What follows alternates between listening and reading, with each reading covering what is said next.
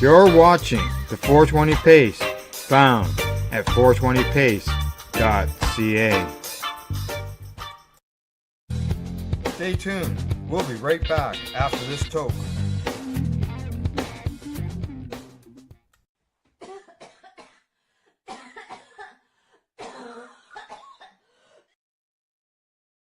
You're listening to the Pace Radio Network here at paceradio.net. The views expressed by the individuals during this broadcast are their own opinions, and they may not be the same as those of their group or other organizations they may be involved with. All medical advice during our broadcast is not a medical opinion and should be checked with your medical physician.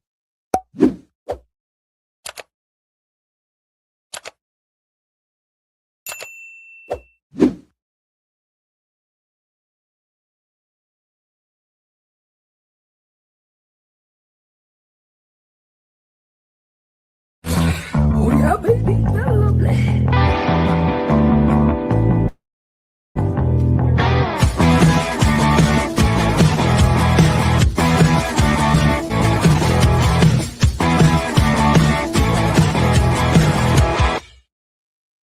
Good morning, it's January the 12th, and welcome to Psychedelics and Cannabis Education and News. Good morning, Rev Cindy, how you doing? Good morning, Al. I'm doing pretty good. How about yourself? Not doing too bad. I'm staying warm still, so, it's that time of year. It is. It is, yeah. We got more snow yesterday. Oh, we got ice yesterday. Did you? Mm. And we got a little bit of that as well earlier in the day, and then it just turned into snow. So more shoveling. Okay. More shoveling. Yes. Yeah. Always shoveling this time of year. That's right. Exactly. Anything new and exciting before we get into the news? Well, I'm sure there's always something new and exciting, but I had my grandkids all weekend, so I was pretty low key. Yeah. Actually, I think I saw a post saying something about you were literally worn right out. Yeah, I'm knocked out by an 11-year-old and a 7-year-old. Boom. Doesn't take much these days, eh?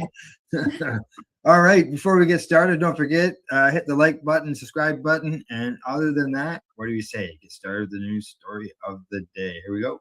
What's up? Yeah, coming to us from Strachan. Health Canada removes CBD NHP regulation proposal from forward regulatory plan. Health Canada Forward Regulatory Plan for 2025-2027 no longer includes a proposal to regulate CBD products that would not require practitioner oversight. The agency, however, maintains that it continues to recognize the importance of this work. Now, Health Canada published its Forward Regulatory Plan in 2025-27 in December of 2025, outlining planned regulatory actions, including specific initiatives such as updates for natural health products and ongoing reviews. Well, the agency's previous FRPs for several years included a reference to a proposed approach to regulating health products containing CBD that would not require practitioner oversight. The latest version of the document no longer references this objective. The agency has been exploring the topic since 2018. Currently, Canadians can access CBD products through Canada's Cannabis for Medical Use program, which only allows online sales, or through non-medical recreational stores, where employees cannot discuss medical effects. A media representative of Health Canada provided these comments in response to Strachan's question regarding the regulatory approach and the commitment to a pathway for authorizing Health Canada containing CBD. Quote says, while Health Canada's Forward Regulatory Plan in 2025-2027 does not include a commitment to developing a proposed approach to the regulation of health products containing CBD that would not require practitioner oversight, the department recognizes the importance of this work. Now, Health Canada. Go ahead. Health Canada published a discussion paper for consultation between March and June of 2025, exploring a regulatory pathway for the authorization of health products containing CBD that could be accessed without a prescription for human and animal use. The feedback confirmed that developing a policy and regulatory pathway would require significant and dedicated scientific, policy, and regulatory work. In this context, Health Canada is prioritizing its initiatives under the Government of Canada's Red Tape Review, including a commitment to reducing red tape for natural health products and non-prescription drugs. Canadians can still access prescription drugs containing CBD, as well as medical cannabis products with the authorization of their physician, as well as non-medical cannabis products that do not make health claims through a licensed cannabis store. So what I see this as? You got to look back a couple years ago, the review of the cannabis regulations, question 5.2. In that question, they asked, could cannabis stores replace the medical program for cannabis? And I'm thinking that they're thinking now, why should we go through and get these regulatory hurdles and scientific hurdles to have CBD available on store shelves when they can just go to the store and get it? Just go to the cannabis store and get it instead of going to the pharmacy to get it.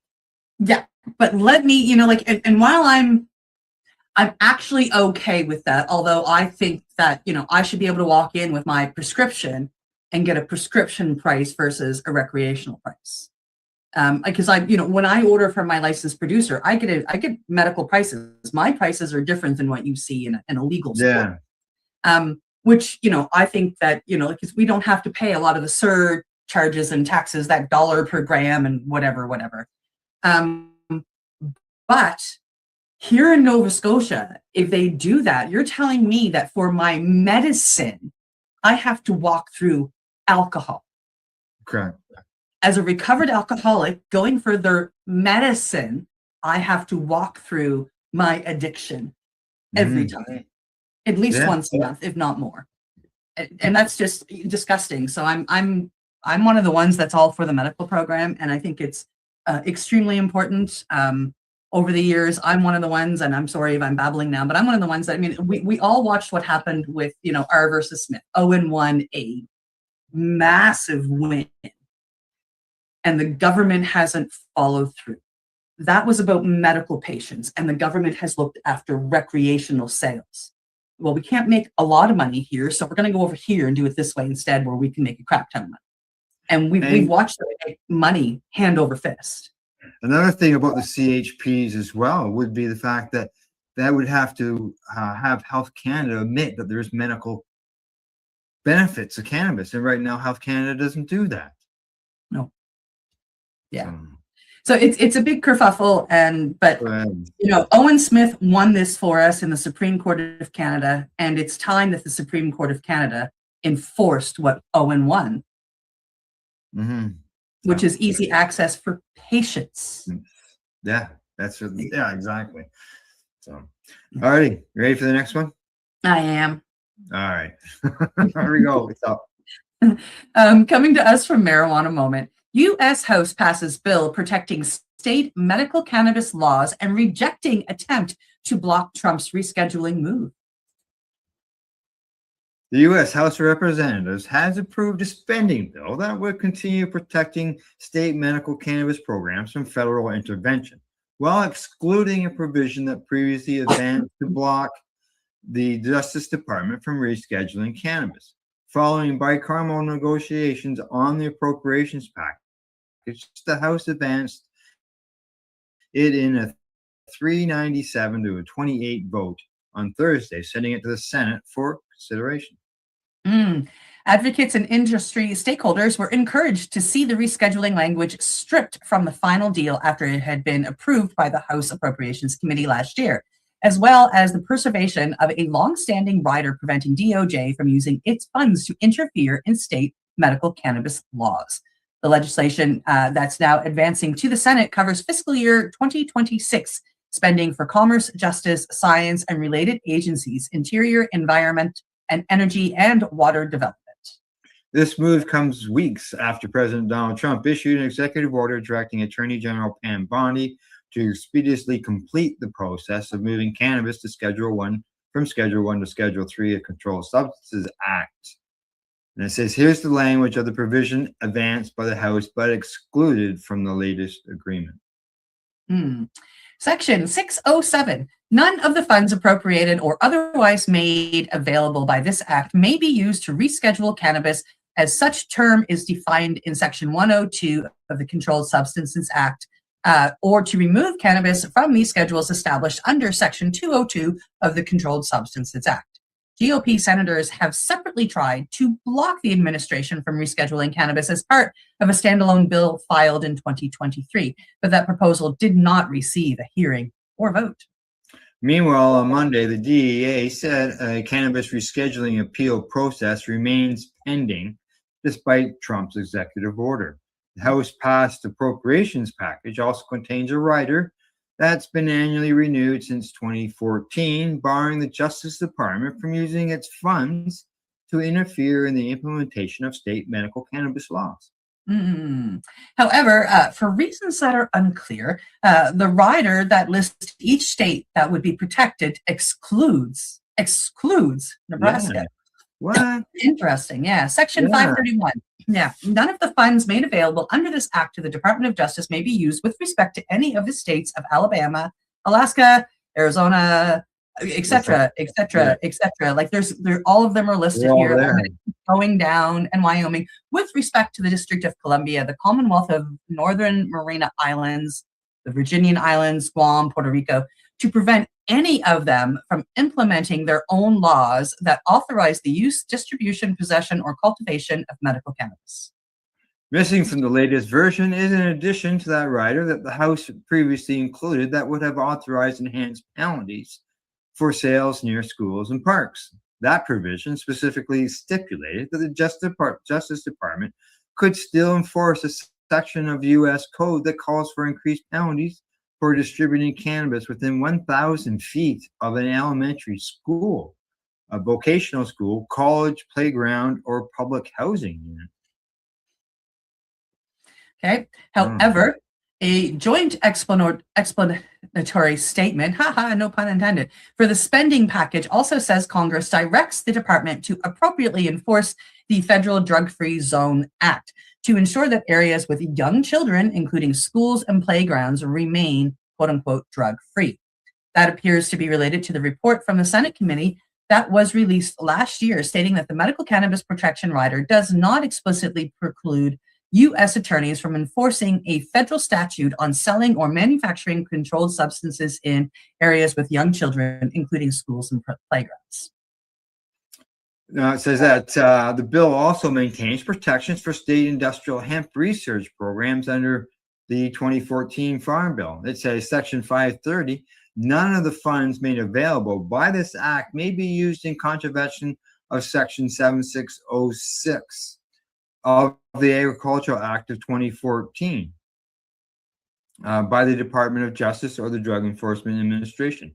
Advocates may welcome the exclusion of the rescheduling provision and inclusion of medical cannabis protections in the CJS bill, but many cannabis stakeholders have protested Trump's signing of a separate appropriations measure in November that includes provisions to ban most consumable hemp products. However, when the president issued the cannabis rescheduling order last month, he also directed Congress to reevaluate that policy and ensure that people can continue to access full-spectrum CBD products. The federal agency will also be moving to cover such products for certain patients under Medicare and Medicaid. There you go. Well, it's good to see that patients are still being protected within that language of that bill.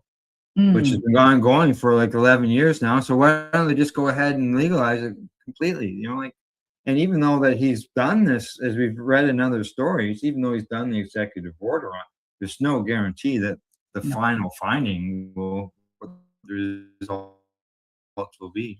So. No.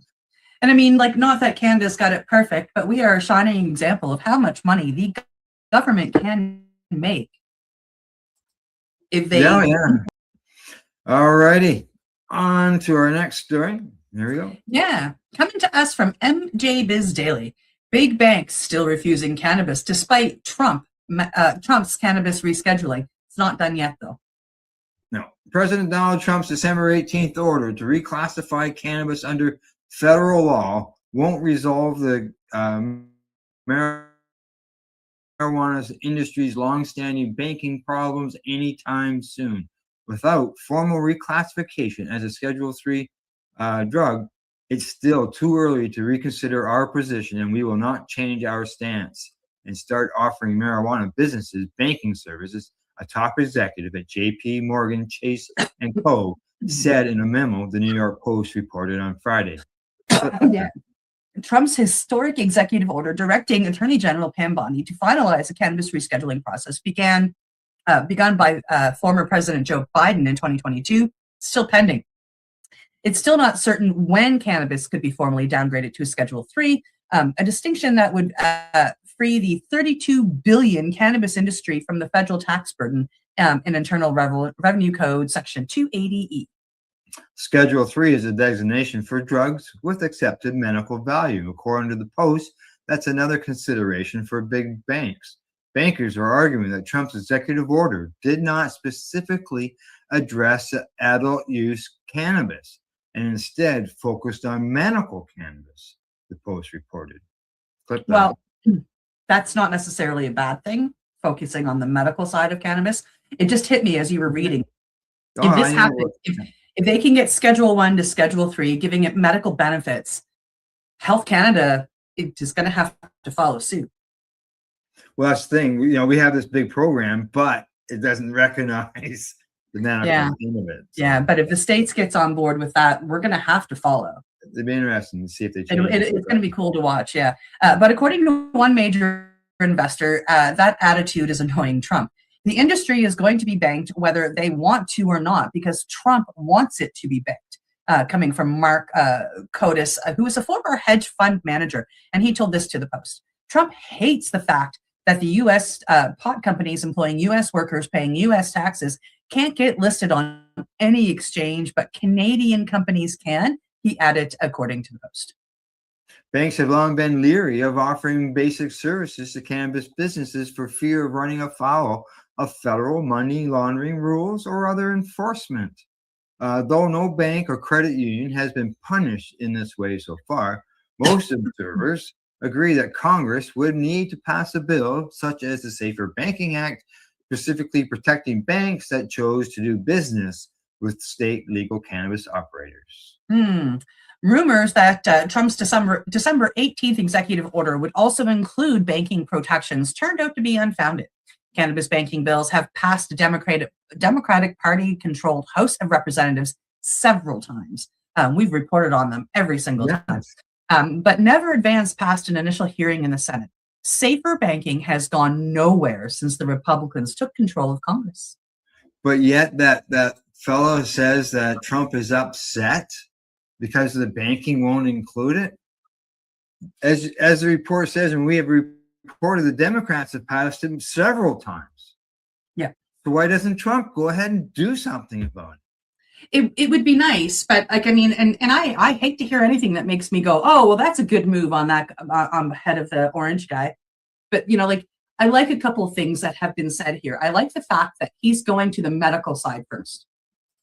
Yeah, Schedule I to Schedule III and the medical side first. I'm like, yeah.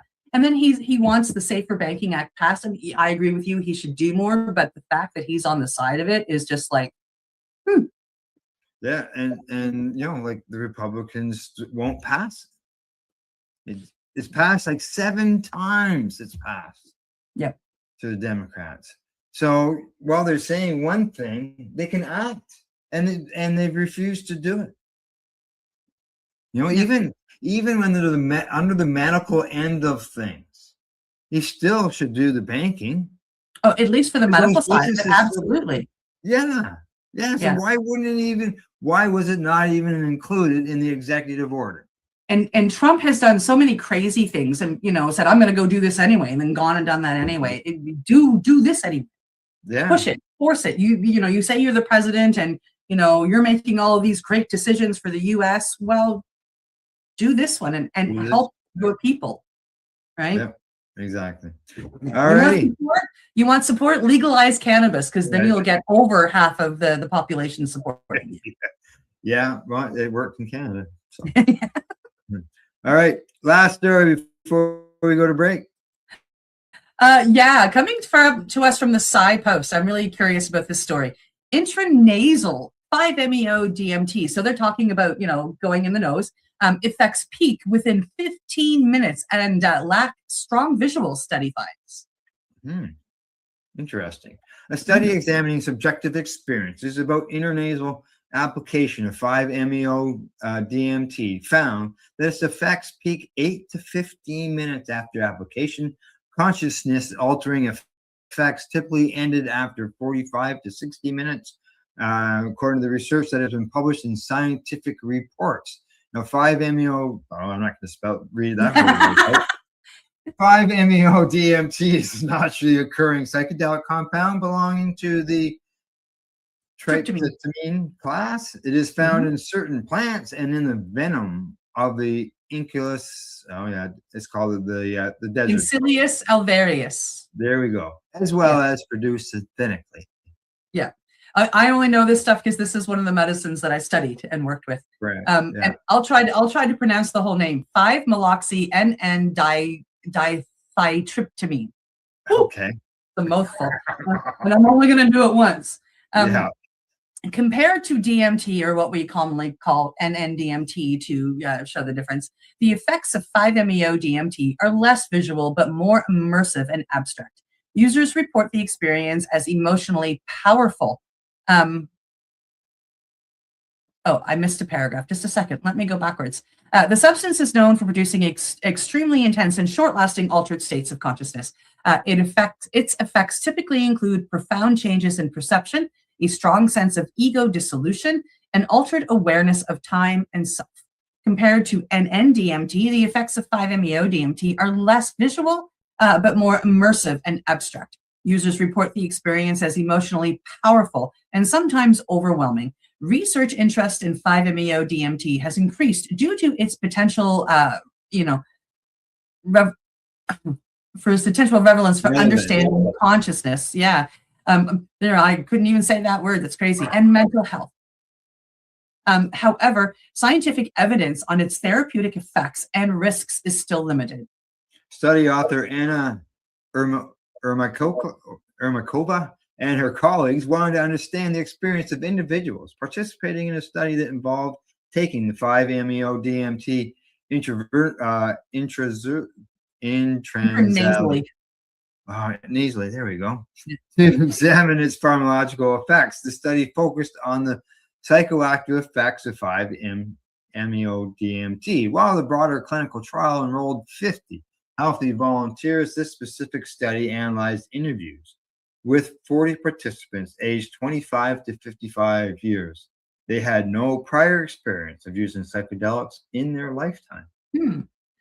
32 participants received doses of 5-MeO DMT ranging from 1 milligram to 12 milligrams. Each participant was assigned a single dose. 8 participants received a placebo, i.e., for example, had intranasal application of a substance that did not contain 5-MeO DMT and produced no effects. 5-MeO DMT used in the study was in the form of a dry powder for intranasal application. In the dosing session, a participant would take his or her assigned dose and for up to 90 minutes after that provided ratings of overall subjective, medicine intensity.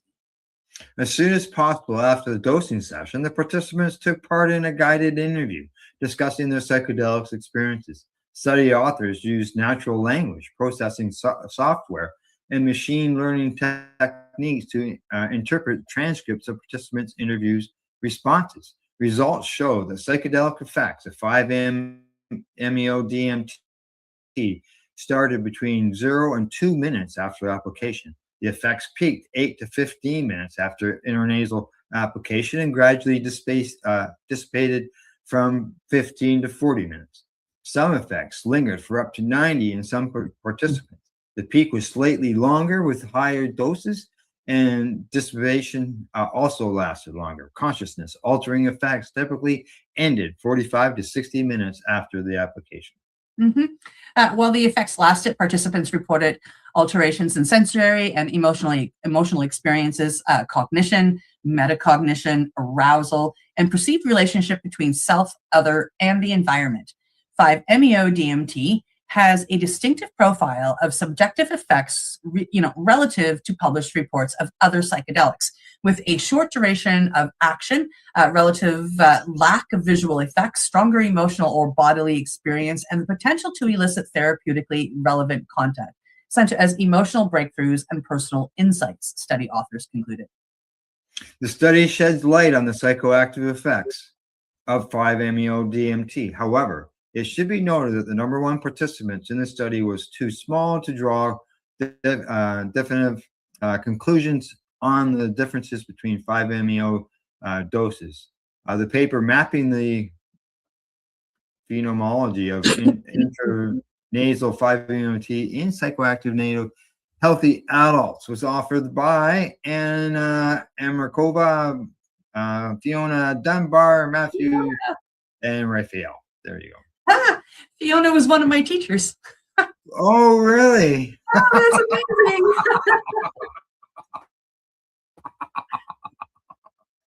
Good stuff. You never expect to see that, did you? No, I was expecting to see, a name that I knew, to be honest. The place where I studied in Mexico, they've done a number, like they've worked with a lot of U.S. Ivy League universities for studies, and so these universities have traveled down to Tepoztlan and done some studies down there. So they're mapping what goes on in the brain while on 5-MeO, and I was actually expecting to see them at the end of it. But yeah, Fiona is amazing. Good. Yeah. This is Very somebody smart. actually teaching. Good stuff. Yeah. All right. You know what it is? It's time for us to take a break. Off we go. We'll be right back after we have our session. Got the date pen right there. I'm sure Rev Cindy's got her doobie going. Oh, she's got her cartridge. All right. You're watching Psychedelics and Cannabis Education and News. We're live here at paceradio.net and 420pace.ca. We are people advocating cannabis education here at paceradio.net. Limestone City Hydroponics is Kingston, Ontario's hydroponics shop. Take your growing to the next level and create the optimal environment with a tent kit, or maximize your yield with an ebb and flow flood table kit. Either way, Limestone City Hydroponics has more sizes and options to fit your needs. Are you looking for the power of the sun that adapts to your budget? Then look no further, as they have professional grow lighting. They have indoor grow systems that are easy and cost effective, with many options to fit your living space and lifestyle. Cultivate your growing potential. We have everything you need to succeed. And if you can't make it to the store, they offer local delivery to the greater Kingston area. Remember, when you're looking for experts to help you grow, then look no further than the locally owned Limestone City Hydroponics, 105 Sunderland Drive in Kingston, Ontario. Call them at 613-548-0420. Rerolled Saturdays. Check it out. Nothing but non-stop cannabis and psychedelic programming. Find it at 420pace.ca. Enjoy the buzz of legalization with Campbellford Lifestyle Shop. From lights to plant nutrients, books, consumption accessories, and more, we've got all your basics to grow or consume cannabis. Visit our info center or take a look at our piercing services and body jewelry, now available in-store through Campbellford Lifestyle Shop, 17 Bridge Street West, Campbellford. Are you looking to get your medical cannabis grow license? Limestone City Hydroponics can help patients through the process of obtaining their license to grow medical cannabis. What's that? You don't have a doctor. If you meet the medical criteria, Limestone City Hydroponics has a nurse practitioner who can assess and provide medical cannabis prescriptions. What are you waiting for? Contact Limestone City Hydroponics at limestonecityhydroponics.ca or call them at 613-548-0420. PACE Radio is the People Advocating Cannabis Education Radio Network. I'm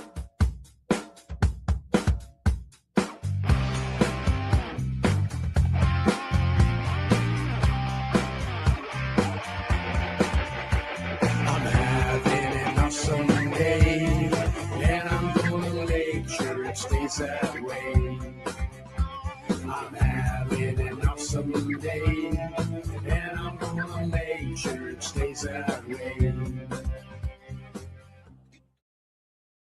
You're listening to the Pace Radio Network here at paceradio.net.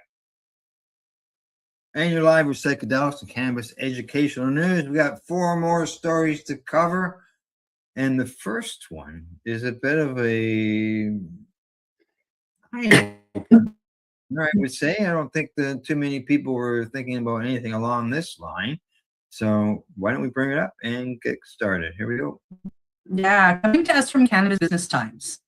The 2020 cannabis worker death kept from the public and the industry. Oh. Sometimes it takes a tragic accident to invoke change. But when a man in his 20s who worked as an inventory specialist at a California cannabis processing facility collapsed on the job and died from work-related asthma in 2020, there were no news headlines. There was no viral posts on social media. There was no federal health agency reports to alert the rest of the U.S. cannabis industry. Details about the worker's death did not become public until a 4-state study was published in 2025. I remember we reported on that study. In California, employers are required to report work-related fatalities immediately to the state's Division of Occupational Safety and Health, better known as Cal OSHA. Meanwhile, the California Department of Public Health monitors workplace health and safety risks, maintaining information on cases like work-related asthma. While the 2020 California worker's death represents the first known fatality related to new onset asthma in the U.S. cannabis industry, federal public health officials were never notified. In 2022, it happened again, this time in Massachusetts. The 27-year-old True Love worker Lorna McMurray, and under similar circumstances, both descendants worked around dried cannabis and did not have asthma before they started working in the industry, according to the public health officials from each state. I remember when that happened, and I went, whoa, hang on here, right? Yeah. Now, when McMurray died from cannabis-related occupational asthma health in January 2022 in Massachusetts, it was incorrectly reported as the first work-related asthma death in the U.S. cannabis industry, both by media outlets and national health experts. In 2022, the first death attributed to occupational asthma in the U.S. cannabis production worker occurred in Massachusetts. This is coming from the Centers of Disease and Control Prevention, inaccurately concluded in November of 2023 report detailing McMurray's death. McMurray collapsed while filling pre-rolls with ground-up cannabis dust in Two Leaves' now closed Massachusetts processing facility, suffering a life-threatening asthma attack that led to a cardiopulmonary arrest before EMS arrived, according to the CDC. She never regained consciousness and died in the hospital 3 days later, according to the CDC. She worked for True Leaf for roughly 7 months. Wow. The CDC report says this case illustrates missed opportunities for prevention, including control of workplace exposures, medical surveillance, and treatment. Occupational allergic diseases, including asthma, are an emerging concern in the rapidly expanding U.S. cannabis industry. Now, despite the missed opportunities, it's often more difficult to prevent something that's presumably never happened before. Oh, But it had happened before. Yeah. Cannabis Business Times recently learned that the California workers' death predated McMurray's by 2 years, according to 2 spokespersons with the CDPH. The California Department of Public Health cannot provide other details about the fatality except that it occurred in 2020. This is coming from Grant Boykin. The company has since changed its processes, he said, referring to the employer where the fatality occurred. The year 2020 is a meaningful detail that hasn't been reported until now. Even CDPH researchers involved in the 4-state study published in 2025, which shed light on the 2020 facility, appeared unaware that the California's worker's death predated the Massachusetts worker's death. They referred to California's worker's death as the second fatality. The fatal case from California presented here is the second documented WRA fatality among U.S. cannabis workers, known to the authors the time of this writing, the researchers wrote in the 2025 report, despite the California case representing the first known work-related asthma fatality. Matt Cohen's, also with the CDPH communications team, denied CBT's public records request seeking the decedent's name, exact age, and place of work. Cohen said that the patient's right of confidentiality exempts the CDPH from disclosing information about the cannabis worker's death. The CDPH did not provide further explanation for not disclosing the place of work for the incident. Cohen's confirmed that the CDPH was investigating the death in 2024, 4 years after the incident, and has since closed the investigation. CDPH is not investigating this workplace, Cohen says. During the 2024 visit to observe the work practices of the facility where the asthma death occurred, we concluded that the exposures likely experienced by the descendant were no longer happening at the workplace. But following the worker's death, the company discontinued its grinding and packaging operation according to the four-state report published in 2025. Instead, dried products now arrive in sealed bags and are shipped to other companies to manufacture the products. CBD made a public records request with OSHA in October and followed up with the state's Department of Industrial Relations in November. While DIR provided a tracking number for the request, the agency failed to meet a 10-day statutory deadline under Government Code 7922.535 to notify CBD about its determination of whether it had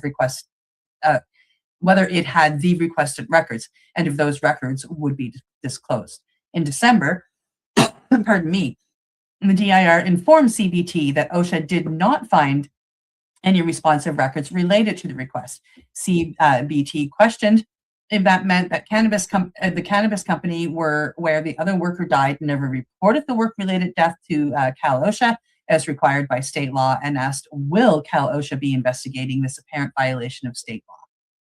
The DIR never responded. Also in December, CBD asked the California Department of Cannabis Control if it was aware of the 2020 worker's death or of the CDPH's 2024 investigation into the workplace.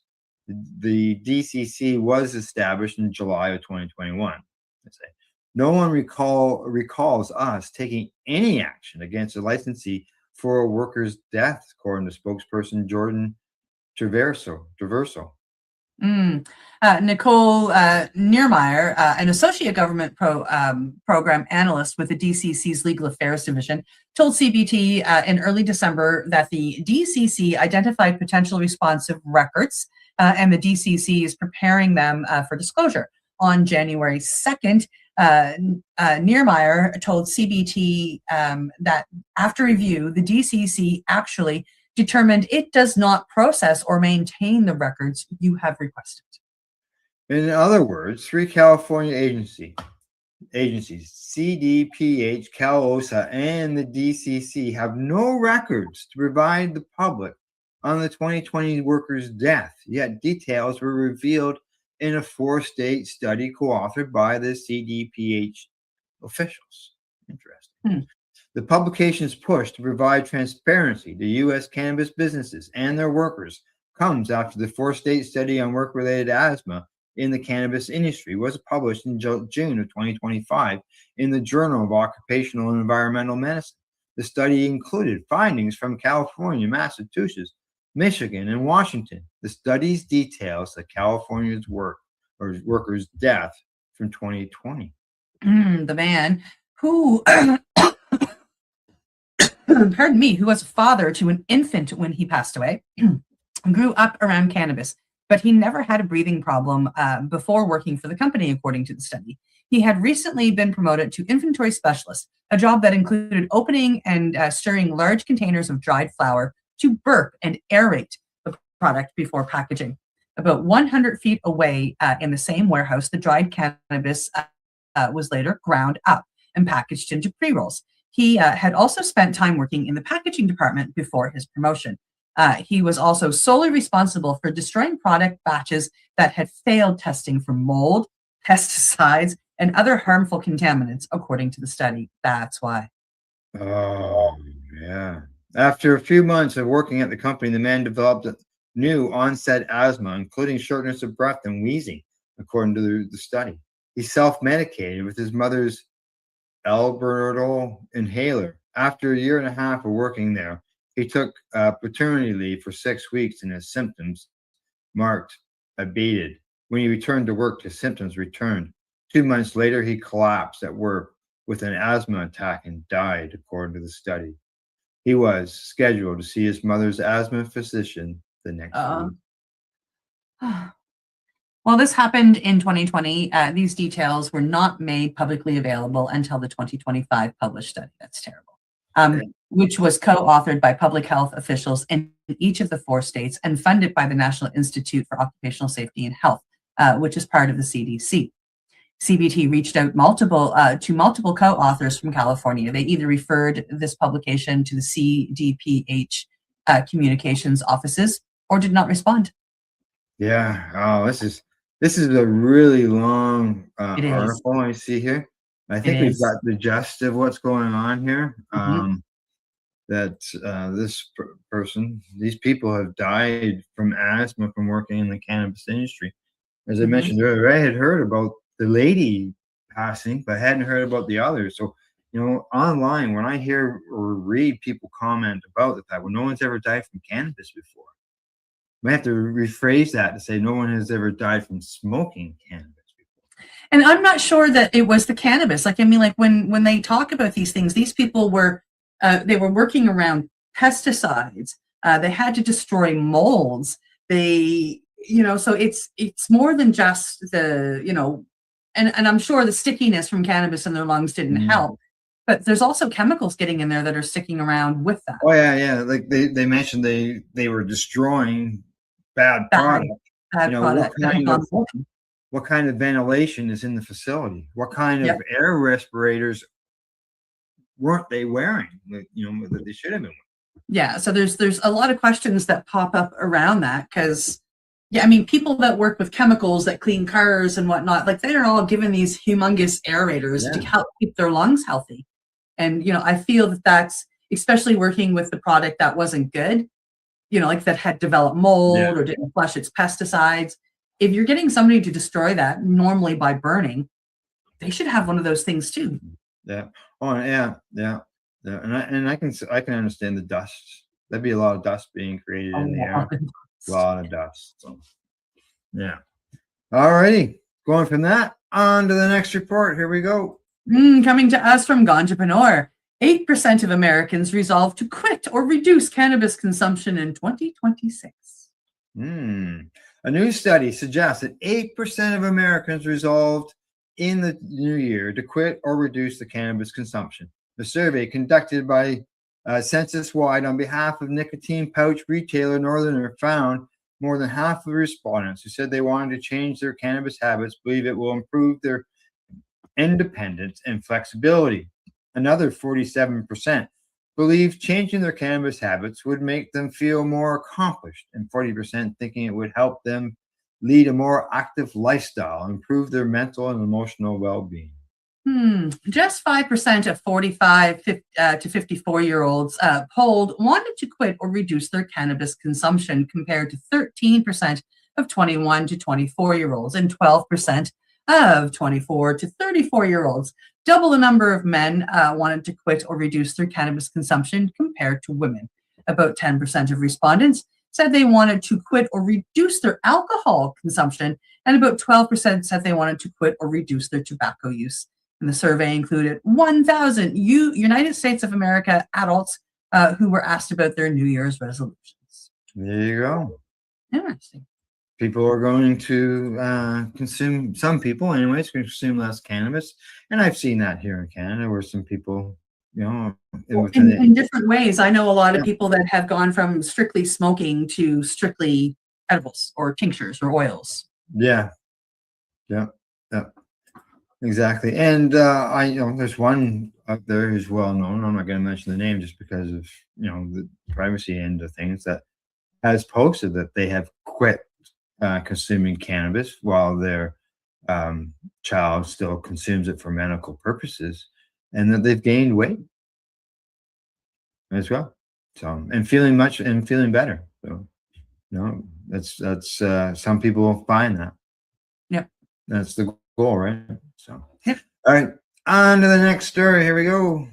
Coming to us from cannabis.net. Microdosing versus macrodosing. Psychedelics, of course. What's the difference?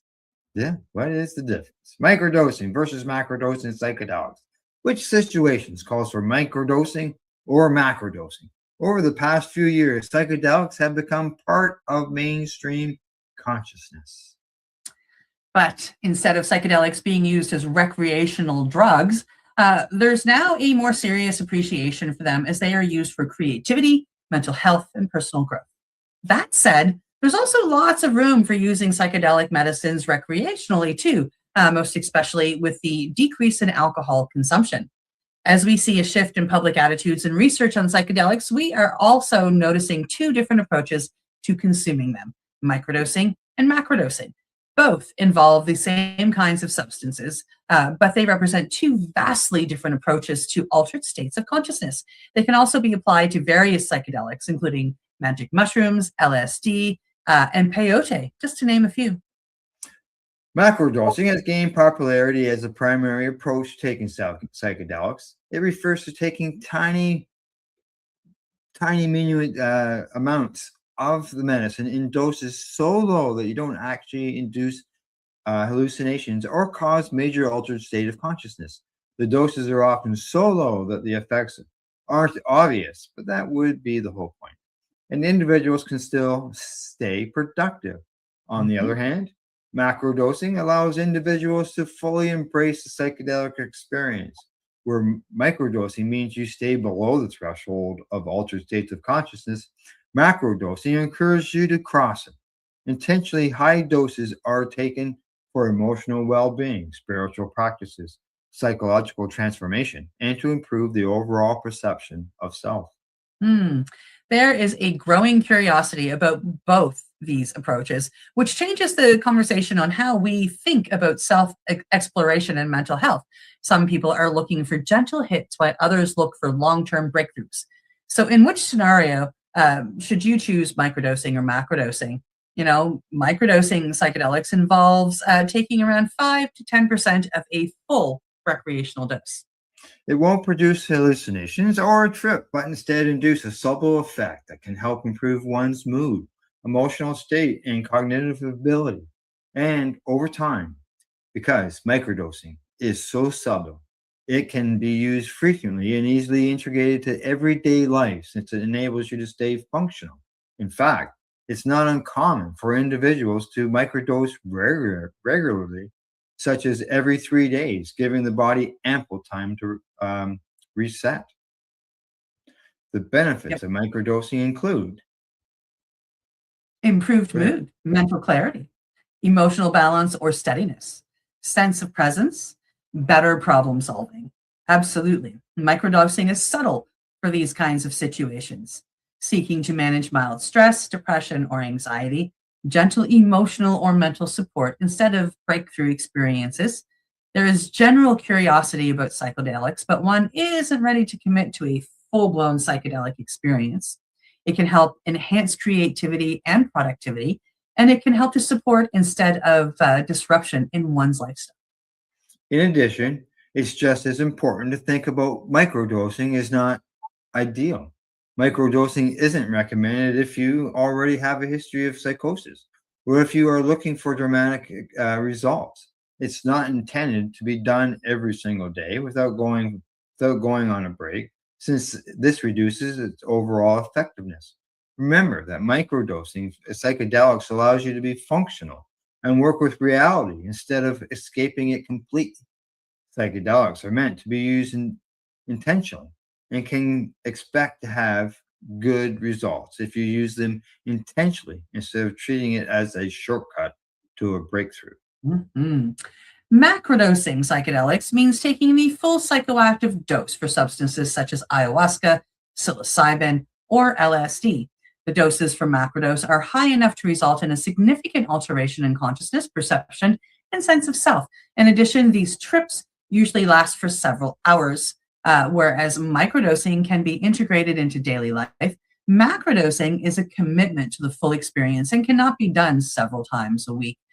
When one is about to undergo a macrodose, it must be approached thoughtfully and intentionally with a carefully curated environment, also known as set and setting. A macrodose can heighten one's emotions, induce vivid sensory changes. A good healing session can even result in ego dissolution, shifts in identity, feeling interconnected and spiritually significant. The entire experience may not always be blissful. In fact, it may be challenging, such as in the case of ayahuasca, which is associated with vomiting and crying. This is why it's usually conducted in a ceremony or clinical context, under the guidance of an experienced professional or shaman. Afterwards, it can result in feeling profound. One must be careful with macrodosing since bad trips are possible. This can happen when macrodoses are conducted in unsafe settings or when inexperienced individuals take a high dose while processing unresolved emotional issues. Mhm. Macrodosing can be recommended when one is seeking deep emotional and mental healing. You feel stuck despite trying various conventional therapies, including counseling, medication, and various types of personal developmental work. You'd like to process deep-seated grief or address difficult patterns. One is prepared to work through reflection and integration after applying insights. Macrodosing is not recommended for individuals who have serious mood disorders or are going through unstable emotional states. The experience must not be treated casually or conducted without proper preparation. For the conclusion, they say both microdosing and macrodosing have their own benefits and can be applied to a variety of different situations with various substances. Regardless of the differences, they are both extremely powerful ways of medicating with psychedelics. Together, they demonstrate just how versatile psychedelics are. They can be valuable tools when used correctly and responsibly, serving a complementary purpose for individuals seeking growth, mental health support, and the personal development. Hmm. There you go. Good explanations. Yeah, Yeah. yeah, it was a good article. Yeah. A lot of people wouldn't know, because obviously psychedelics isn't out there as much as cannabis is, or even people who don't even use cannabis, they may not understand that. So it was good to have that explanation. Mm-hmm. All righty, last story of the day is ready, and here it goes. Here we go. Coming to us from International Cannabis Business Conference, evaluating Malta's progress 4 years after cannabis legalization. Malta made history in December of 2021 when it became the first European nation to adopt a national adult use cannabis legalization measure. The only countries globally that adopted a national recreational legalization measure before Malta were Uruguay in 2013 and Canada in 2018. Now that Malta has passed the 4th anniversary of adopting its national legalization measure, cannabis advocates in the European country and elsewhere are reflecting on what is working in Malta and what needs improving. The country's adult use cannabis legalization model involves permitting people 18 years old and older to cultivate up to 4 plants in their private residence and possess up to 50 grams of cannabis for personal use.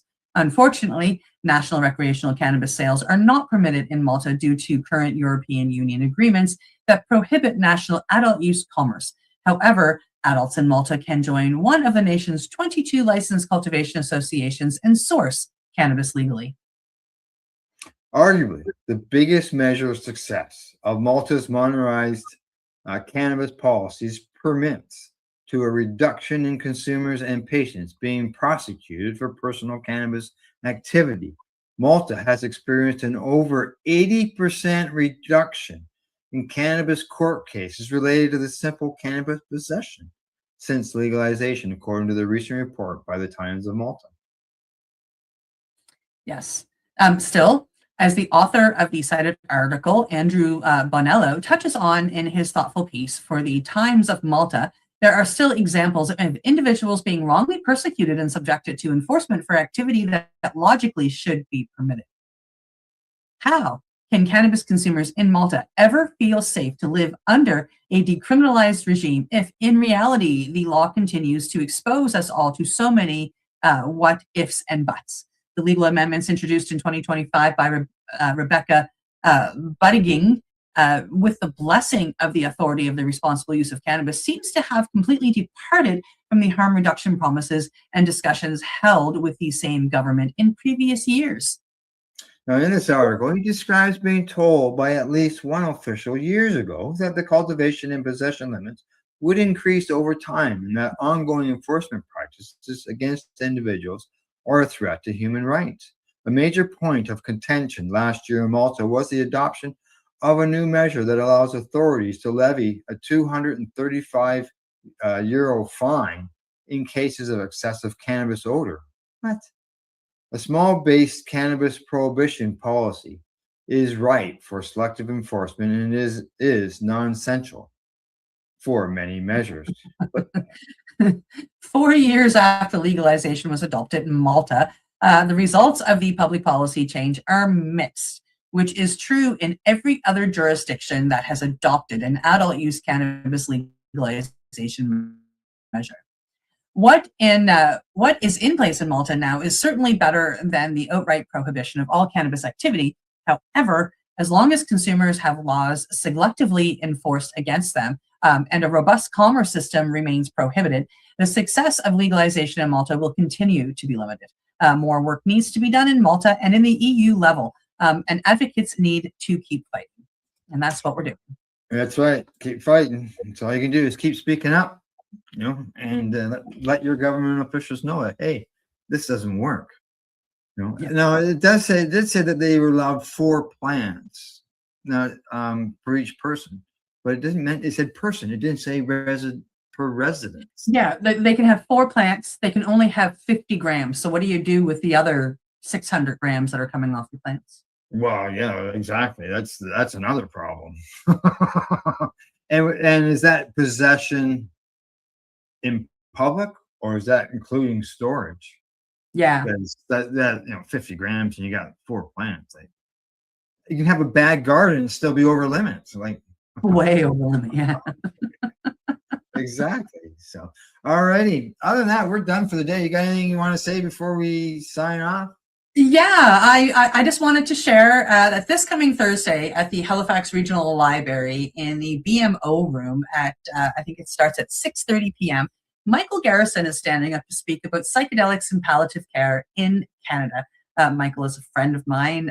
He is a registered nurse, and he works in palliative care, and he recently finished education with VITAL, which is, a psychedelic facilitator training program. And he's excited to pursue how psychedelics and palliative care can work together. And he's getting up on Thursday and speaking about it. I'm super excited. I'm emceeing the event. It will be online. So I'd love to see you all there, virtually or in person. Yeah, sounds good for sure. Yeah. And you just never know. I'll talk to you after the show. We'll see about getting that out to everybody. Help getting it out to everybody. So, all right. Other than that, we're done for today. That's your report. Thanks to our buds at the Campbellford Lifestyle Shop, Limestone City Hydroponics.ca, as well as at ease.ca. In closing, we'd like to say thank you for watching. And as always, don't forget to educate, medicate, and do not incarcerate. You're listening to the Pace Radio Network here at paceradio.net. The opinions of the individuals during this broadcast are their own and may not be the opinions of their group or other organizations they may be involved with. All medical advice during our broadcast is not a medical opinion and should be checked with your medical physician. Enjoy the buzz of legalization with Campbellford Lifestyle Shop. From lights to plant nutrients, books, consumption, we've got all your basics to grow or consume cannabis. Visit our info center or take a look at our piercing services and body jewelry, now available in-store through Campbellford Lifestyle Shop, 17 Bridge Street West, Campbellford. Limestone City Hydroponics is Kingston, Ontario's hydroponics shop. Take your growing to the next level and create the optimal environment with a tent kit, or maximize your yield with an ebb and flow flood table kit. Either way, Limestone City Hydroponics has more sizes and options to fit your needs. Are you looking for the power of the sun that adapts to your budget? Then look no further, as they have professional grow lighting. They have indoor grow systems that are easy and cost effective, with many options to fit your living space and lifestyle.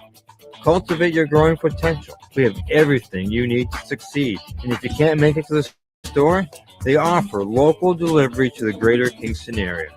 Remember, when you're looking for experts to help you grow, then look no further than the locally owned Limestone City Hydroponics, 105 Sunderland Drive in Kingston, Ontario. Call them at 613-548-0420.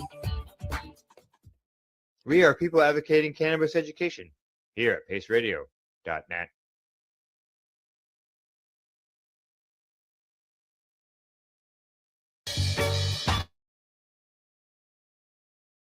YourWatch.ca. Stay tuned. We'll be right back after this toke.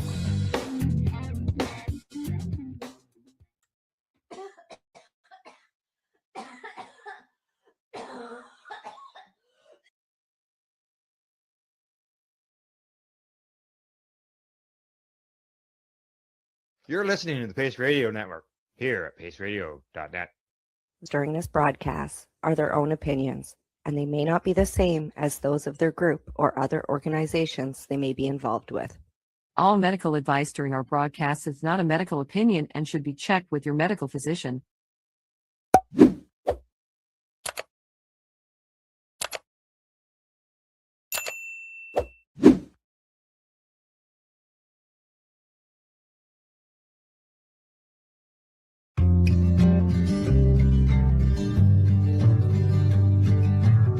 I wanna talk about news, don't want the drama.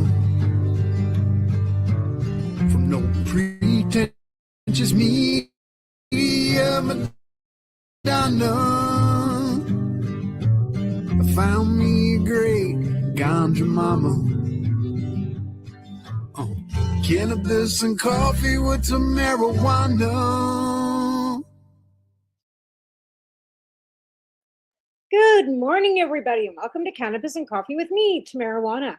Well, it's kind of a great day out there today, but we're trying to stay positive and on the positive because there's so much negative going on in this world right now. So we're just going to keep on trucking and keep on keeping. There's a few things that are coming up. We have Grow Up that's happening in Vancouver on the 19th of this month. There are other events that, we don't really hear about so much because we're not involved in the legal market. And a lot of them, they just don't let us know about. We also have patients that have been left behind in the gaps that have been fading in between recreational and medical. And last week I mentioned on my show that I think that this new Pharmacare Act that Canada is putting together for pharmaceuticals should cover cannabis for patients as well. Now, I have brought Cheryl and Haley on my show prior to this. This is probably the fourth or fifth time I've had them on the show in the last little bit, but this will be the first show of 2026 that I have them on, and they're actually my first guests for 2026 this year. And there's been a lot of great updates. Haley, I'll just bring them on and let you see for yourself. So without further ado, Cheryl and Haley Rose. Good morning, folks. Good morning. Hi, good morning. How are you? Yeah. Lighten it up, because honestly, I'm faking it till I make it today. I'm having a hard time getting around. It's just, walking on Lego, right? So, yeah. But hey, let's fake it till we make it, because that's what we do as patients, right? As people that use cannabis for medicine, or people that suffer from anything and don't use cannabis for medicine. Most of us with disabilities or have any afflictions that are, chronic illness, it affects our lives on a daily basis, and we fake it till we make it, because society has given us no options. We can't live in dignity. We can't even have a living wage to live on, never mind living in a place that's nice. We're supposed to live in poverty with no dignity, right? Yep. I agree. So that being said, I went back to university and I've got a research thing going on, which I'm so proud of you. Because being a single mom that struggled for so many years with Haley being disabled and having other kids and, your own disabilities, life is tough, right? And you are one of the most inspirational people I know that just never, ever gave up. Right from the get-go, from the first time I met you in 2012 when we met in Ottawa, bringing Haley out to, fight for the fact that they had taken 10 weeks to give her license. Yes. Right. We were fighting for that. We were kind of snickering about that yesterday too, or the day before, because they still wait 10 weeks right up until the day before you're supposed to get your license to give you your fucking license. It's almost like a prerequisite. Like same with CPP. Well, we got 3 months. We're going to make them sweat it for 3 months. And I don't understand that. Like, I don't understand the bureaucracy of that. Like, if it comes in there, why can't it be just first come, first serve, get it signed, get it stamped, get it back in the mail, so that you take and alleviate that fucking stress off the people that are already dealing with enough stress in their lives, trying to pay their bills and get their medicine. Because let's face it, this ain't covered by any insurance. It ain't covered by no PWG. That's a major issue. Major issue. Right? Absolutely. The only people that are able to get this covered by their benefits is veterans. And there's limits, isn't there? They were given a limit per gram per market value. Now they're crying. I wouldn't say crying, I shouldn't word it that way. Now they're upset because the market value of cannabis has gone down to $6.50 a gram, and they were getting $8.50 a gram, and now they're being cut back to $6.50 a gram because cannabis's market price has gone down. So they feel like they're being targeted because they're veterans to have their cannabis being taken down, but in reality, it's just the market, and the market has gone down. And I believe that they shouldn't have, to do that, but that's the way the government works. They always do kiosks for cost efficiency, right? Because Canadian taxpayers are paying for it. So Canadians demand transparency, no matter how you look at it, right? And it's unfortunate, but right now the market price for cannabis has gone down to $6.50. So they're only willing to cover that. And I believe it's a reimbursement too. I'm not sure that they pay for it up front. I'm not sure. I've been trying to get one of my veteran friends on to come on and talk to me about it, but he's not really sure about how he should word. He's got PTSD too, so he does okay one, like doing videos like where he's talking, but I'm not sure he does so great in interviews. So we've just I've left it in his court, because you can ask people as guests to come on, but it's their choice whether they want to. Yeah, of course. Let's get to you. So now that we see that Haley's got her hair cut. Yes, she did. Yeah. From the last time, and you guys had a good New Year's and everything's rolling in. So let's get to what you can and can't talk about. So you are trying to, I know you were trying to be a speaker at Grow Up, and that you missed the deadline cut off for that. So you're not going to be able to speak at Grow Up, but you're going to be. No, but I am going, and Haley will be making an appearance. I will be there all 3 days, and Haley will be making an appearance. Right, and you have which day. Right, and you have other contacts and connections that will be speaking, so maybe they can possibly help you get part of their time, would be my suggestion to any one of them. John. Yeah. Anyways. I'm already scheduling meetings, so. That's excellent, and that's exactly what you needed to do. Like we've talked about this behind the scenes, and networking and doing the right connections, and that's my best thing. Like, I don't want to be in front. I'm the one that connects the dots and facilitates, and people kind of like use my back to walk over top to get to the next point in that review. Seriously. But again, that's my job. My job is to connect the dots for people to be able to connect to each other, whether, without being in the way. I don't like being the middleman. So it's like, here's so-and-so, here and so-and-so, bye, I'm out. And that connection then connects, and it then grows, right? Yeah. So are you gonna spill the tea? Okay, What's going on? so since September 20th, 2022, when I had gotten a hold of Dr. William Courtney, he's been working with my daughter, with Haley's team, and for raw cannabis juice. We also knew right from the very beginning. What? You want to show them what pen? Oh, yeah, this is her blister packs. Like, we're talking you know, But those have there's a gotten lot of pills smaller, in there, right? I know, but they've also gotten smaller, right? Hey, Yeah, like you're not taking I'm nearly the taking- medications you were. no, I came off a few of them, but one of them I'm still having trouble with coming off. Here's another thing for people that have maybe never met Haley before, Sorry. or just first time viewing Cheryl and Haley. 10 years ago, Haley couldn't have answered that question for herself. 5 Yeah. years ago, Haley couldn't have answered that question for herself. Because of cannabis juice and a keto diet and microgreens, Haley is a totally different person. Do you want to tell them what's recently happened? What you got to do? What I got to do on what day was- was it on Christmas? It was before Christmas. Okay, It was before Christmas. I think it was somewhere before Christmas, and there was a Christmas parade. You know, ones that have flashy lights and come down. Well, you know how I have to wear glasses for flashy lights, right? Apparently, I didn't need the glasses. I saw it with my own 2 eyes without them, and that's the first time And ever fireworks. doing it. And then you've been able to have fireworks. Well, hey, other than the fire, so this is the first parade she's attended since she was about 11. But she's also gone to a club where there was strobing lights where she couldn't go before either. Oh yeah, right? oh yeah, and it's just continuing these wonderful milestones for her.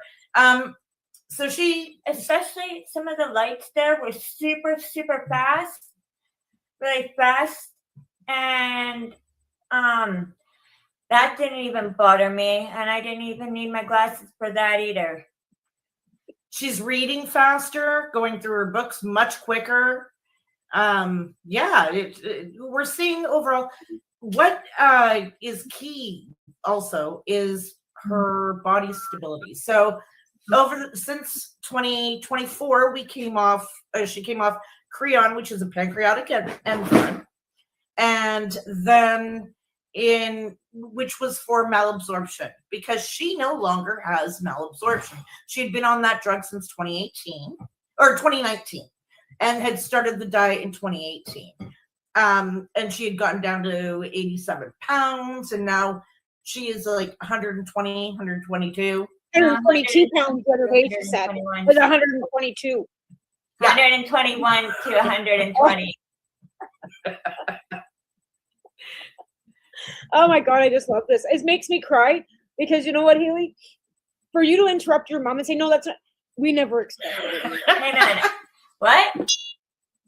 I never expected any of this. This makes me cry because I'm so happy that you can argue with us. Like we never expected you to do that.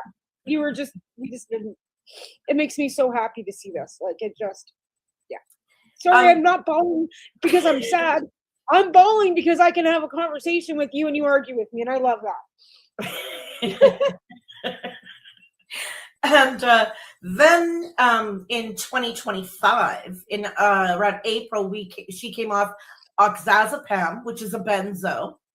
So they started taking her off that. Now she's only at half of the amount of raw cannabis she actually requires, because we still don't have the microgreen prescription in order to get them in. And the only alternative to increase it would be to put her on an all fluid diet, which is about at maximum a liter of smoothies throughout the day, and then water. Yeah, and that's she can't maintain just on. She has the ability to consume food and things. Why would we take? Why would you take food away of from her? Like it's not like she's got a colostomy bag and it's her intestinal issues that are causing this. It's got nothing to do with that. She can eat, like, it's not a gluten thing. It's not a celiac thing. It's got nothing to do with her digestion. Well, okay, so the Creon was so that she could absorb it. That right. Yeah, I understand Typical that. with the diet, though, is that you can have severe constipation and even impaction, which can be quite dangerous, right? So now her body's more similar to what it should typically look like. So in the last 2 years and 9 months, right, we're coming up to 3 years here on it. On the half dosage of raw cat. The first year was 1 dose The second year has been 2 doses or 2 servings of raw cannabis. And she's had microgreens within it, but they are very small amount because she does not yet have her Section 140 Part 1. Now, she's doing great. We're seeing continued stabilization with the glucose. They did contact you. Oh, yes, they earlier, contacted me back today. And it said that I think they're still thinking it because it's not a yes and it's not a no yet because they can't decide which one yet.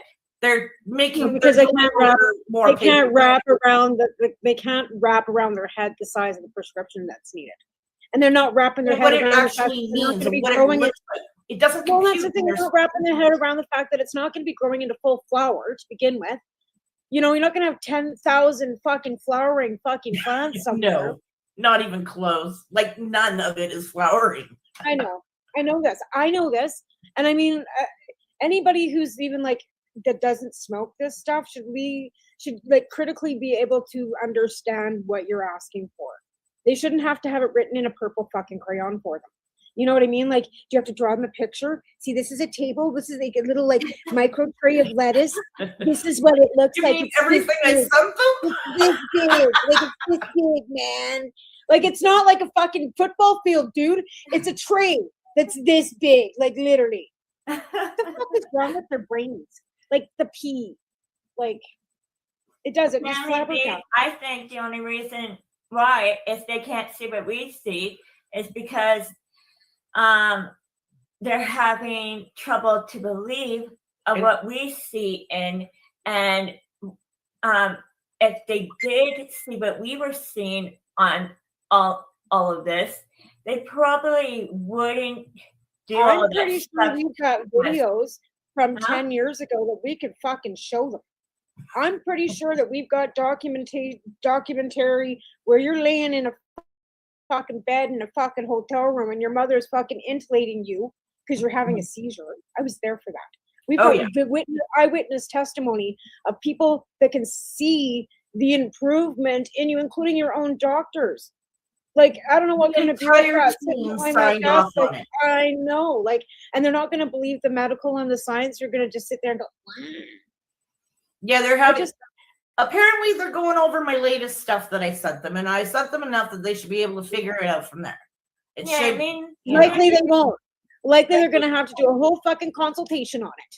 Yeah, don't you think I've offered to speak to whoever is needed in policy or any other medical. But don't you think I'm right? Since they can't see what we're seeing, that's probably why they don't know. Well, God, don't let and Cheryl, what we mean. don't let her call them. Don't let them call. Don't let her call them because then they're going to say that she's come too far and she doesn't need it. Oh, but that's not true. And I actually have documentation proof because like maybe they should talk to her. Maybe they should talk to her. Maybe Haley should phone them up and go, "The fuck you doing with my medicine, man?" I'd be glad to say that. Let her phone them up and say, "This is Haley Rose. I need my medicine. Like, what are you doing?" Let her phone them. So I'm kidding. As I said, we've got this great reduction. We can see these massive health differences and changes. So she started coming off the diazepam, and she's been on that one since 2008-9, like in around the time it was as a backup because of issues she was having with frontal lobe activity. Because when we started cannabis, it was suppressing so much seizures, but there was still activity because we hadn't honed in on what we were doing at that point, right? So what was my point? You were trying to point out how we're about medicine that we are trying to come off it. Only one problem is it's like this big. Well, that's not the problem. No, it's this big of a medicine line off, like that big. It's a small amount that she has left. And I haven't been able to come off of it because I don't have enough micrograms and whatever that number was that my mom said. So is it you can't Oh, you yeah, can't all cut the of dosage- her. Yeah. Because Okay, so you can't cut the dosage back far enough for her to be able to wean down yeah, enough. because we did try it before, But there's but still only one problem was it was apparently coming off the drugs, all those drugs too soon, so we had to put it slow back, it down. put it back, and told them to stop. We and didn't slow put it down. back in, love. No, they cut it down a little. Oh, they decreased, but what happened was we started having troubles. Now the troubles come because the cannabis, the raw cannabis, helps to stabilize her glucose, and when it's doing that, different than typical methods in stabilizing glucose, because her glucose will drop to 2.1. Okay, and like recently has done this, and a couple of times it has dropped to 1.9. And what's a normal level? Just for anybody who doesn't know what a normal blood level is, for somebody doesn't get the highs and lows, what's a normal level for blood? 5, 6, 6. Right. So if you go above 5, 6, you're having a high. But if you hit 6, 8 in the morning after a fast, you're pre-diabetic. Right, So, exactly. but you So that's also, what I mean. Like I'm trying to explain to people that don't know. Like you have high H1, was it H1/2 or whatever it is? You are diabetic, right? So if you're Haley's not, but Haley's not diabetic. That's what I've been trying to tell people. Haley's not diabetic. So they watch her blood and her blood levels. So normal blood level is 5.6. And that anybody who's diabetic has a higher blood level. Usually have to keep it lowered, but it fluctuates. And also, if you're diabetic, it can drop right out as well. Right. Because right? your pancreas, So we're you're seeing having the the effects of, body producing insulin. Now, is Haley doesn't have problems producing insulin. Another thing, right?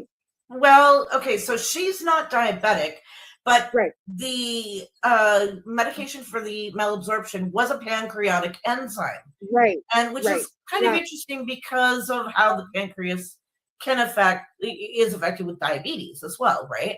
So there's some interesting things to that, but she is not diabetic. Right. I just wanted to make sure that was clear for anybody who's never seen this or doesn't know you guys, because she's not diabetic, but she still wears a blood monitoring. Yes, she does. She wears the Libre 2 continuous blood monitor. Right. And that's because on it today. That's right, because the keto diet too that she's on, it keeps her at a certain regulated blood glucose level, right? And so that she ketone doesn't level, seize, right? And that's to help her stay away from having seizures, right?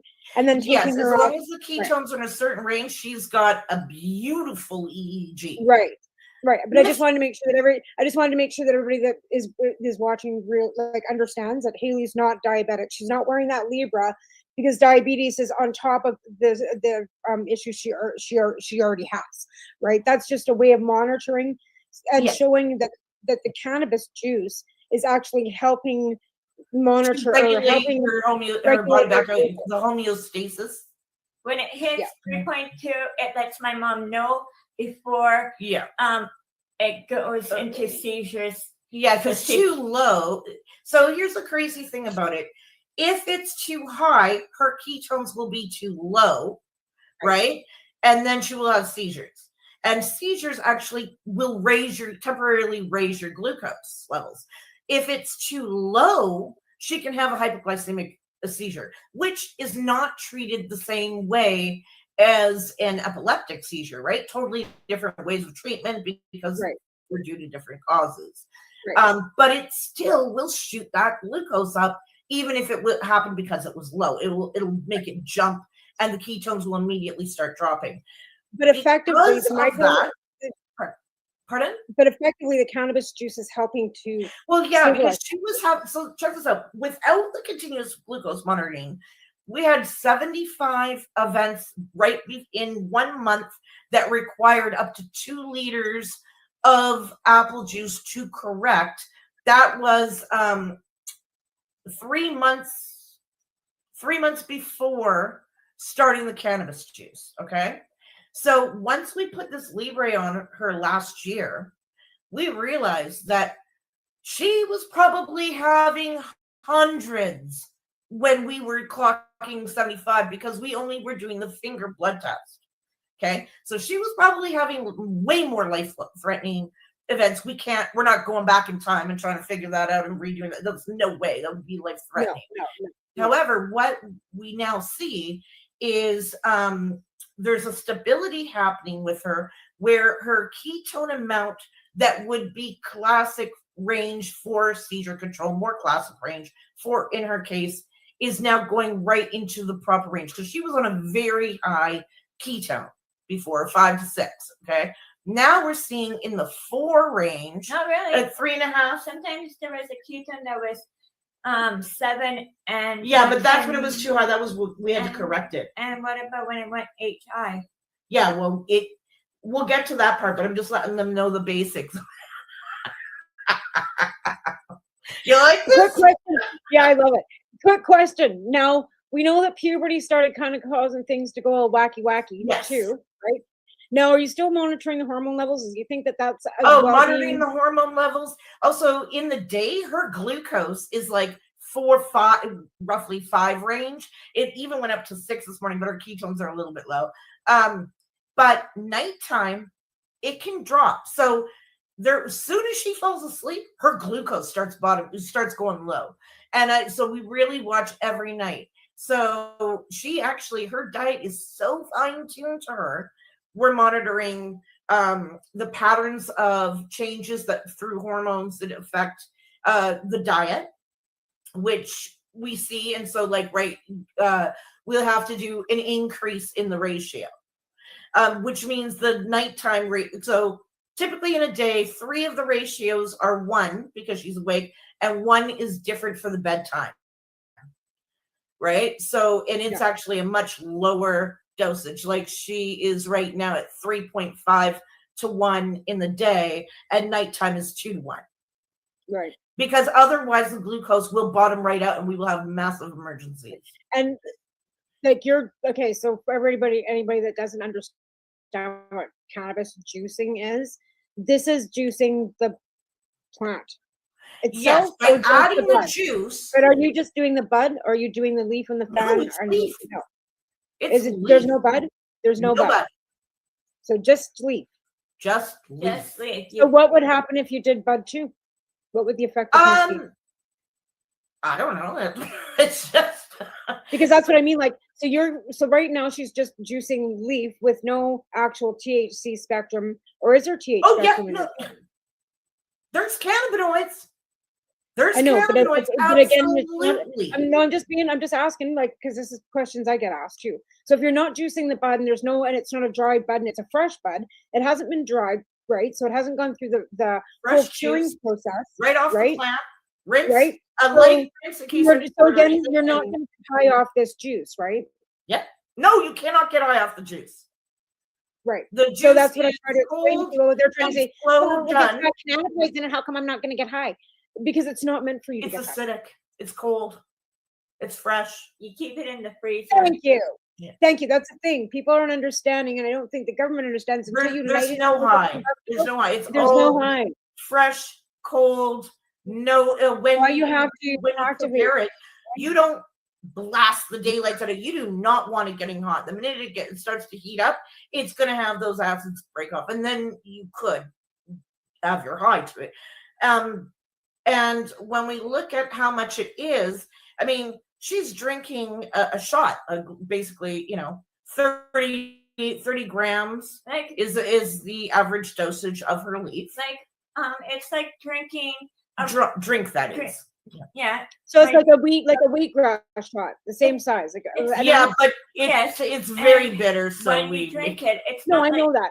But I mean, like, people think of an ounce of pot being like this, right? Just dry flour. No, it's a shot glass of juice. Yeah, right. But exactly, an ounce of alcohol is the same as an ounce of cannabis juice, right? Same thing, same shot glass, same thing, right? Yeah. Only you're not going to get high. You're not going to get drunk off that cannabis shot, but you might get drunk off 30 alcohol shots. But 30 cannabis shots, you ain't going to get nothing but healthy. No. Right. Now, on that note, my friends, we got 2 minutes, so keep talking. We have to take a break, and we have to take a break and thank our sponsors so we can do these shows. Of course. Just that if we can increase it when we get the microgreens and she can actually have it 4 servings a day like she's supposed to have, where she's going to get the fullness because of their microgreens, right? So we've got that volume that we're looking for. Right. She's getting the fibers because it is in plant. And I mean, apple versus apple juice, you're getting way more fiber in an apple than carbohydrates. Right.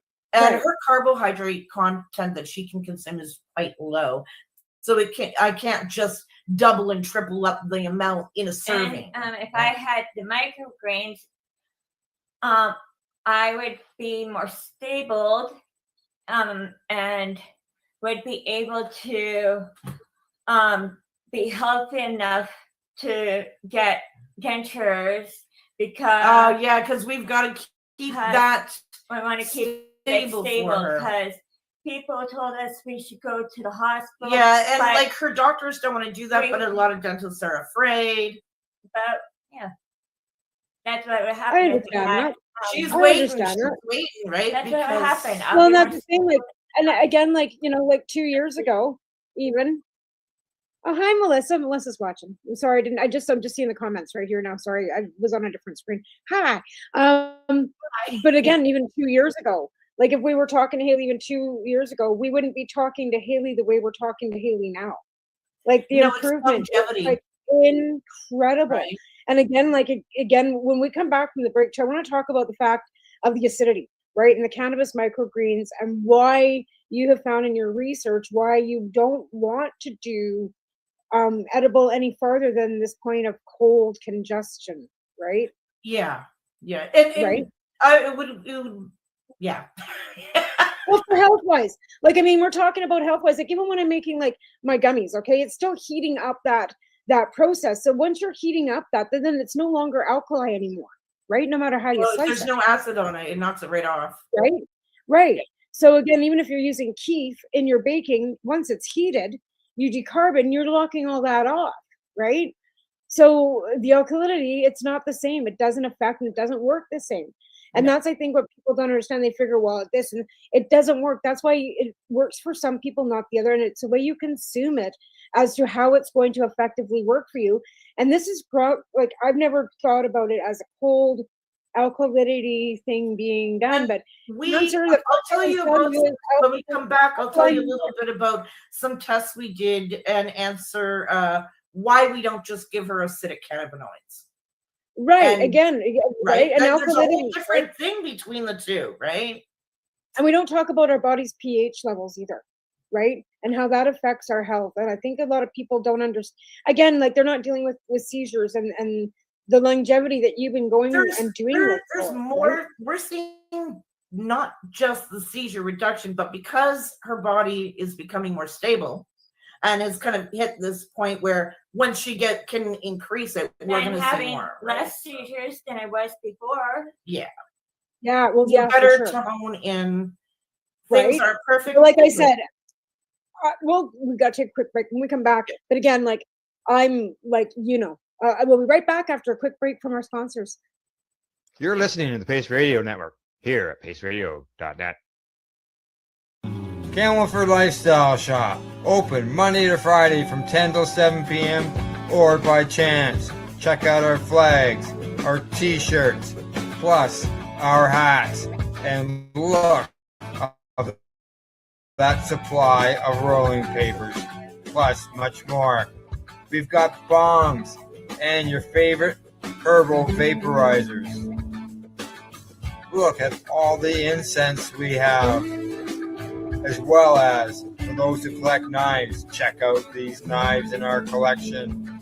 And while you're here, stop in to see Shay at the piercing room, where you can get poked by Shay. Daily deals, check them out. Camelford Lifestyle Shop, 17 Bridge Street West, Camelford, Ontario.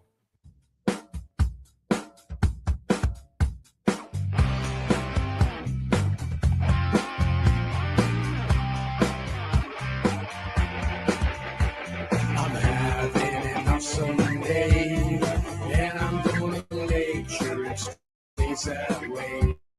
I'm having enough someday, and I'm gonna make sure it stays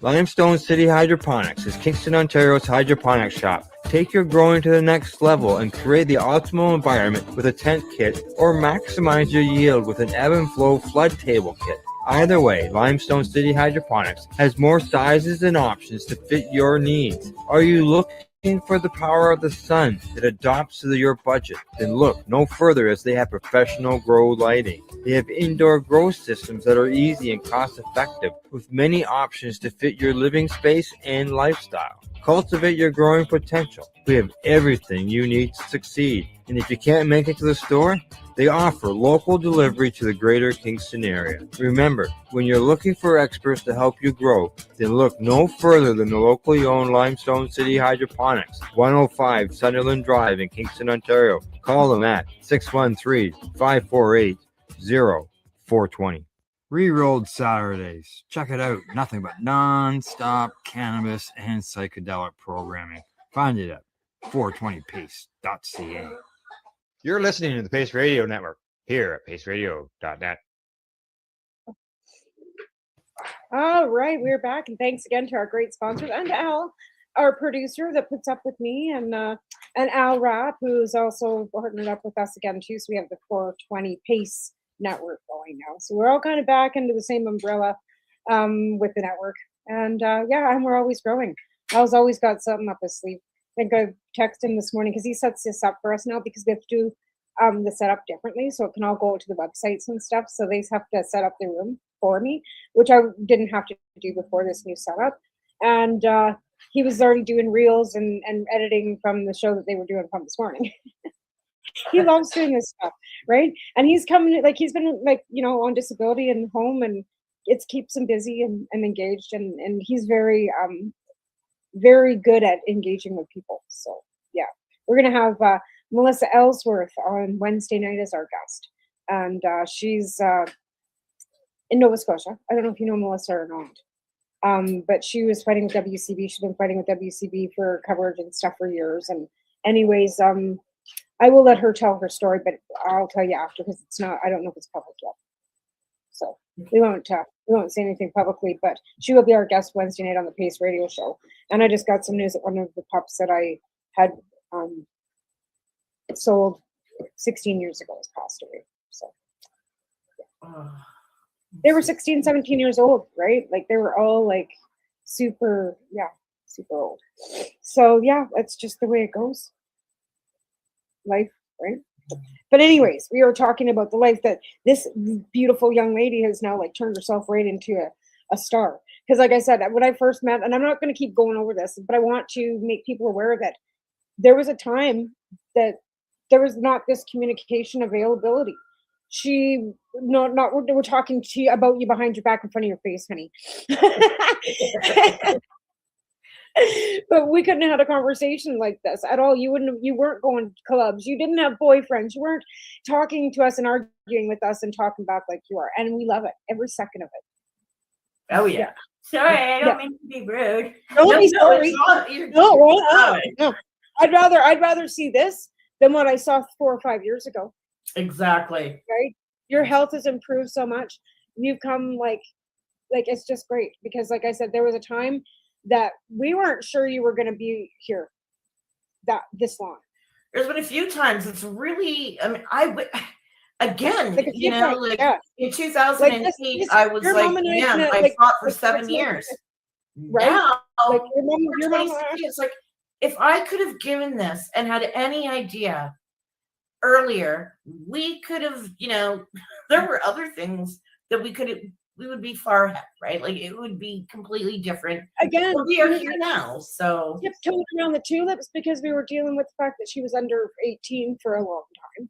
Yeah. Right? Yeah. So that made things even more difficult. The fact that we couldn't even bake a cookie legally, if it wasn't for the Smith ruling that went to the Supreme Court of Canada, we wouldn't be where we are. Right? Like, again, there are people that came along that went to court, fought for our rights. We wouldn't be growing our own cannabis still if it wasn't for Jason Wilcox, rest him, his dear soul, right? Again, and all these people that came before us that aren't here with us today, to sit and see you like this. You know how happy they would be to see you like this? Like, as happy as I'm just here to be able to tell you. But Gail, Quinn, and Jason, and Michelle Rain, and all the people that aren't here, that saw you, that knew you, right? Saw you struggling, helped your mom, they'd be so happy. They would be, because this is what, and the reason why we fought.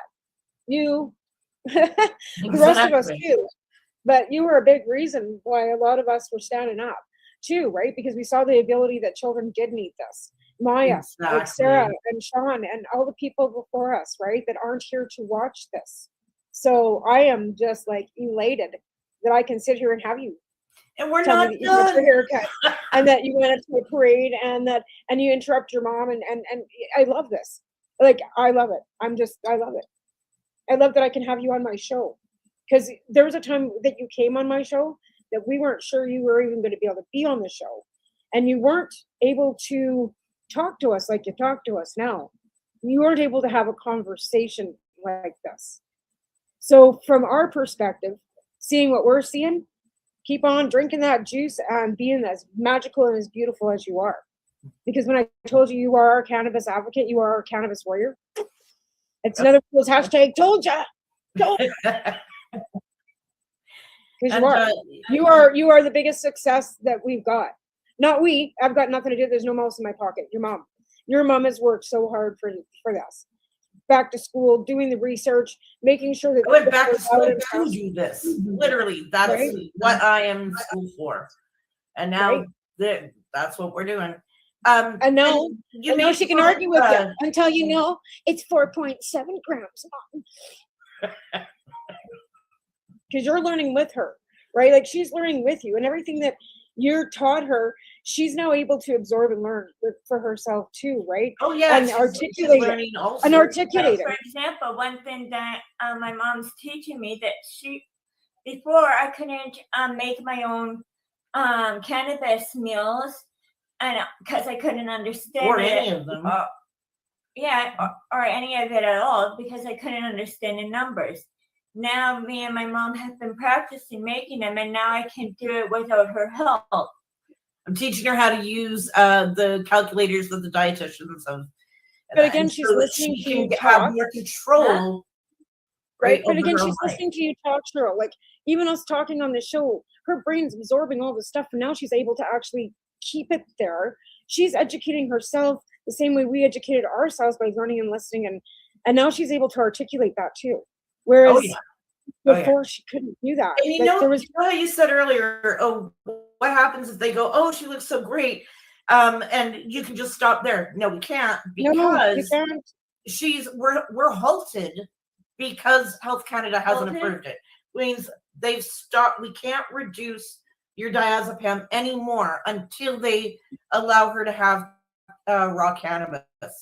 Microgreens is what she needs to have, and then we can finish completing what the neurologist wanted us to do, which is reduce it. So we've been halted by that, unfortunately, and she still has major glucose drops. So you mean like holding back medicine?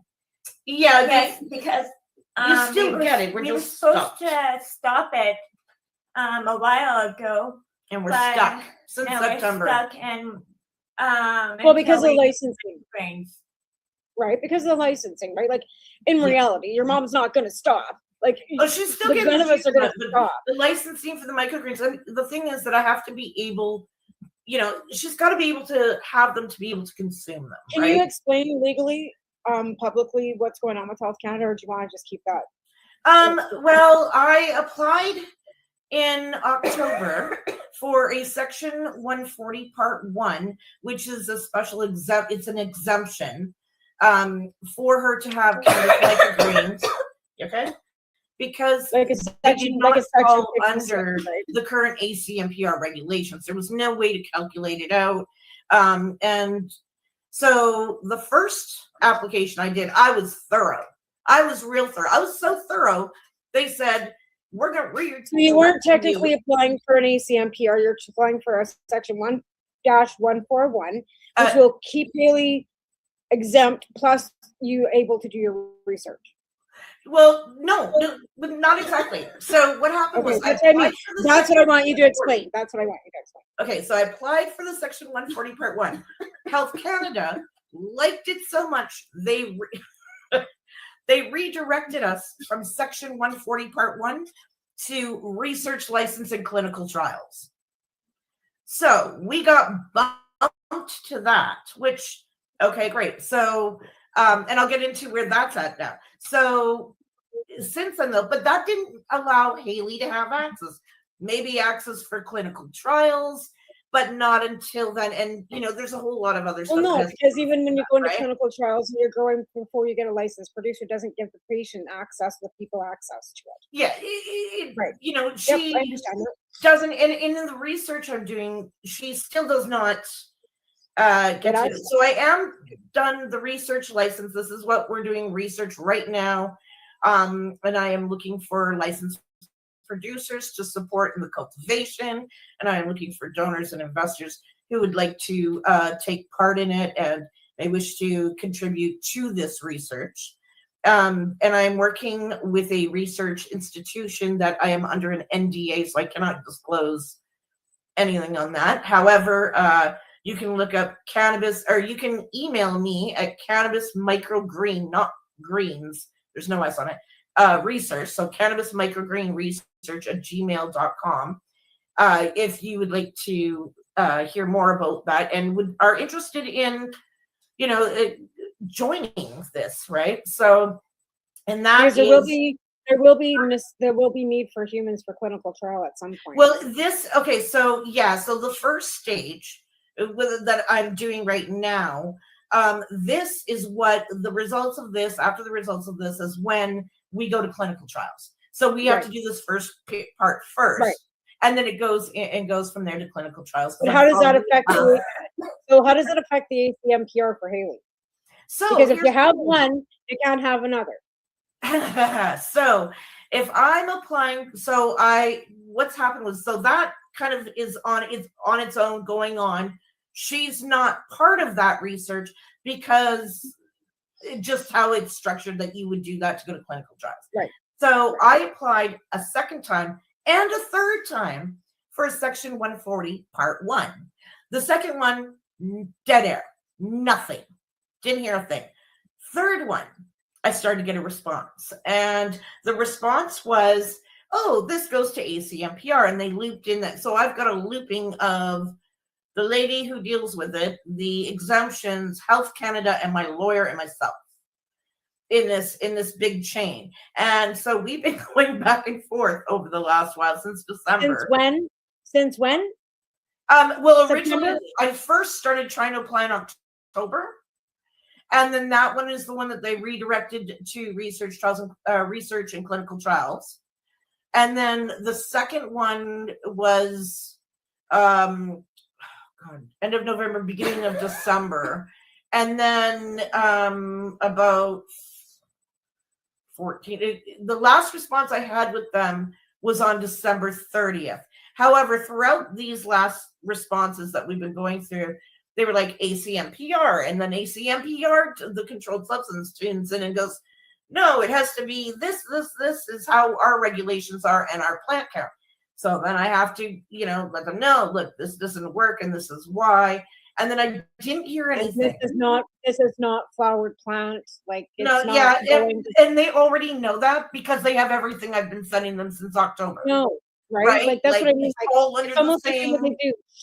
Shift it from one desk to another desk to another desk to shift it back to another desk. They didn't know what to do. There's only 5 desks in the whole fucking department.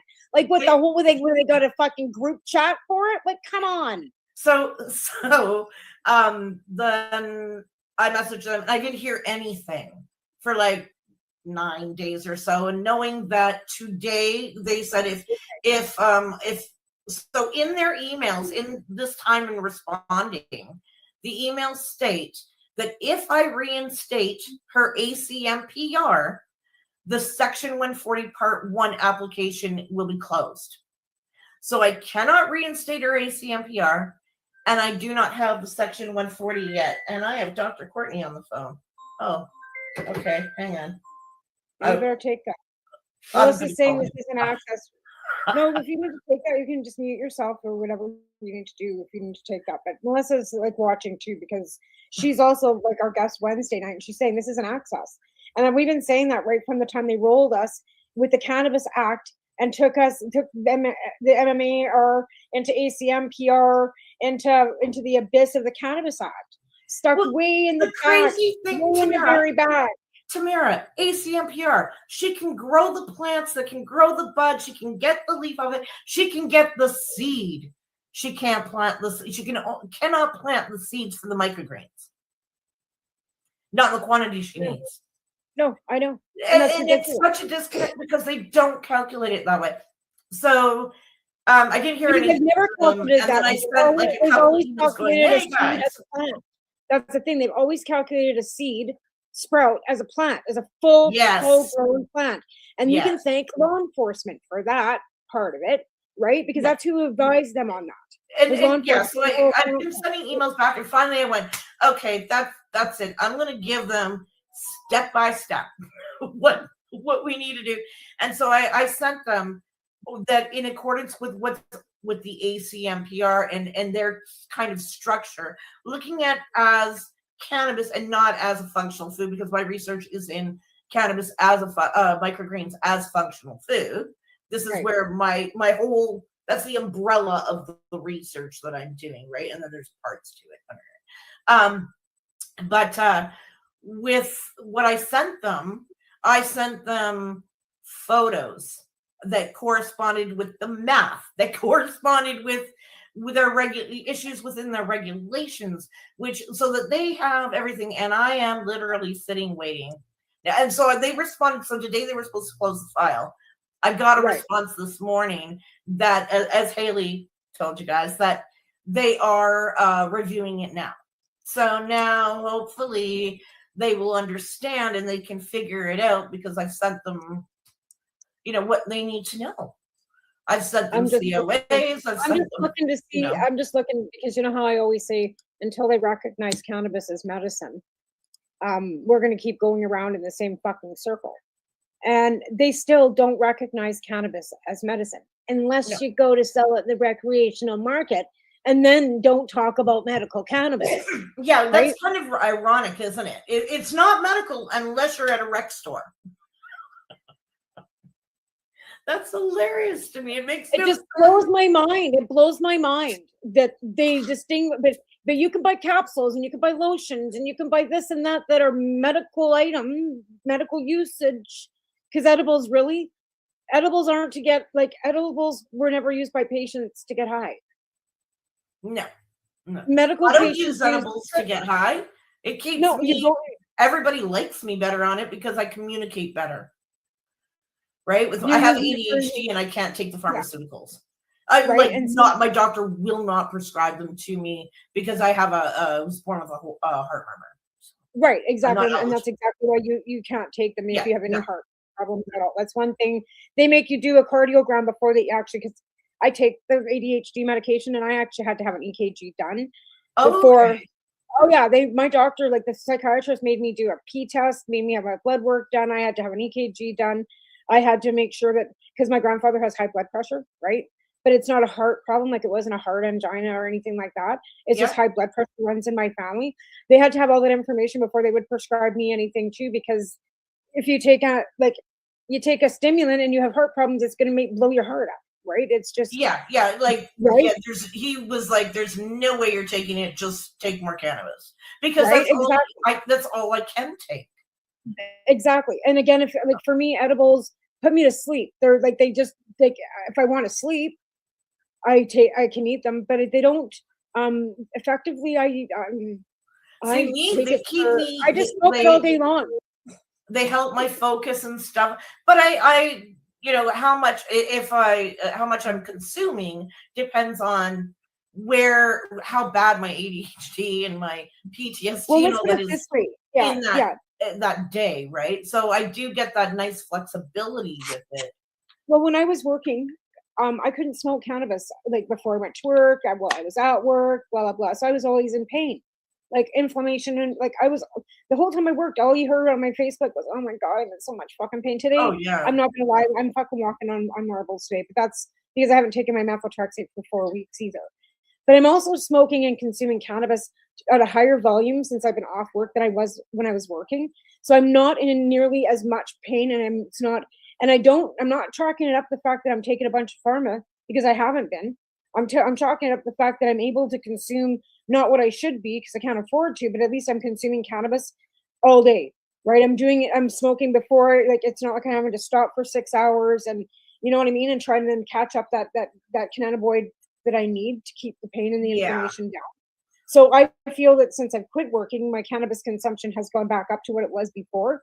So I feel like my RA is not improving. It's not. It never will. But I'm not going to take as much pharmaceutical, is what I'm trying to say. Like, I'm not taking you're able to manage it. Like, I'm not taking morphine. Like, I was taking morphine on a regular basis. Like, I hate to say it, but I was having to go, when I was in flare, I was using gabapentin and morphine on a daily basis just to be able to go to fucking work. And then I'd go to work with a fucking heating pad that I could plug in behind me and have a heating pad on my shoulder. My hands and my wrists were so swollen I can barely lift my arm to fucking use the till, never mind fucking push the, debit machine across the till or pack somebody's groceries. But I did it. But I was taking morphine and gabapentin every fucking day. That's why I had to give it up, because the last 6 weeks before I quit, I was literally taking morphine every fucking day. I've had to wean myself off of it. Like, I had to fucking wean myself off because I was taking it every day. And if I quit taking it, I would have probably been sick. So I had to wean myself back off, right? But even the gabapentin, like, I took it when I needed it, and I still, like, unless I need it, I don't take it. I smoke first. And if that doesn't kill it, then I will go to the pharma. But like I said, that's why I quit working. I was taking, like I said, I would have been addicted to fucking morphine if I would have kept working. And that's a major issue. Well, like, what would be, like, that's what I mean. Like, I'm fucking a broke joke, but I'm also not I'm not addicted to morphine. Yeah. What's that? It's like, how you're coming off the benzos. It's a medicate, and we have to watch out for side effects like that because of withdrawal, because it's addictive. That's why we don't want you on them. That's why the neurologist said, no, we don't want you on that, because if we have to use a benzo, we want to have those for heavy hitters if there's an emergency situation. To make that the burning medicine. Yeah, that's my Dazzleon. That's a benzo. That if I keep on using it more often, apparently I'll get addicted to it, and it will stop working. Exactly the problem. Okay, folks. Well, we have rolled up right up to the full hour. There you go. So, Cheryl, I want you to do a shout out because you're going to be at Grupp. Yes. The 19th. Okay, so you let everybody know where you're going to be, how to get a hold of you, and I will be up at Grow Up from the 19th to 21st every single day. I don't know whereabouts I'll be there, but I'll be all over there. Please come say hello. I have opened my Facebook page so that you guys can see. I have put up my business card on cannabis microgreens, medical and nutritional research. You can get a hold of me that way. You can email me, and it has a phone number. Oh, Haley wants to quickly show you her newest treat. Cookie. That is the best protein cookie that has 1 carb in it. And funny thing, it tastes like a brownie than a cookie. That's good. Yeah. I gotta show you my cookie. Yeah, that looks really good, because you know what, I've been, since I quit working at the store and I really found this to be a thing, I was eating way too much sugar. Yeah, this only has 1 gram of carbohydrate in 1 cookie. So, and when you consider that her carbohydrate content is 2.28 or 2.12 grams up to 2.75 grams of carbohydrate per meal, if that's a day meal. A night meal could be up to 7.5 because of the switch of the ratios, right? Right. But it's something. Right. Things like that are a special treat. So if you are on restricted carbs, we are not promoted by the thumbs up from Haley. Wanted to, hey. And that's a thumbs up from Haley. That's an endorsed cookie by Haley Rose. So that's an endorsed. Oh yeah. I'm telling you. Yeah. Quest Bake Shop frosted cookies. Her favorite is chocolate cake, but they have multiple flavors, and we're going to be trying more. It is something that only has 1 gram of carbohydrate. It has good amount of protein in it. So if you're looking for something for that sugar craving, then you can't do it. That is her latest recommendation. Well, I look forward to hearing more about what happens at Grow Up, and I look forward to seeing, pictures and stuff. And you all dressed up to go, miss, with your beautiful new haircut and stuff. You look great. And the fact that you're going to keep growing it so you can donate your hair because you just got a heart of gold on top of just being the most special person ever. And I just love the fact that you're doing so well. And I just love you guys both to death. So, again, Cheryl will be at Grow Up this in Vancouver. Haley will make an appearance. I just haven't scheduled which day yet. So I'll be there too. Mommy's not sure which day. And everybody looks forward to seeing you, I'm sure. So go check out Grow Up in Vancouver so you can hook up with these guys. I will post all of Cheryl's information also on Cannabis and Coffee's page. And I will promote the fact that they will be there, and the information will be on my personal page too.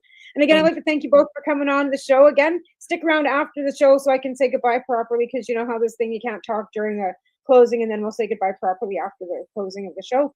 So thanks everybody for coming on. Don't forget that Wednesday night we have Melissa Ellsworth, Melissa, coming on from Nova Scotia. She's been fighting with WCB in Nova Scotia for a decade. And we need to hear some updates from her. So she'll be live with me and Al on Wednesday night at 6 p.m. Mountain Standard Time, which is 8 p.m. Eastern Standard Time on the Pace Radio Show, which is People Advocating Cannabis Education. You have a great week, and I'll see you Wednesday. Bye, all. Bye-bye. Bye. Now I just got to end it. It takes a minute for this thing to kick in. You're listening to the Pace Radio Network here at paceradio.net. The opinions of the individuals during this broadcast are their own and may not be the opinions of their group or other organizations they may be involved with. All medical advice during our broadcast is not a medical opinion and should be checked with your medical physician. Enjoy the buzz of legalization with Campbellford Lifestyle Shop. From lights to plant nutrients, books, consumption accessories, and more, we've got all your basics to grow or consume cannabis. Visit our info center or take a look at our piercing services and body jewelry, now available in-store through Campbellford Lifestyle Shop, 17 Bridge Street West, Campbellford. Limestone City Hydroponics is Kingston, Ontario's hydroponics shop. Take your growing to the next level and create the optimal environment with a tent kit, or maximize your yield with an ebb and flow flood table kit. Either way, Limestone City Hydroponics has more sizes and options to fit your needs. Are you looking for the power of the sun that adapts to your budget? Then look no further, as they have professional grow lighting. They have indoor grow systems that are easy and cost effective, with many options to fit your living space and lifestyle. Cultivate your growing potential. We have everything you need to succeed. And if you can't make it to the store, they offer local delivery to the greater Kingston area.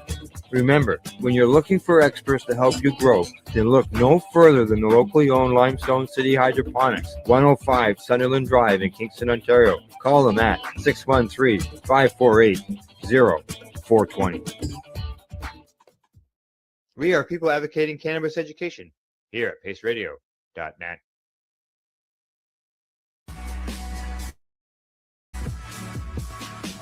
Tune in Fridays at 7 p.m. Eastern Time on 420radio.ca. Here's a paper crack. Oh, he comes trotting in. Click, clack. Tuxedo suit, little French stash, wide low, wobbling down the track. Oh. Tail up like a flag in war, gold eyes locked on my floor. Her motor rumbling, hungry roar, and he acting like he owns the door. Steven the stoner cat comes running when he smells that drag. Jumps up, parks where my heart is at. Burning like a spaceship, loud and mad. Steven the stoner cat, big bad, tiny little stairs, screaming like a siren when he wants it back. Yeah. Steven the Stoner Cat.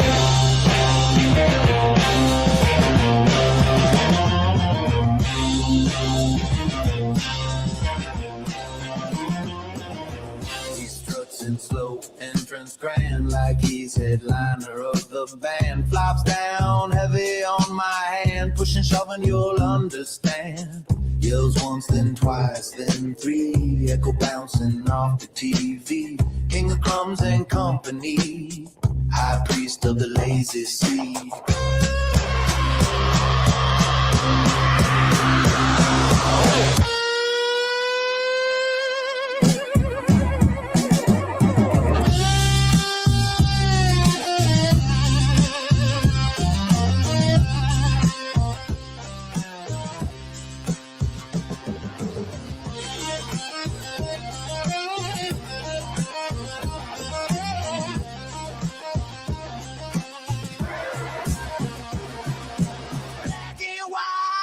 In the rainbow haze, whiskers twitching, chasing little colored waves.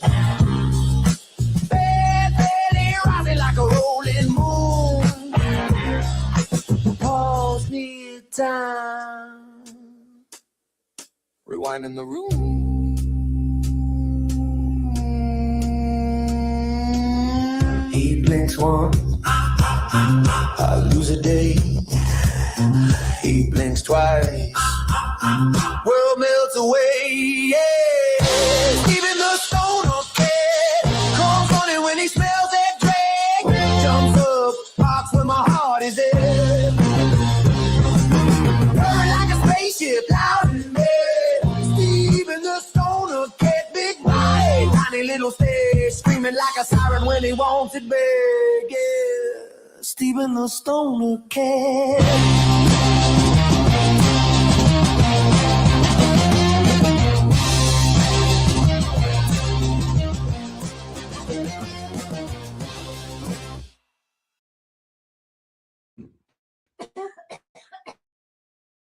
You're watching the 420 Pace Reroll Saturday.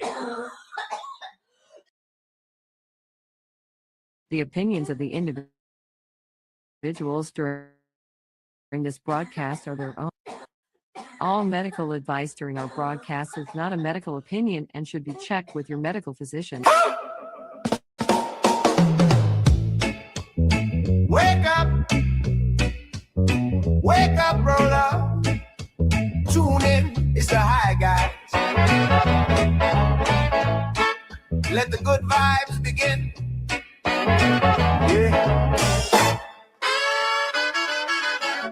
Yeah.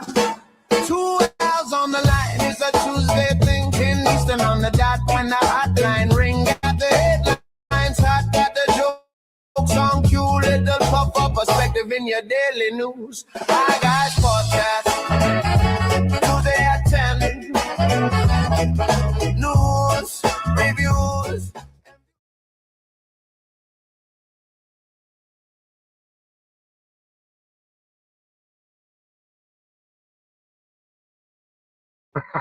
You broke it. I was listening to that. I was listening to that. Yeah, so was I, and neither one of us put us on the screen. Oh, is that what it was? That's what it was. Yes, exactly. Well, read the title of the show. Yeah, hi guys. Yes.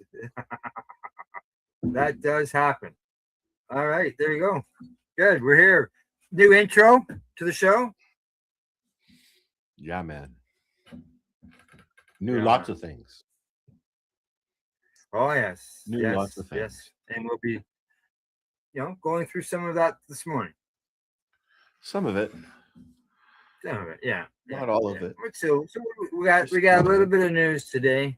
We got a recipe. We've got some entertainment stuff, some sad news as well, and we got some chit chat and some music to be playing. Some new music. I know we usually do entertainment stuff at the end, but let's talk about the sad news.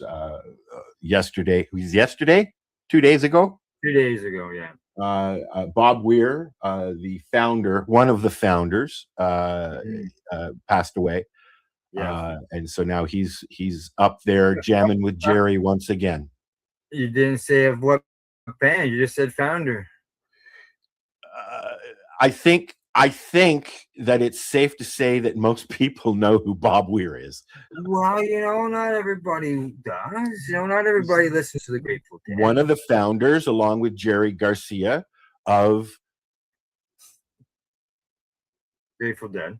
The Grateful Dead, which has been in its latest reincarnation as Dead and Company with I can't remember his name now. I can't help you. I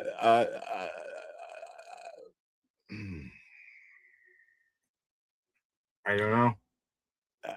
John Mayer. Oh, okay. Yeah, John Mayer has been playing with Bob and as Dead and Company for 10 years maybe now, and kind of continuing on the path.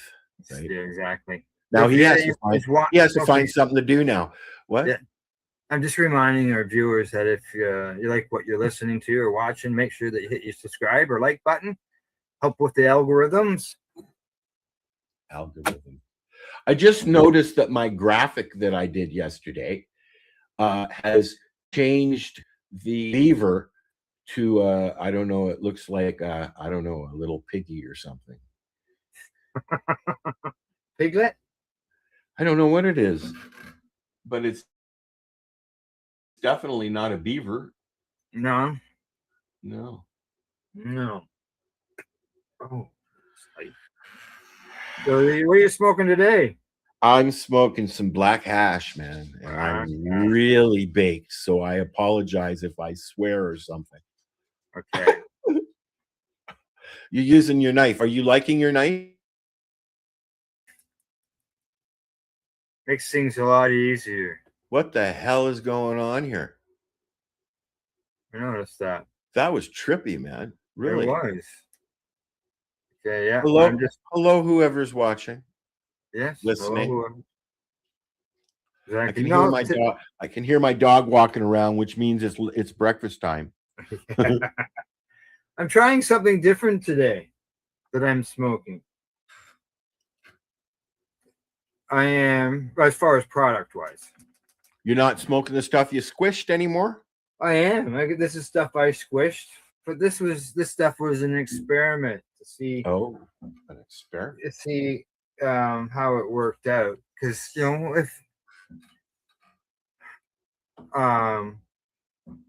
if creating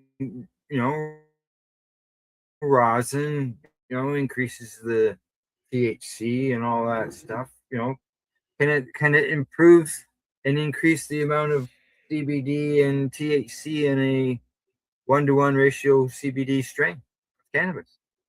That was a lot of words, Al. I'm sorry I didn't really hear what you Okay, said. I'll shorten it.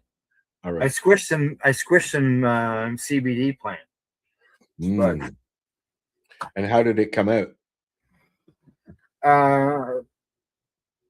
Surprisingly, not too bad. It's. Don't burn yourself, Al. No, it's the big torch I use. I can't. I don't have to fill it very often. I can't do dabs anymore. No. So I'm just sharing our stuffs. Now the only thing is, what I noticed with this stuff, maybe somebody out there can answer this for me, because as far as doing my own squishing, I am sort of new to that end of things, but I have been involved in it in the past. Is I found that the product itself, when I was done, it was really hard to remove off the parchment paper. It was as if it was like oily.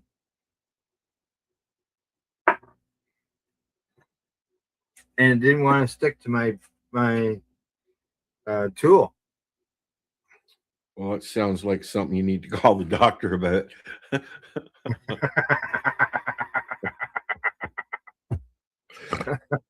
Is that Dr. Google or we got Dr. Cannabis? Dr. Resin.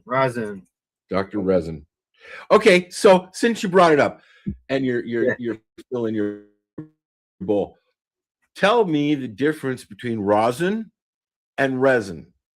One's Resin made with solvents is and the other one isn't.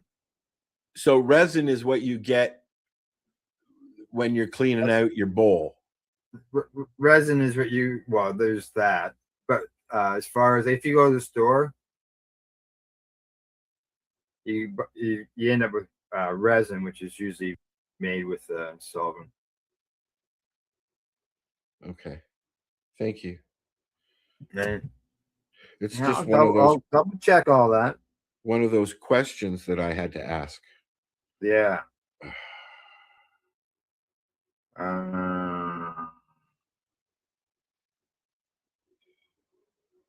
Do.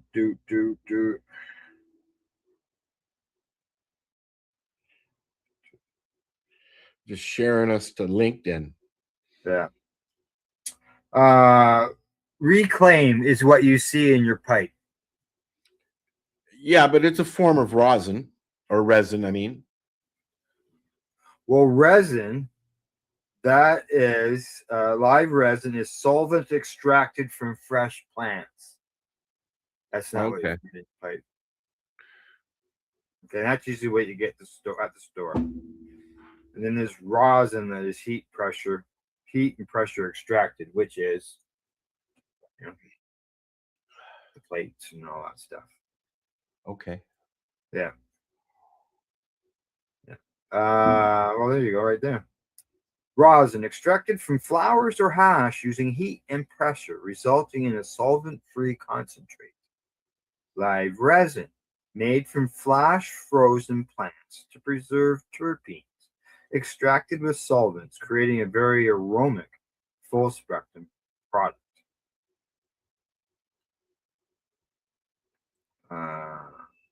Reclaim / weed tar. Weed tar. Been there, done that.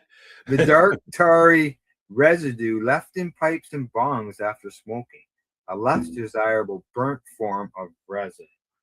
I always looked at that, and I know a guy who did that quite often because he couldn't afford to buy cannabis all the time. He cleaned up. I used to do it quite often. And in fact, when this thing looked at it as this thing fills up quite quickly down in the chamber in the bottom here, so it has to be cleaned out, every once in a while, and you get a lot, and I just put it back in. I do that the same with the Studenglass. I do that as well. Yeah. You clean it out. I've always smoked the reclaim. Yeah, I've always looked at it as already used cannabis. It's already been heated. Let me remind you, I can't remember her name, down in the States, figured out that if you take a vaporizer and encased it in glass, you can take that resin, and it's essentially a solvent-free rosin. Yeah, that's the THC sticking to the glass. Who is it that did that? Volcano vapor. Yeah, volcano vapor bags. That's right. They always go brown. That's what that is. That's the THC not sticking to the bag. But who did that? She cured her cancer from doing that. I don't know. Doesn't sound familiar to me. Yeah. Now the guys from Volcano, from Bolts and Stickle, who the original manufacturer of it. I know Volcano. I've got a bag right up there. Yeah, they came to the Treating Yourself Expo the very first year, and they supplied 12 volcanoes to have in the vapor lounge. If you look, and they gave us, if you look beside the Shatterizer globe on the poster, yeah, that is from that. Then, oh yeah, that's one of the volcano bags. Ah, and, okay. and a mouthpiece, which they gave everybody. Oh yeah.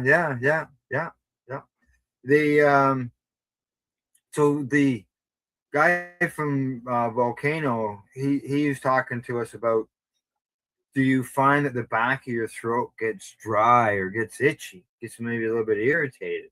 And we said yes.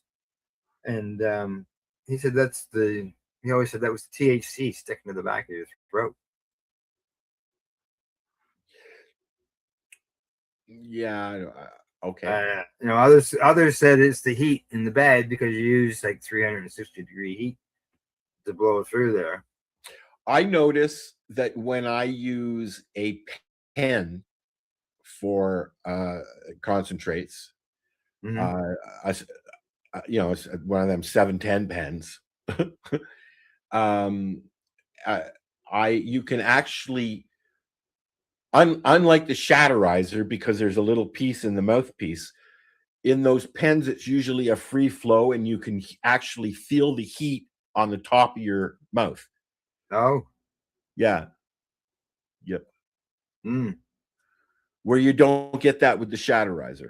With the Shatterizer, no. Well, because it's got a little tiny plastic mouth guard. Yeah, thing it does. in there that stops the direct flow onto your tongue or whatever, because it gets fucking hot. Yeah, I don't know what the temperatures are on the Shatterizer, but anytime you heat up air, it's going to be warm going in. Right. Well, I notice I can notice. I notice it with the pipe as well, with the hash pipe. Because you know what, Al? You need a longer tube on your pipe. You know what? I got my hash pipe. Got your hash pipe. That's a Weezer song, isn't it? It sure is. So I got a song for us. Do you? Yeah, I do. You want to listen to it? Sure. Let's listen to this song. Made by Al. Made by Al. Somebody spelled my name wrong in glow. You lean in, hair full of stars. Say, Al, are you real or just VR? I laugh, spill drink on my shoes. I bleed red, not ones and twos. My name's Al, not AI. I got hands, I got hindsight. I get lost, I get too high. But I feel this, I feel this. My name's Al, not AI. Hear my heart kick double time. You can touch me, you can try. But I feel this, I feel this.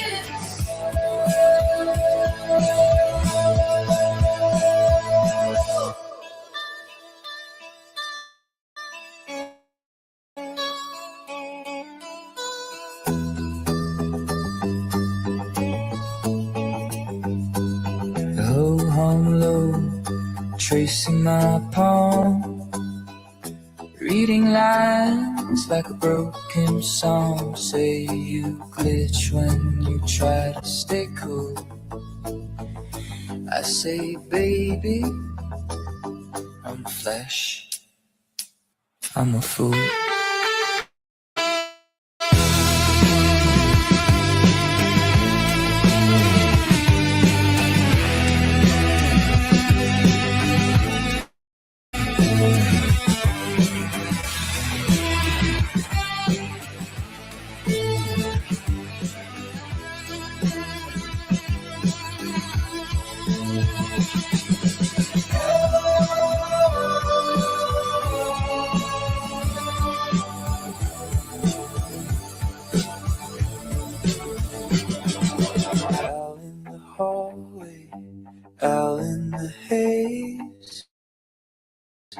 Name on the door frame smears as you say my name. Are you coded? Are you coded?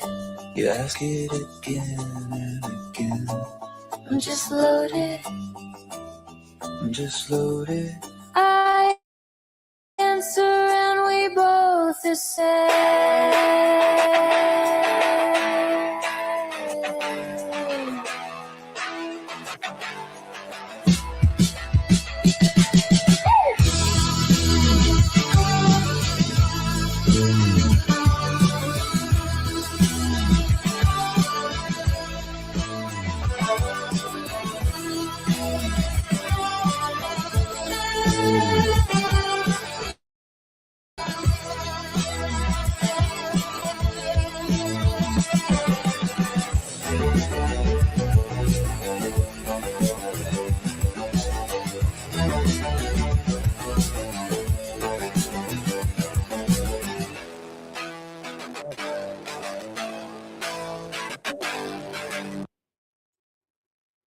There you go. My name's Al, Nate, not AI. Right, Al? We're not coded. Well, actually, Well, we do have a SIN number. with this new digital ID era coming into play, people are a lot of worried about it. They're making a big deal out of nothing, because you know what? You were tagged 20 years ago. All right. They know where you are, they know who you are, they know what you're doing.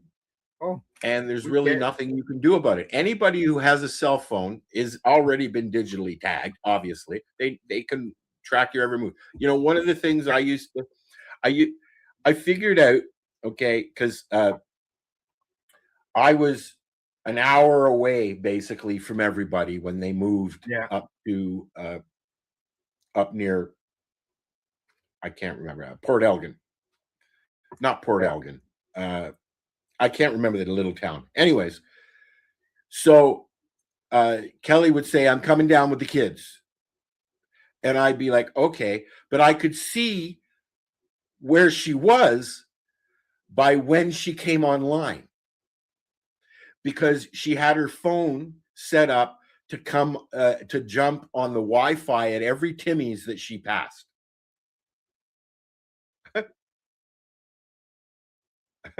So she'd go to Hanover. I could, and she'd come online. I said, "Yep, she's in Hanover." So I knew where she when she would get there. Right. Yeah. And now these days there are those apps for Well, back then they called it digital stalking. Oh yeah.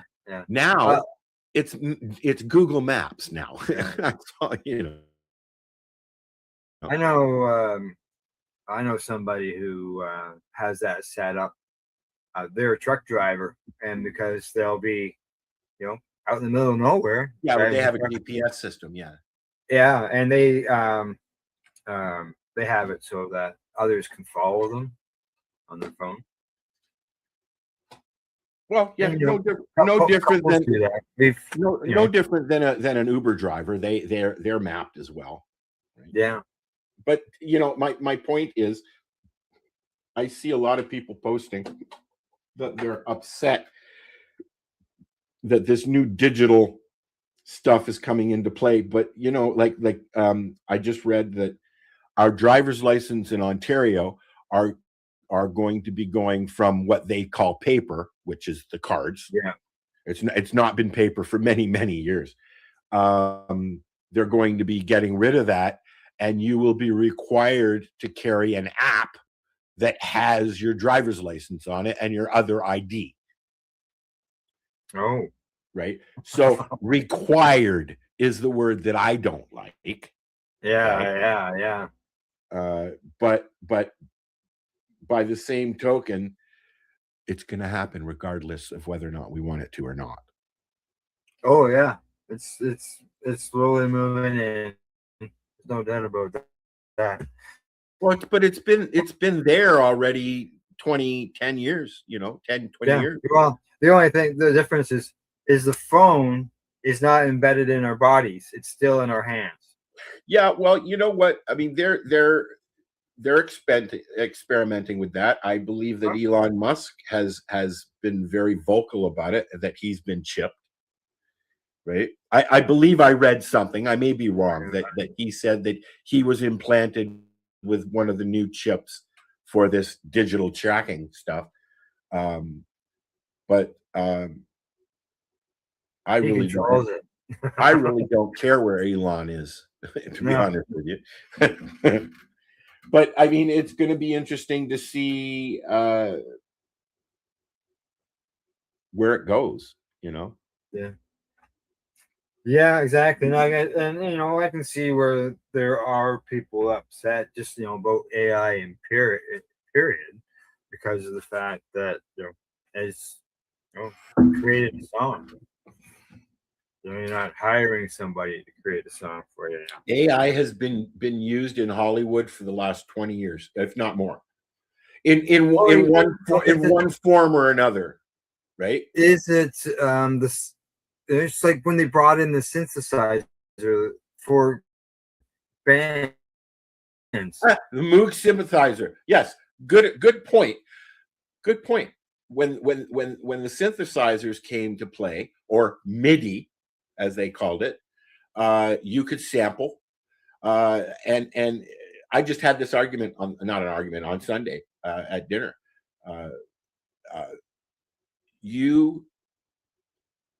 I've been playing with GarageBand for 30 years on the Mac, for 20 anyways. Okay. Yeah, I've seen it on the apps. Yeah. And you can sample, you can pull pieces, clips, drum beats, all that stuff. And really the only difference I feel, okay, because I play guitar, I play piano, I play trumpet. It's just another tool. It's another instrument, instead like places like the argument is happening now with sites like Suno, like we're using for our music. Okay. It is driven by AI. You put your lyrics in if you want to. You tell it what instruments it will play if you want to, and it fills in the rest. You can tell it what style, you can tell it what instruments, you can tell the voice that you want. It won't let you impersonate anybody. Okay. No. But some of the voices are very close to voices that you would recognize from mainstream music. Right? Yeah, and talking about recognize, I know different people who produce music, create music on Suno. And what I've started to notice is that even though there's a different creator, sometimes the voices sound similar or the same. Yes, they would. And if you notice also the pictures that they attach to, like when you make a song, you can attach it attaches a picture for you, and then you can update that if you want to. They are sometimes the same. I see the same pictures popping up. Right. So I mean, even though the resources is there, I'm sure that there are some limitations still. I mean, this is version 5 that we're using specifically on Suno. There's lots of sites popping up now. I keep seeing them. And it is far better than the version that you've been using on the free account. Oh yeah, yeah, which yeah. is like 2 or 3, right? No, it's 4.5. Is it? Yeah. But as soon as the paid people go to version 6 or 7, the free version will be 4 or 5. You know what I mean? Yeah. I'm at 4.5. Now, what it does give me some examples, a preview, 1 minute preview of if number 5 version, and there is a noticeable difference. Thanks for the thumbs up, Melissa. And just so you know, we'll see you tomorrow night at 8 o'clock on the Pace Radio Show. Melissa's our guest this week. Oh, okay. I noticed you had Cheryl on and Haley. Yeah, they were on Cannabis and Coffee with Yeah. marijuana. I saw that. Yeah, yesterday. I Talking noticed. microgreens and Health Canada. Cool. So, what do we got for the peoples today? Peoples, I've got some news here that many people were looking forward to this decision by Health Canada that they made a few years ago, and now they have reversed it. And what I'm talking about is that I'll just bring it up on the page here. Oops, come on. That they have removed the here we go. Health Canada removes CBD natural health product regulation proposal. So what the plan was that they were going to approve CBD to be used in all these different products, and you could go to a pharmacy, a health food store type thing, and you pick up your CBD products. No prescription required. That's what their plan was. But they have quietly removed it out of the the forward regulatory plan for 2025 2027. So does that mean CBD products are going to start showing up on the shelves again? Well, this was going to allow them to be put in every store, like pharmacies and other stores. Like when all this stuff started happening, we could go into the corner store and there'd be plenty of CBD cartridge pens and stuff like that. Yeah, right? We had a health food store that had CBD salve in there, and when I read the label, it said hemp seed oil. Yes. Well, I was just going to say that most of the stuff that you were getting back then was hemp seed. Yeah. Right. See, they says here they were exploring this in 2018. And what they said, they currently can access through CBD products through medical use program that has online sales, or through non-medical recreational stores. And they say that it won't be in those stores, you said? Pardon me? It won't be in those stores, you said? Correct. It's not going to be in the stores. So it won't be in it's going to be in the cannabis stores, yes. But they were trying to make it forward so that it was basically going to be removed from the Cannabis Act, where it didn't have to go through all those the regulations. So now that's here we go right here. Health Canada published a discussion paper for consultation between March and June of 2025, exploring a regulatory pathway for the authorization of health products containing CBD that could be assessed without a prescription for human and animal use. The feedback confirmed that developing a policy and regulatory framework would require significant dedicated scientific policy and regulatory framework. So they didn't do it, I'd say, because they had to do the scientific end of things and all this regulatory work.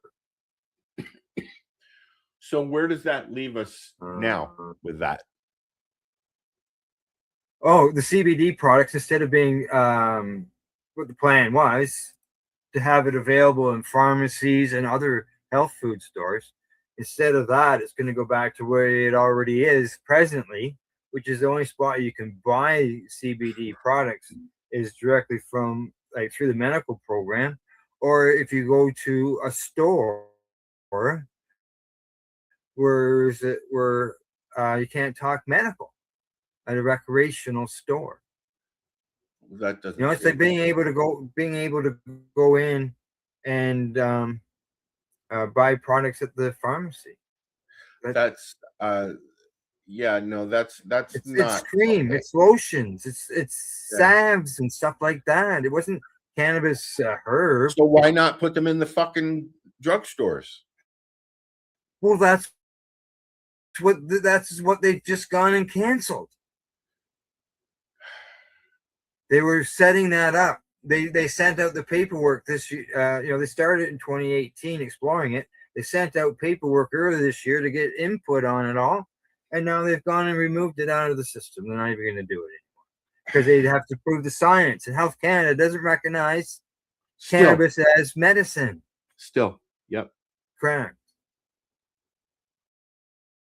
So, they would have to basically recognize it as medicine if they're going to call it a natural health product and put it into stores where people didn't need it for access. And now that's gone up in smoke. Not in a good way. That's not okay. It's No, 2026 exactly. for fuck's sakes. Yeah. Just when you think you're going forward, cannabis has been legal for patients for over 20 years. Over 20 years, and you still can't buy CBD. But what they're doing in a now, pharmacy or any other health food store. What they're doing though is they've taken this product and made it so that you can only get it at one place, a recreational store. But now they're saying CBD is a medical product, but you can't get it at the medical places. You have to go to the recreational place to get it. They don't even recognize it as a medical product. They'd have to do all the scientific reviews and all that stuff. Oh, fuck off. And that would prove its medical use. You know what? Even the simple we're having this fucking conversation means it's fucking. Oh, I know. It's sad. Yeah, it's not right. Not right. And this was something else that we had a bit of a discussion with on Monday on the news, and there's people talking about cannabis, and there are more adults consuming cannabis and stuff like that. But I wonder, Al, you're not on this list of 8% of Americans resolve to quit or reduce their cannabis consumption in 2026, are you? Yeah, it doesn't look like it. Just a sec. All right. No. Yeah. Yeah. What do they say? 8% of Americans is okay. Although the survey was done on behalf of this survey was done on behalf of a nicotine pouch retailer. Makes sense. They say another 47% believe changing their cannabis habits would make them feel more accomplished. 40% thinking it would help them lead a more active lifestyle and improve their mental and emotional well-being. Switch strains. Yeah. Now, in the age group of 45 to 54, they say 5% of them polled wanted to quit or reduce their cannabis consumption. We'll just go ahead and do it. I would like to reduce the amount that I smoke just because,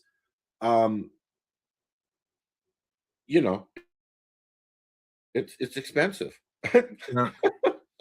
Now, in comparison, okay, they say that 10% of respondents said that they wanted to quit or reduce their alcohol consumption, and 12% said that they wanted to quit or reduce their tobacco use. This was done with 1,000 adults.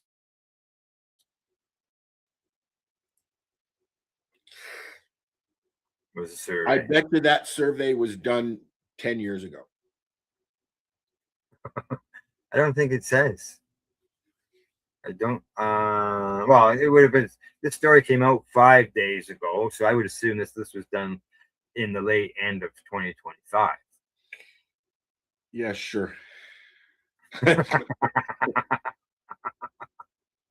It doesn't have a date of when the survey was done. And I'm looking to see if there's a link to like another source, and there's no link to it either. So there you go. Some people want to reduce their use. They have their reasons, right?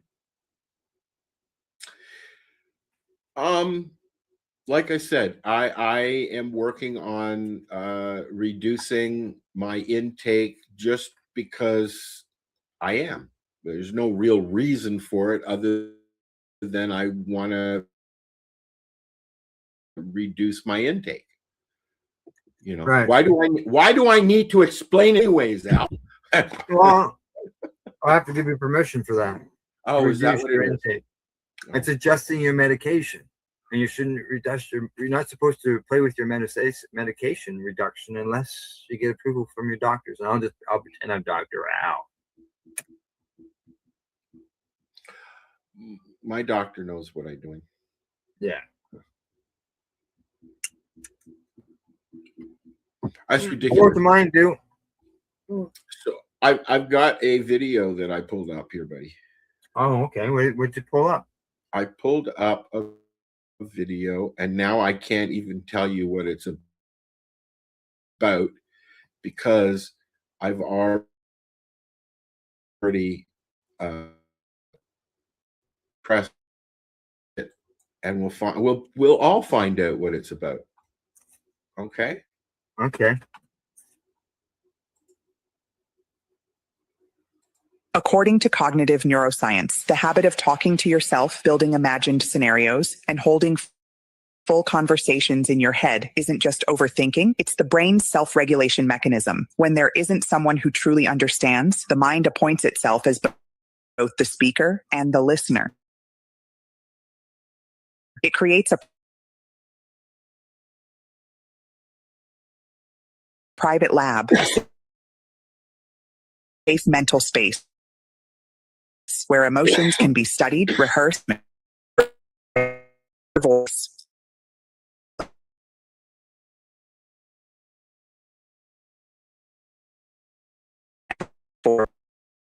Fuck up.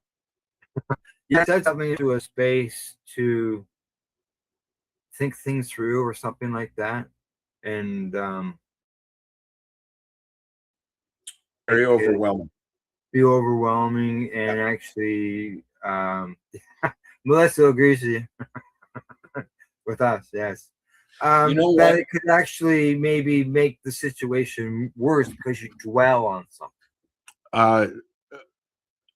This is a very key part of ADHD, the overthinking, the obsessive overthinking, and it gets so bad because you jump from one conversation to another one, literally, and they're usually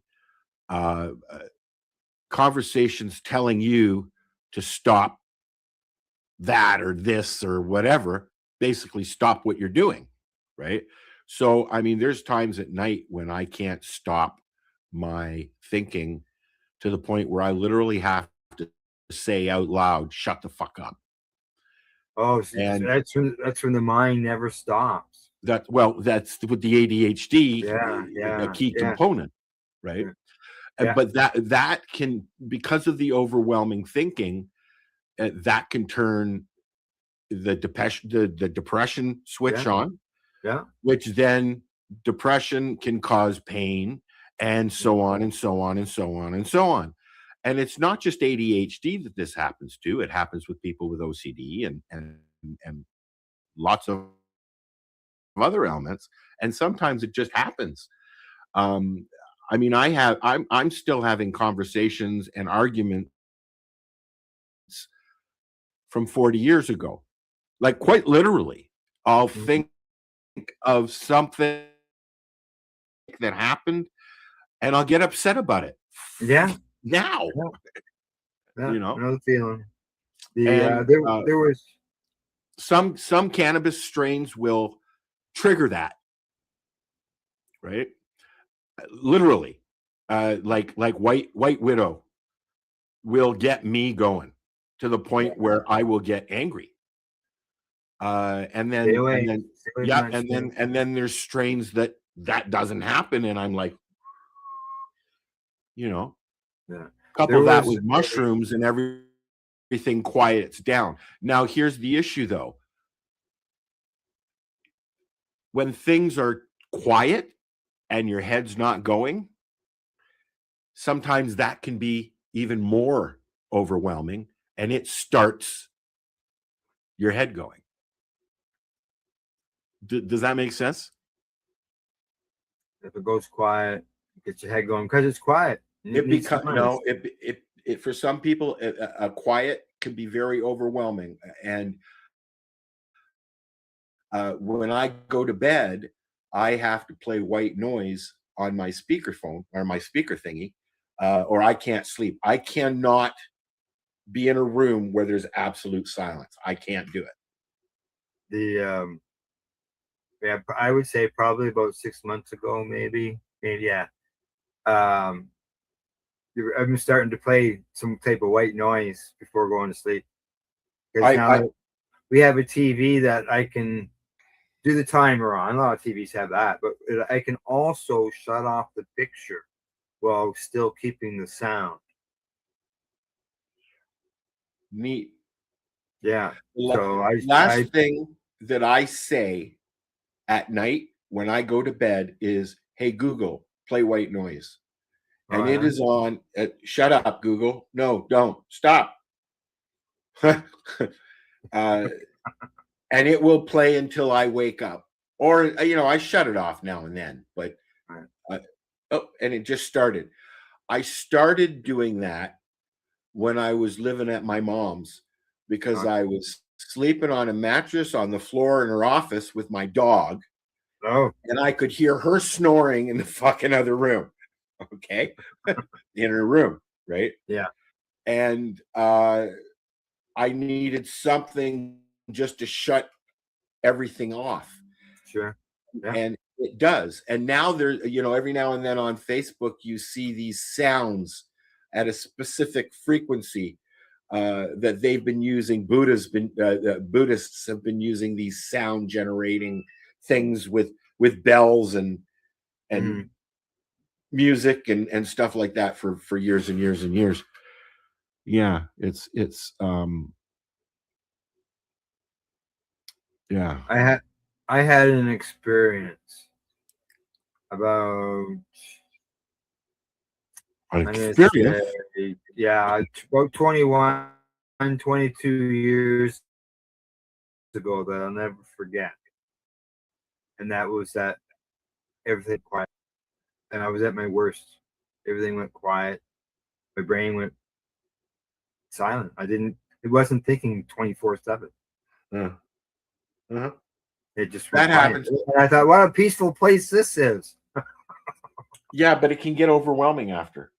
Yeah. Right. Because I find when it's too quiet and still, sometimes I get a little panicky and I get confused just because there's nothing. There's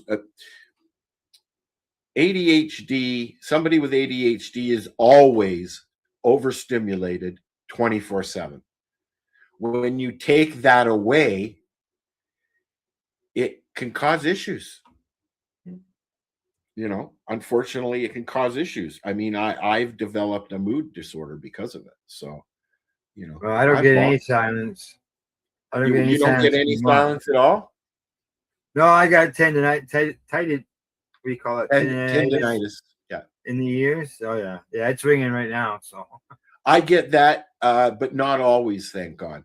But what I do get is it sounds like static in my head. It sounds like white noise in my correct. ears. Yeah. Every once in a while, it changes. It changes to a high pitched scream. Frequency. Yeah. I went to a hearing specialist, and they said, yeah, it's from damaged eardrums. That's right, and that's your eardrums not being able to process certain frequencies.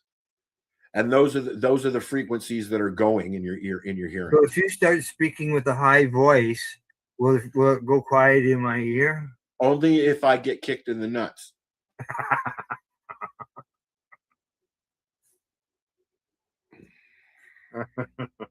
Yes, that would do it. That would do it. Let's see. What else I got? I mentioned I had a recipe. And this one, it doesn't take a lot. It doesn't take a lot whatsoever. It's a cocoa canna banana. 1 second. All Hey, right. Google, stop. Thank you. Is that like those Google Homes and The Alexa? Kinect. They almost be like the brain of an ADHD person because it just speaks out of nowhere. No, Alexa does that. Google, not so much. Yeah. Yeah. So yeah, cocoa. Go ahead. Cocoa canna banana, and it takes one banana. Who knew? But yeah, one banana, 1 teaspoon of infused. Not one oil. banana, 2 banana, 3 banana, 4. That's if there's 4 people. Sure. Okay. 3 tablespoons of bittersweet chocolate chips, and if you want, you can add some coconut flakes or hemp hearts or chopped nuts or cocoa nibs. Chocolate nibs. They have chocolate nibs. They have chocolate nibs. Yum. Yeah, heard of chocolate. Yeah, they even have you can get baker's chocolate. Yeah. As well in a nib. So yeah, this is from the Bite Me podcast. Was where I got this from. I see it says ardent cannabis on the recipe. So yeah, those are the ingredients. Instructions, it says what? You want to prep a tray with parchment paper. Yeah, good advice. They say make sure it fits the freezer. Good advice. And don't use wax. Yeah. Set up, what's that? Don't use waxed parchment paper. Correct. Don't use wax paper, use parchment paper. There is a difference. They say set up a double boiler, place a large glass bowl over a pot of simmering water, making sure the bowl and water do not touch. I've done this before for making chocolate. Combine the chocolate chips and infused oil in the bowl and melt using double boiler over very low heat. Meanwhile, slice that ripe banana into 1-inch chunks and set them aside. Now, once the chocolate and the oil are melted and incorporated, remove from the heat. Dip those bananas in the chocolate mixture and place it on your prepared tray. Now, top with the optional toppings if you want. And place the tray in the freezer so the banana pieces freeze, and once frozen, remove them from the tray. Place in the freezer safe container. Keep frozen and enjoy when you eat them. There you go. Making you hungry, man.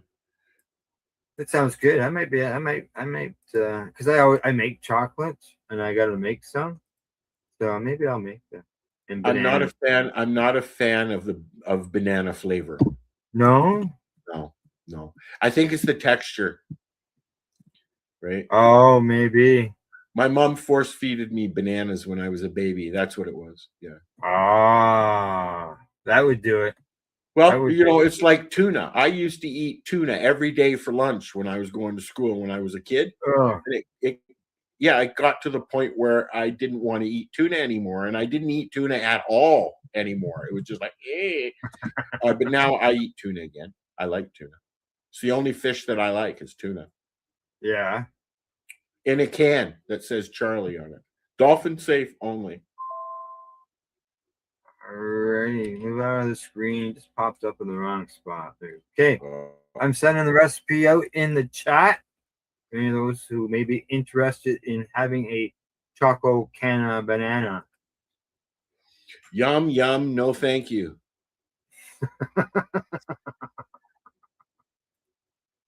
There you go. Since we're at the excuse me.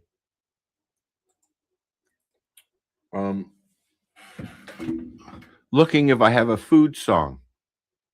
Do you have a food song? Well, I have the butters I have the You're cheese talking song. about hash. You're talking about hash earlier, and I thought you would have played the hash song.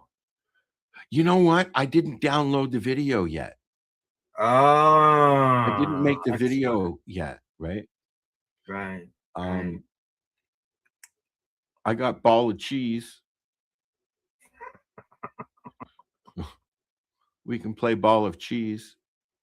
I think we played it last week, though. I think you did because you got that idea off PJ Green. Yes, because she made a ball of cheese. She made about it. Okay, so let's listen to this song, and then we'll come back and we'll All right.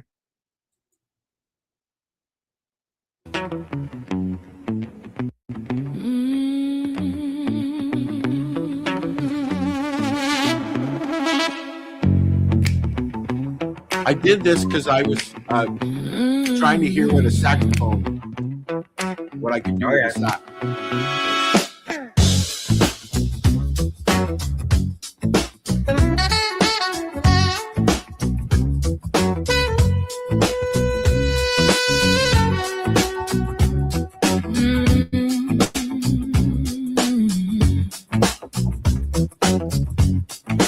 Low glow in the lab, white coat, dark shades, beakers on the table, science on parade. I pull it from the plant, drop it in the vial, charting every change, every little smile. CB1, CB2, talking to your brain, slide into your system. You never feel the same. Cannabinoid groove, sliding through your veins, so smooth. From your head to your shoes, every little cell approves. Cannabinoid groove, body talking back in truth. Let it all line up and move to that cannabinoid groove. Cannabinoid groove. Got a map of your nerves laid out on the wall. Lock meets key, now the dominoes fall. Pain takes a seat, worry drifts aside. Tiny little molecules taking you for a ride. Cannabinoid groove, sliding through your vein, so smooth from your head to your shoes. Every little cell approves. Cannabinoid groove, body talking back in truth. Let it all line up and move to that cannabinoid groove. Cannabinoid groove. Puff and smoke or undertone, either way that signal's fun. Tiny switch flips your mood, turning static into attitude. Heart slows down, thoughts get wide. All your edges soften on the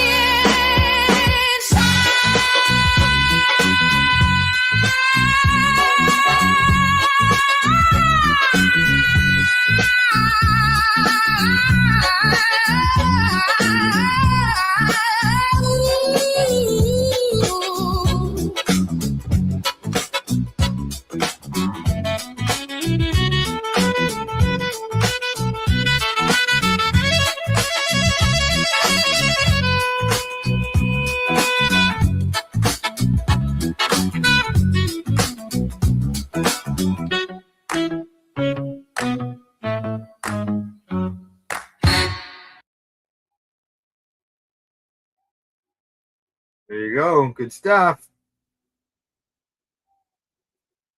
Yeah, I like that one.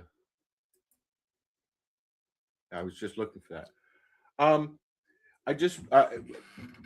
I can't pull it up right now. I guess I can. I'm gonna post a link to a new podcast that Al and I have just started doing. And it's basically music. And I'm going to post the link as soon as I stop moving. Okay.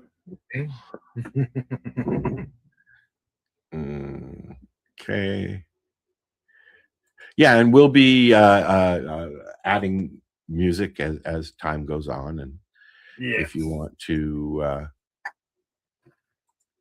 follow along, Cannabis tunes. music by Al. And there's 3 of us involved in it. 3 Al's. Well, technically one is not an Al, but Yeah, I know that. My name's Al, not AI. yeah. So we'll be adding new songs. Al's gonna do some, and I'm gonna do some more. And there's 13 right now. And every time if you follow the podcast on YouTube, then every time we put a new song up, you'll be able to get an alert. You can also join our YouTube channel. Yeah, and our playlists are on our website as well. They're going to be everywhere, including Facebook.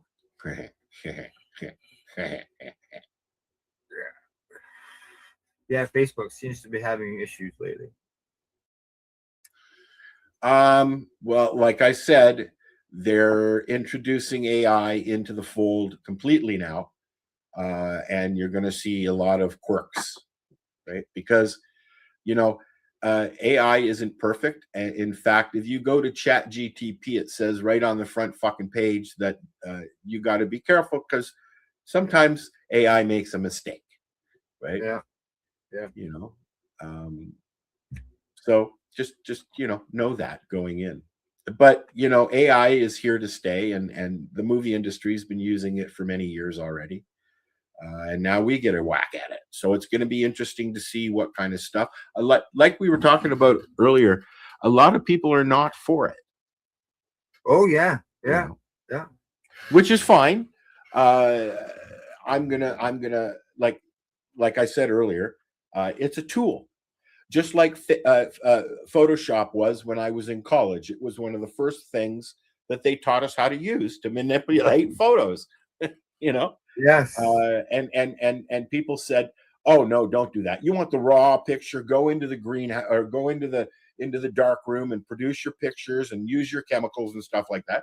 I know how to do all that shit. I've been doing it since I was a kid. I've been manipulating photos and doing graphic arts for 40 years, if not longer, probably closer to 50. Why is it wrong for me to use another tool that I have found that I enjoy trying to figure out and use? Right? I'm not faking anybody out. I'm not saying, here's a song by Billie Eilish. Do you know what I mean? I'm not doing that. Yeah, no, it's made by Al. It's made by Al. Made Correct. by Al. Made by the Als. I've probably done over 150. Have you? I've deleted probably as much. Right? I haven't downloaded any. I've got it on my phone. I put ChatGPT on my phone last night as well. Did you? Yeah, I need some conversation every now and then. Yeah, well, I updated. Do you have an Alexa? No, thank you, Alexa. Go away. I've upgraded my Alexa to Alexa 2, right? And it's more conversational. The voices are different. But it's more conversation. She'll actually engage you in conversation. You have to start the conversation, but she'll actually engage you now and can continue the conversation. Whereas before the upgrade, You'd ask it to do something. It would do something. You'd say, thank you, no problem. And that's it. You know? Mm. Yeah. Do you guys have one? No. You're really lagged, buddy.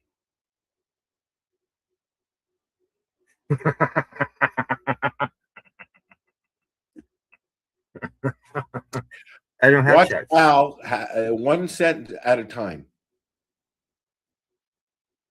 Waiting for your response, buddy. Okay. Waiting for. Oh, well, okay. You're gonna have to give me the question again.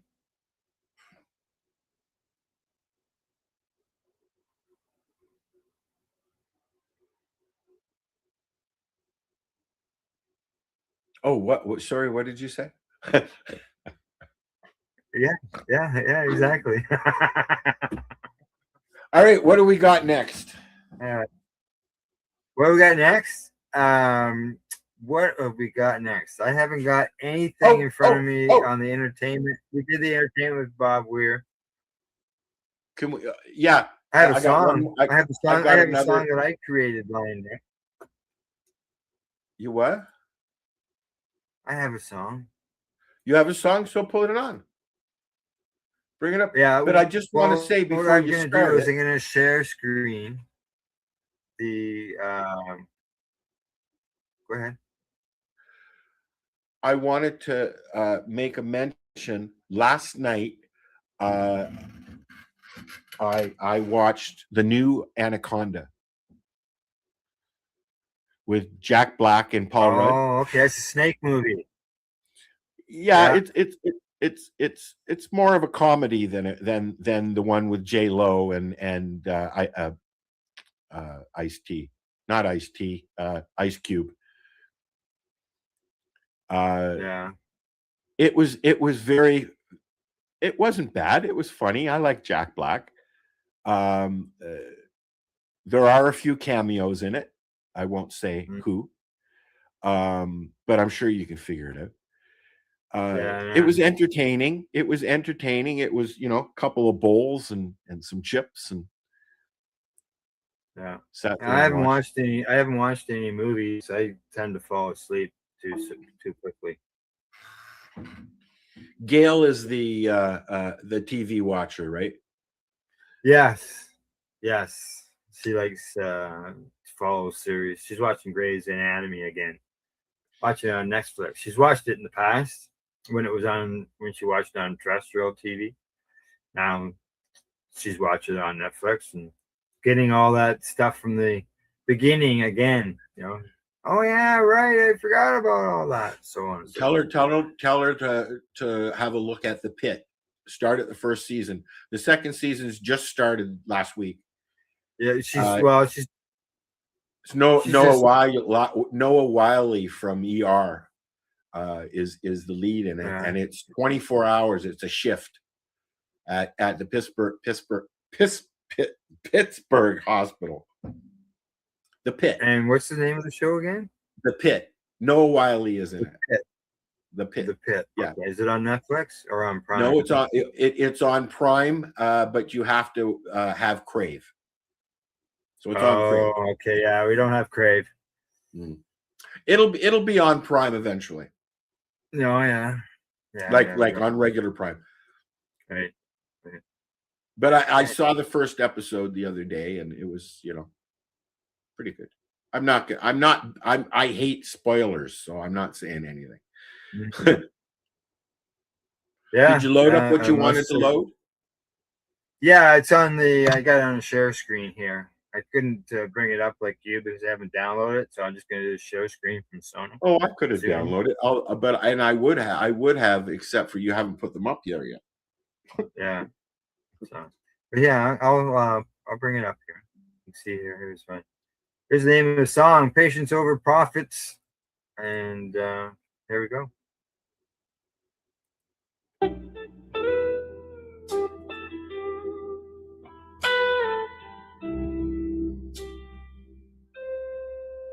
Clipboards, sneakers,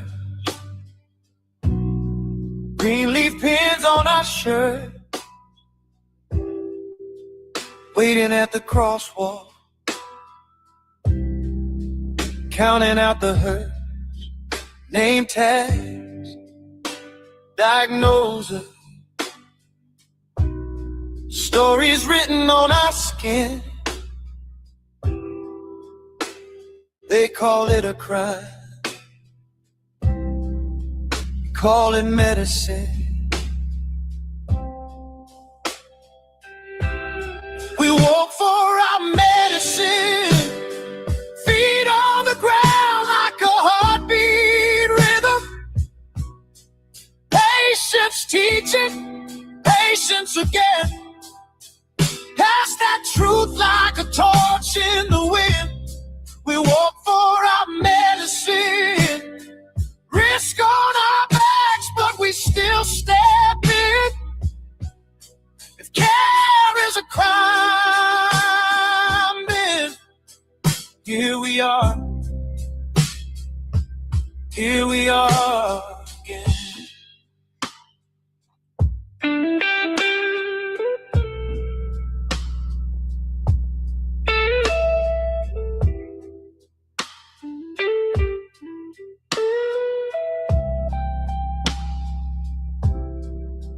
Kitchen tables, late nights, printed studies, highlighted lines,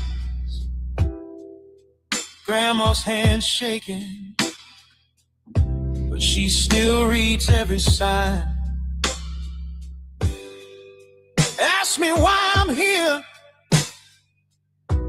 on cardboard in a grip.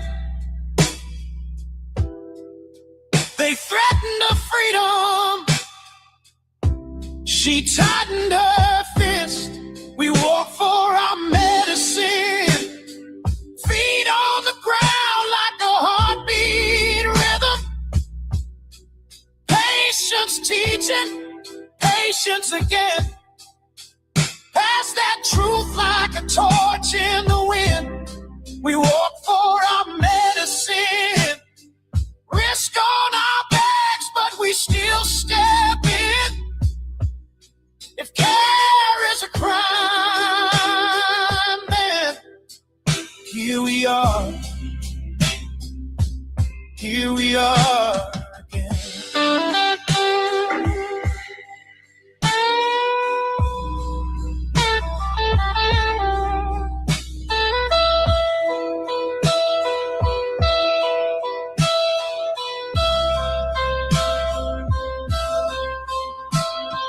Hands up, sleeves roll, scars out, stories told. Arrest us for healing. Say it loud, say it bold. White coats watching, but the waiting room's a street. We bring the clinic to the car.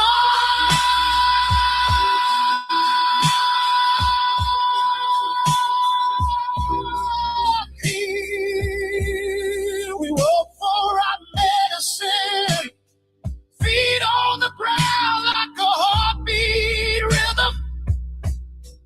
Patience teaching, patience again. Pass that truth like a torch in the wind.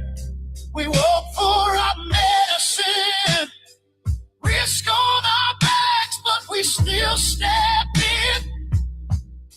If care is a crime, then here we are again.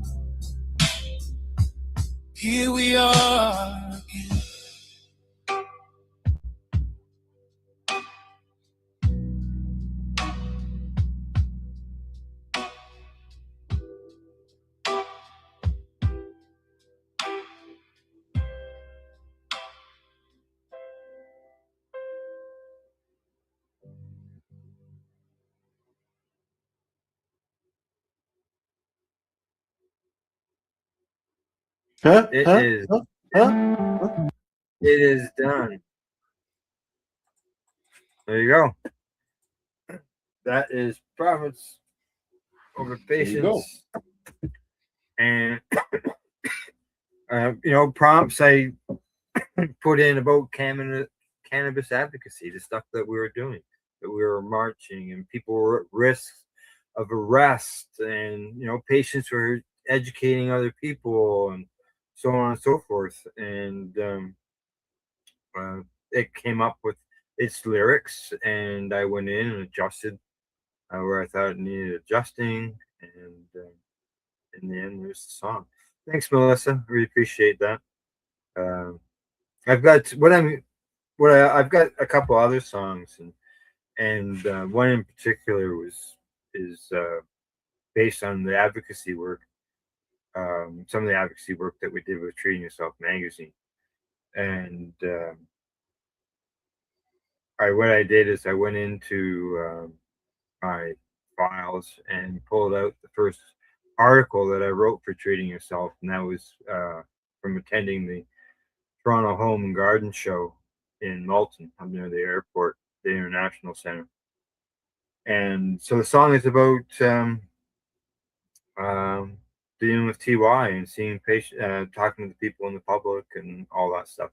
So probably what I'm going to do going forward is take more of the articles that I wrote and see what I can turn into music. Yeah. So, I write on the fly. I wrote one about Buster, which I have not played because it's a tearjerker, and my sister got really upset with me that I gave it to her in the morning. I listened to it. That was enough for me. Yeah. It was. It was. I like it. I listen to it all the time. It took me a few days to stop crying, but I mean, it's in the mix now. I'll play it eventually, but it's songwriters, and I am not a songwriter, but songwriters. Neither am I.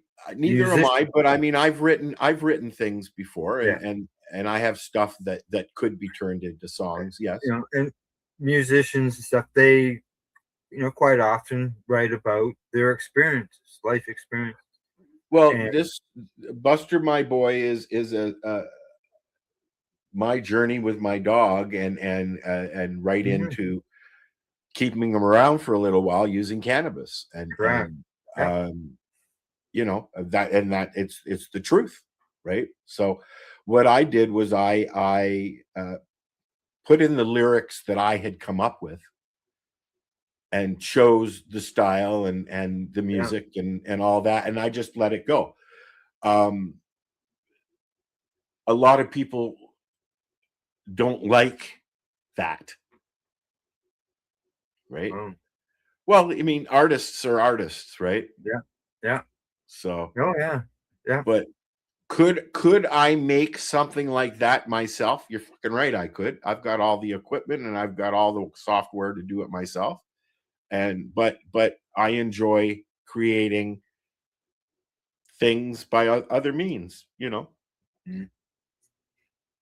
So yeah, it's all new. Eventually, we won't even be talking about it. We'll just play. Crap. Before you know it, it'll become the synthesizer. Well, not only the synthesizer, but I see on these shows like America's Got Talent stuff where loopers come on, and one person will stand there, he'll start making noise, and that gets recorded. He makes something else, that gets added to it, and he does something else, and next thing you know, it sounds like there's a band up there playing, but it's just one guy, and he's made all these noise and starts singing to it all. Ed Sheeran's made a career out of it. Yeah. Sampling, and lots of other bands have as well. Musicians use sampling all the time, and some do it very well, and some don't. I mean, like I said, I've done I've made up a lot of stuff, but most of it's crap. Yeah, I've deleted some stuff. It's like all my podcasts for the last 22 years. Some are really good and some are crap. The first ones I made, I didn't have a clue what I was doing. Yeah, And of course. I put words in the style, but I didn't put any words in the lyrics, and I made the song. And those words that I put in for the style become the song, right? I've done that. Yes. I put in lyrics when I was supposed to. You got two settings. You got simple and you got advanced. And in the advanced, you can change your instruments. You can add your instruments. You can sing along, and the instrument will play what you sing. Things like that. Yeah. But what did you say again?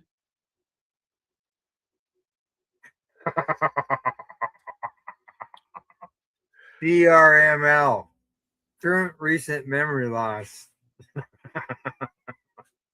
That's something that we always talk about when we were like 13. I don't. Yeah, it just goes. It goes right. It's like listeners; they just leave. Viewers, yeah, come and go. It's funny. You watch the numbers. Yeah, I can't even remember what I was saying now. We were talking about making music, but yeah, that happens. That's the shiny object over there. Sometimes is just a distraction. And next thing you know, you're driving off through the ditch. It could also be the gram of hash I've just smoked during the show, Al. Yeah, could be. Did you smoke it all? No, I haven't smoked it all. No. So almost. Yeah. I'm now dabbing some Bubba Gelato. Ooh, I like that. I've had that before. I've got that on the res. Oh yeah. No, they grew some. Then they squished it. And yeah. No, that's you gave me some of that. Probably, yes. Yeah, that's where I had it. You gave me some. When you were here. Yeah. When were you here? First week in August, I think it was. Oh. I think so. Was it? Yeah, it's end of. Okay. Yeah. Then first it week wouldn't, in have August. been, it wouldn't have been the Bubba Gelato I gave you. It was the last week of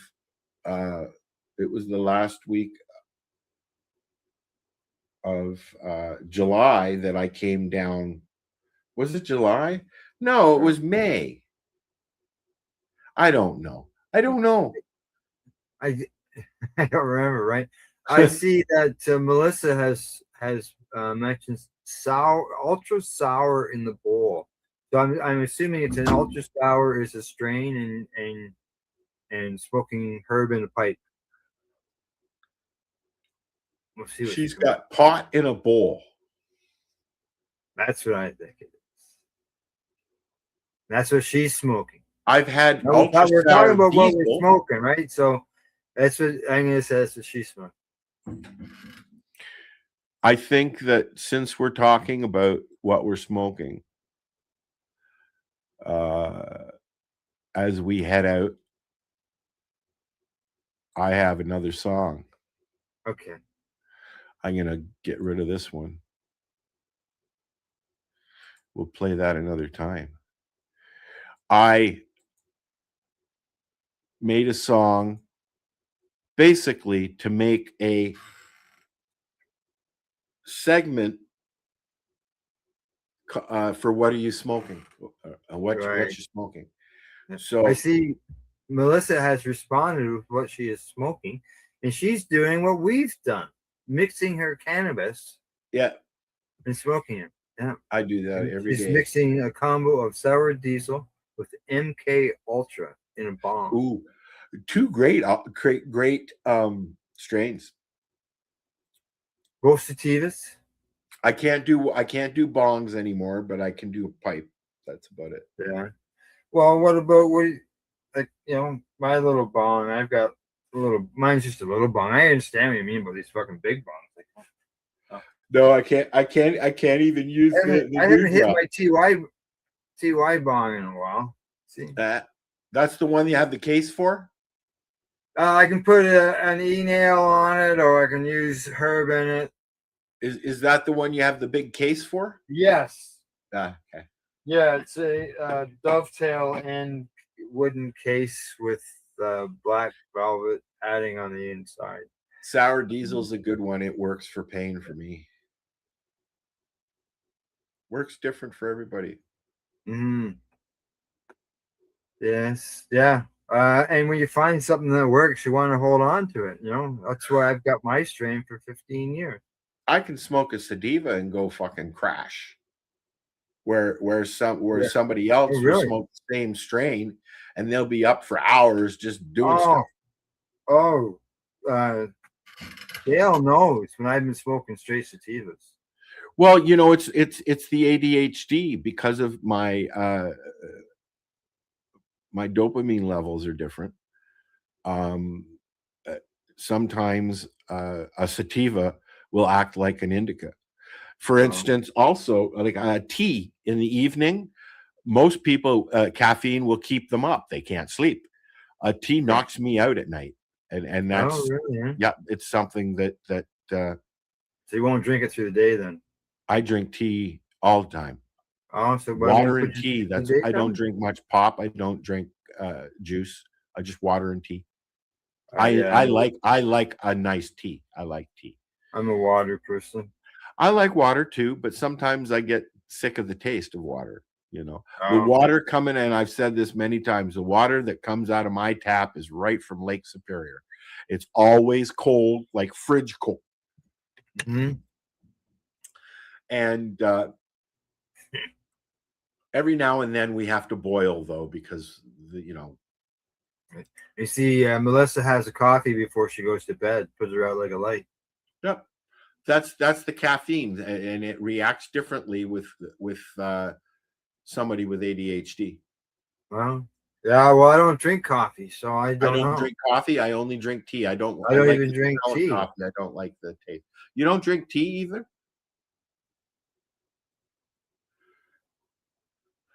You're weird, Al. No, I don't even drink tea. I drink water 95% of the time. I have a juice for breakfast. I like really cold water. And then I don't mind. Which is not good for you, apparently. Right. Room temperature, it's easier for your body to absorb. Yeah. Or warm. Well, I switched to basically straight water when I was diagnosed with my Crohn's. So, and I like one of the Crohn's groups I'm in on Facebook. Someone asked for an alternative drink that they could do that instead of an energy drink, and I said water. I won't drink water. A lot of people agreed with me because there's nothing there that's gonna. No, I don't like the energy drinks. They are drinking. If you enjoy drinking bull piss, you go right ahead. And another thing, I'm getting sick of that fucking Red Bull commercial. Red Bull gives you wings. Yeah, you're fucking right. It's gonna put you in the goddamn grave. Well, something that's advertising that's getting you stoned or high, wired out, let's say, on caffeine, that you can just buy in the grocery store or at the gas station, the little label on it that's warning you, and you can't buy CBD products at a pharmacy now because they dropped the regulatory process. Yep. So blow up your heart for sure. That's right, Melissa. Yeah. I've never had one, but I know the kids drink them up here all the time. The Monster drinks and all that, and I'm like, Monster. There's something called Energy Star, a little weed, little weed the one. Closest I will get to is a Gatorade. Yeah, Gatorade, and which is usually when I'm going through a colonoscopy. Powerade Yeah. and Gatorade, because they want you to drink those to keep your electrolytes up while you're going through that process of dumping your guts. Really, the only Your time body. the only thing I was allowed to drink was fucking apple juice and water. Well, They gave me shit when I went because I had an orange juice. When I went for surgery for my shoulder, I showed up. I hadn't had anything to eat. I had an orange juice, a pulp-free orange juice. And they hummed and hawed after I told them that. The doctor got really pissy with me and hummed and hawed and you're not supposed to have anything, he said. I said, it said right in the leaflet I could have juice. He said, yes, apple juice. It said juice. this says juice, yeah. This says juice. So I had juice. I'm diabetic. I needed juice. Then they left me sitting there for 3 hours while they fucking talked about it and made a decision whether or not they were going to actually do the surgery, because now I had stuff in my stomach. Right. Yeah. They did do it. And I didn't throw up. I didn't gag. I didn't die. Yeah. Well, I know for several years, my paperwork from my specialist, he allowed me to drink Ensure. So Really? that helped. That helped with the nutrition that you're missing from not being able to eat. So yeah. Now I see Melissa's commented again. She says that she used a caffeine supplement and didn't sleep for 3 days. So would a caffeine supplement be different than drinking the coffee? Because no, coffee puts it. Yeah, coffee. She says coffee and a puff puts it to bed before. Yeah. Caffeine. I know. I've tried those. Yeah. You know, water. Good old H2O. Yes, water. In my case, Lake Superior water. Mine's out of the well. Mine comes out of the ground here. Mine comes out of the ground too, but it's via the lake. No, just straight old water. Comes out of the ground, out of the well. It's hard water, so we have a softener here. Truck stops have a lot of those, Melissa. They have a lot of different supplements you can get. You go into the truck stop. Yeah. For the drivers. Yeah. All right. You got anything else you want to discuss, or are we discussed out for this week? I think we're discussed out this week, and we should listen to this song, and I should go and have a nap. All right. So once the song is done, I will end the broadcast. All righty, and we will see you next week. Enjoy. All right. See you next week. Bye-bye. See you, Melissa. Thanks for participating.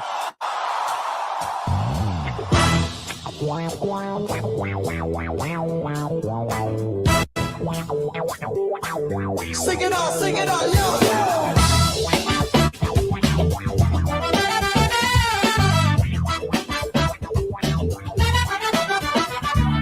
Ashtray halo on the coffee table.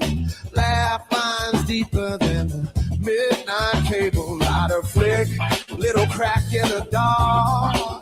You pass that grin, I catch that spark. What are you smoking? What are you smoking? Got that grin so wide, slow motion. What are you smoking? What are you smoking? Whole room sways like a slow blue ocean.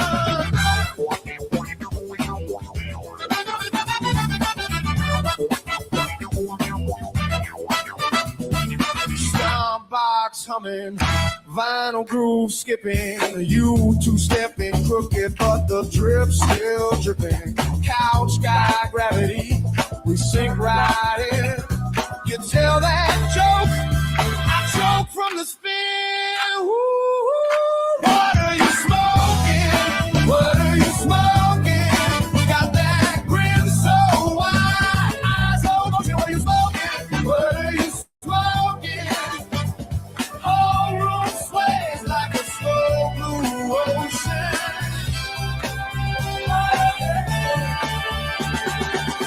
You roll that trouble up nice and easy. Talk big plans with your socked up feet. Same old stories, brand new side. Same four walls, whole world inside.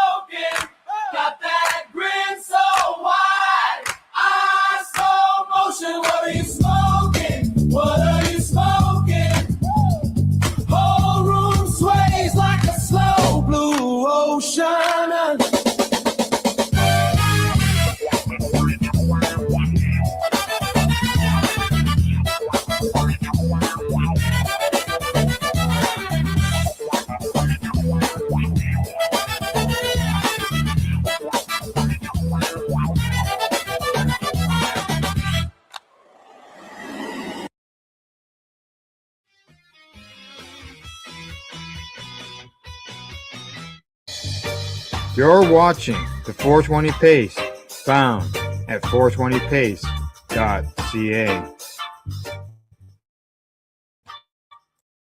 Rerolled Saturdays. Check it out. Nothing but non-stop cannabis and psychedelic programming. Find 420pace.ca.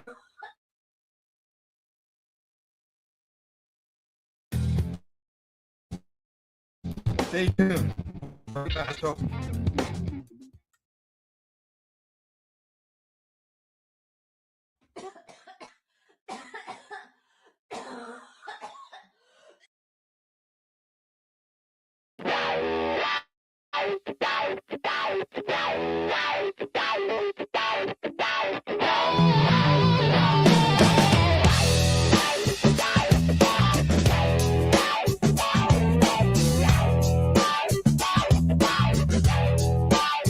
Used to wake up stuck in grayscale. Same four walls, same still air.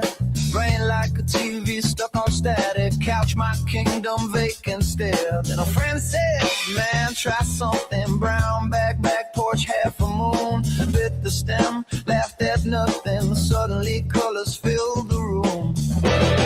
Weed and mushrooms made my depression walk out the door. Left its keys on the table. Said I don't live here anymore. I shook hands with all my monsters and watched them melt right into the floor.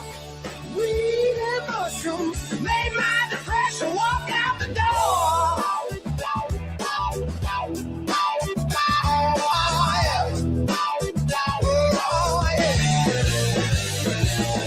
Heartbeat drumming in my ribcage. Floorboards breathing with my feet.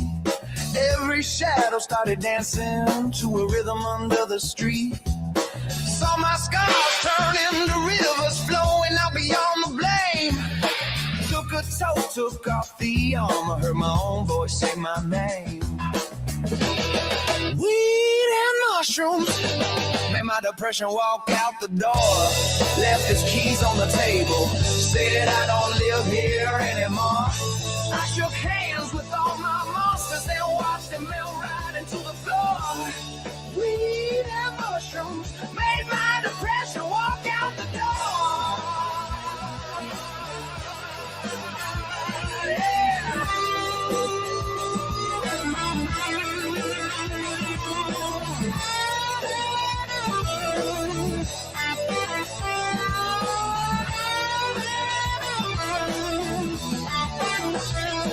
Yeah, I talked with the ceiling. Said I've been down here too long. Then the lamp turned to a lighthouse, flashing out a four-note song. Oh, yeah. I was barefoot in the backyard, every heartbeat on the one. Laughed so hard I broke the handcuffs, felt my body weight like lead.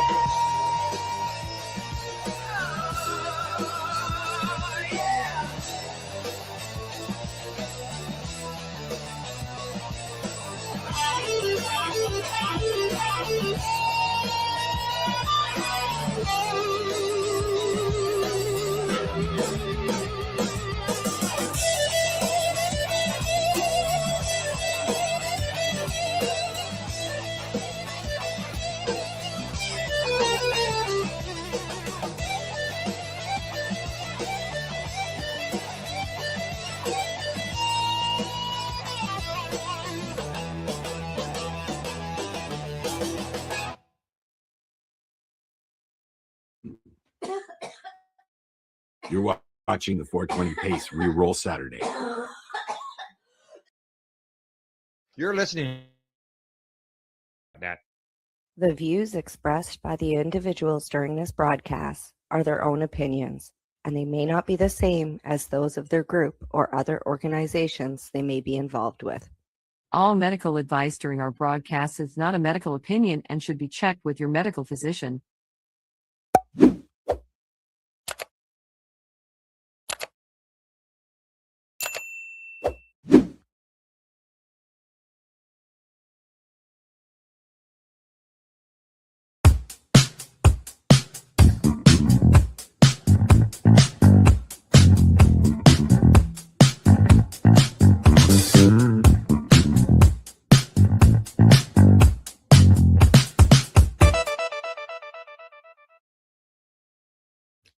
Good day and welcome to the Mushy Moment for Tuesday, January 13th, 2026.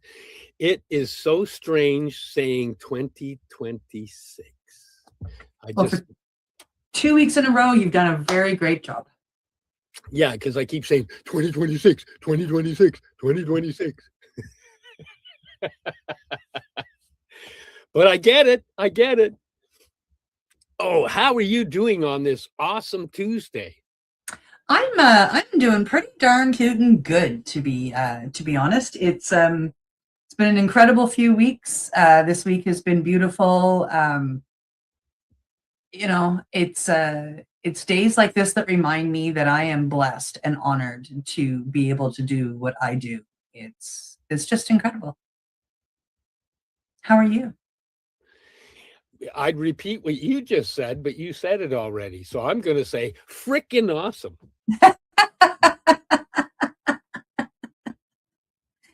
So after today, you'll be taking a couple of weeks off, and we might have a live one or a recorded one in there with Steve and I, but if not, we are going to play a couple of reruns because on Monday, you're taking off for Mexico. I am flying down to Mexico for 10 days. I'm going to go to Tepoztlan. I'm going to say hi to Gareth and my buddy Alex down there. And hopefully go get a cacao from the place that you've recommended, which was? Oh, it's just called the Cacao Cafe. It's such a beautiful place. And actually up the road from the Cacao Cafe is one of my favorite cannabis dispensaries in Tepoztlan, just so you know. Well, we just may visit. You never know. Yeah, For Tepoztlan sure is a beautiful area. What's that? For sure, I'll get a cacao. Oh, for sure, you'll get a cacao. Absolutely. It's a beautiful little town. You're going to absolutely love it there. I recommend it to so many people every day. I spent 3 weeks there, and I would desperately love to go back and just spend more time there. As of the rest of Mexico, it's just beautiful, absolutely gorgeous. And hopefully you'll be there and on the weekend and get to partake of the beautiful market that is part of Tepoztlan. It's just an incredible area. I know you're going to fall in love when you're down there. And give Gareth a big, big, big, huge, massive hug for me. I miss that man. I will. Yeah. I'll even give one to Blair for you. Oh yes, and Millie, sweet, sweet, sweet Millie. Yeah. I'll be cuddling Millie up like she's Chica. I'll be missing Chica. Come on, baby. Oh yeah. Millie will be your replacement. I don't know you. She's awesome. And then I'm going off to the mountains to go to Huatla de Jimenez, the home of Maria Sabina, to do a couple of journeys with a traditional facilitator. I'll say more later. I don't actually know much about it. This has been gifted to me, and I'm just leaving it sitting in the gift basket for now to be completely surprised. I think that's amazing. I think that's awesome. It's beautiful that your friend is bringing you down to visit her in what's now her home, and you get to go do those things that we love. I think that's just absolutely spectacular. I'm so excited for you. And, you're going to Tepoztlan. It's taking every ounce of willpower I have to not make my way out to BC and hide in your suitcase. It's okay. I'll send you videos. Yeah, I know. Look what you're missing. Yeah. Yeah. Oh my. Oh well. Just to share some exciting things that are going on here in Nova Scotia. A few, probably about what, 2 months ago, a month and a half ago, I had the honor of being part of a speaker series here in Nova Scotia with the Nova Scotia Psychedelic Society. It was a lot of fun, very nerve-wracking, and actually very healing because, you know, it brought me back to the triggers going back to my childhood of the fear, which is going to lead into our guest, but I want to tell this whole story. The fear that I used to feel as a child when we had to get up and speak in front of class or read in front of class, or we had that class of, you know, when they taught you how to speak in front of class, you know, and you had to like make a speech and do cue cards and the whole thing. Oh my God, I used to get the heebie-jeebies. So in my adult life, as I've been offered different times to speak, I would grab them, and I flailed at them almost every time. And so when I was asked to go speaking this time, it was very healing for me. I got up and I did a pretty damn good job. Thank you very much.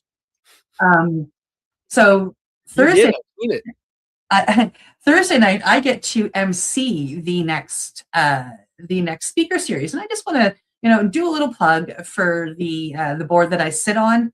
Of course, I sit on the board of the Nova Scotia Psychedelic Society, and Thursday night we are hosting Michael Garrison, who is coming to speak about psychedelics and palliative care here in Canada. He is a palliative care nurse, and he just finished the which program did he take? He took the Vital psychedelic facilitator program, and he's really excited to see how the two can meld together and how he can help people in palliative care with psychedelics. So he's giving a wonderful talk on Thursday night.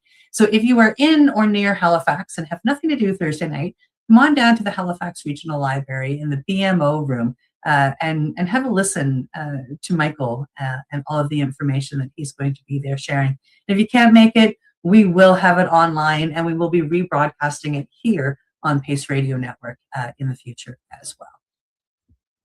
Be there or be square. Yeah. But going back to fear, a number of months ago, last summer, I had the opportunity to go study with two of the most amazing humans I've met. I get them right up there with Blair and Gareth, to be honest. The love and the compassion that these folks have while being there to support somebody in ceremony. So I had the honor of going to learn how to serve the beautiful medicine of Kambo. They gifted me with this honor. And part of the honor is you have to sit in a ceremony where you do, Kambo frequently in one ceremony. I believe they call it a 3x3. It's part of the learning and part of the graduation and the practicum.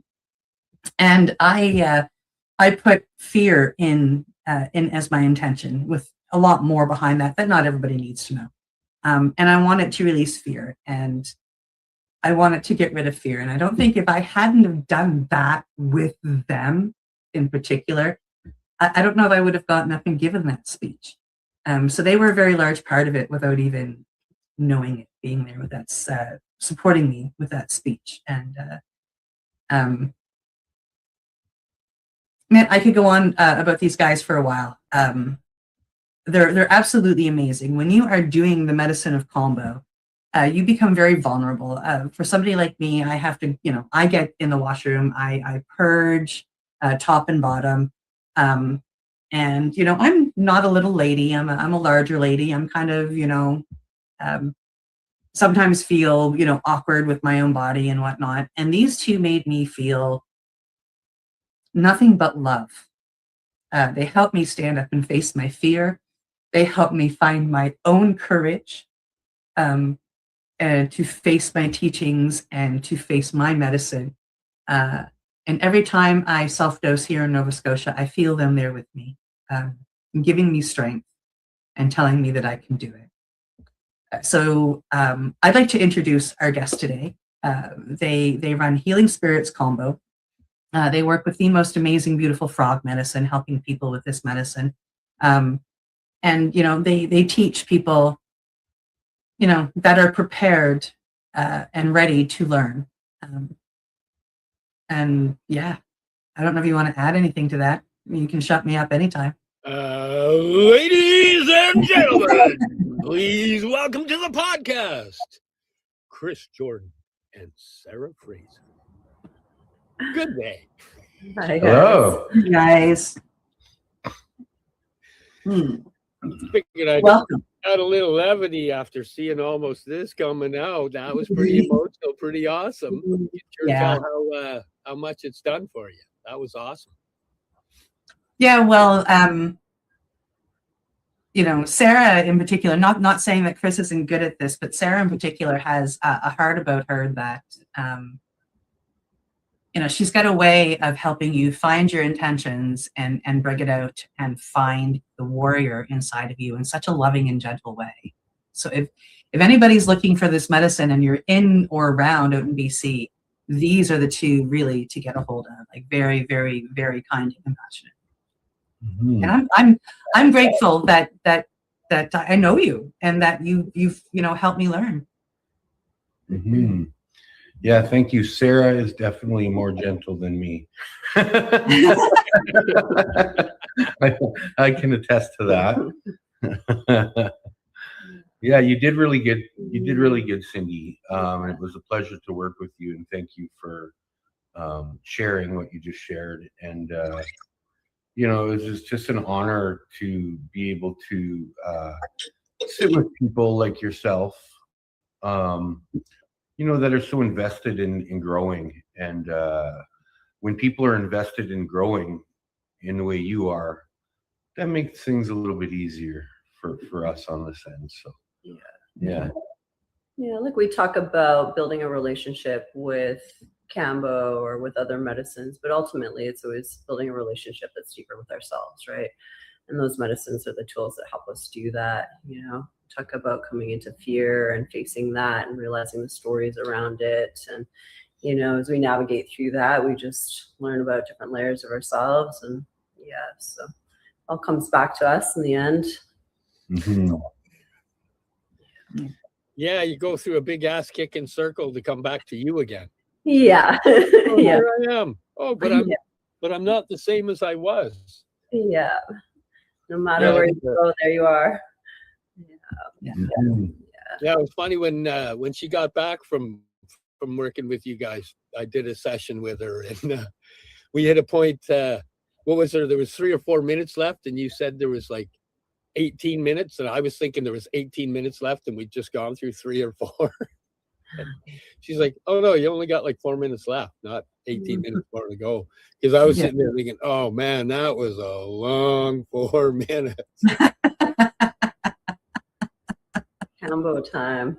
Cambo time. Yeah. Sometimes it's fast, but many times it's really slow.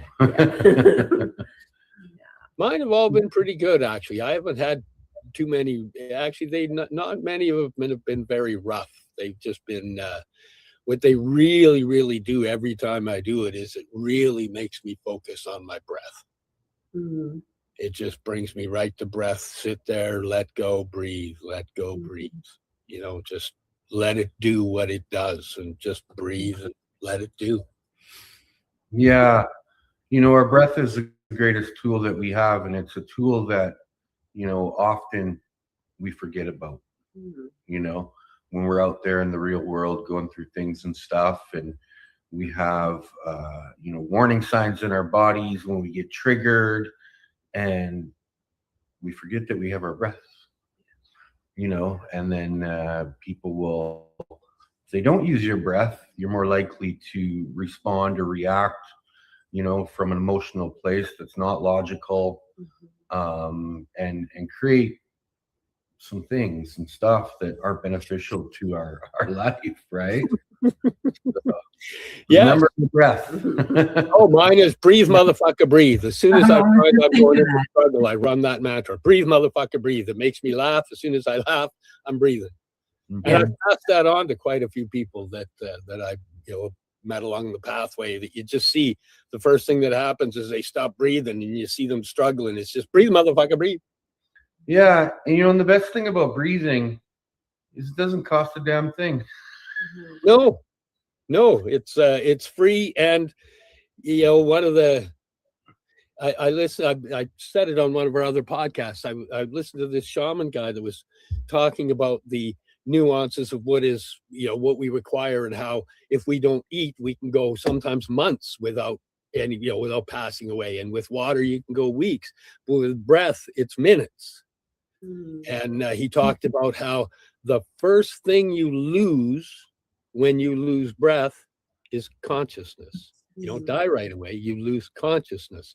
And in that aspect, it's like, oh, because it's our connection to consciousness.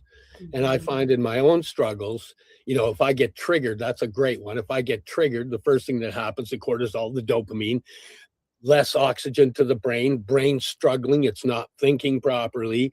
And, it's like I'm starting to recognize my pattern, or I've been able to observe my pattern. And I immediately, that's where I go, breathe, motherfucker, breathe.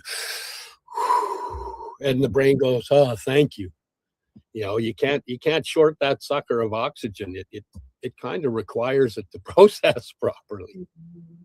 Kind of. to say it lightly, yeah. Yeah. Yeah. So you guys were saying that you're getting ready to run a retreat soon. Yeah. We got another ayahuasca retreat coming up at the end of the month. We're not the facilitators in that retreat, no. But we are helpers and organizers and the cooks and the cleaners. Yeah, and, we wear a lot of hats. Mhm. We often offer Cambo during those ceremony weekends as well, to those that want to sit with it early in the day before sitting with the ayahuasca in the evening. So, yeah. Mhm. Busy weekends.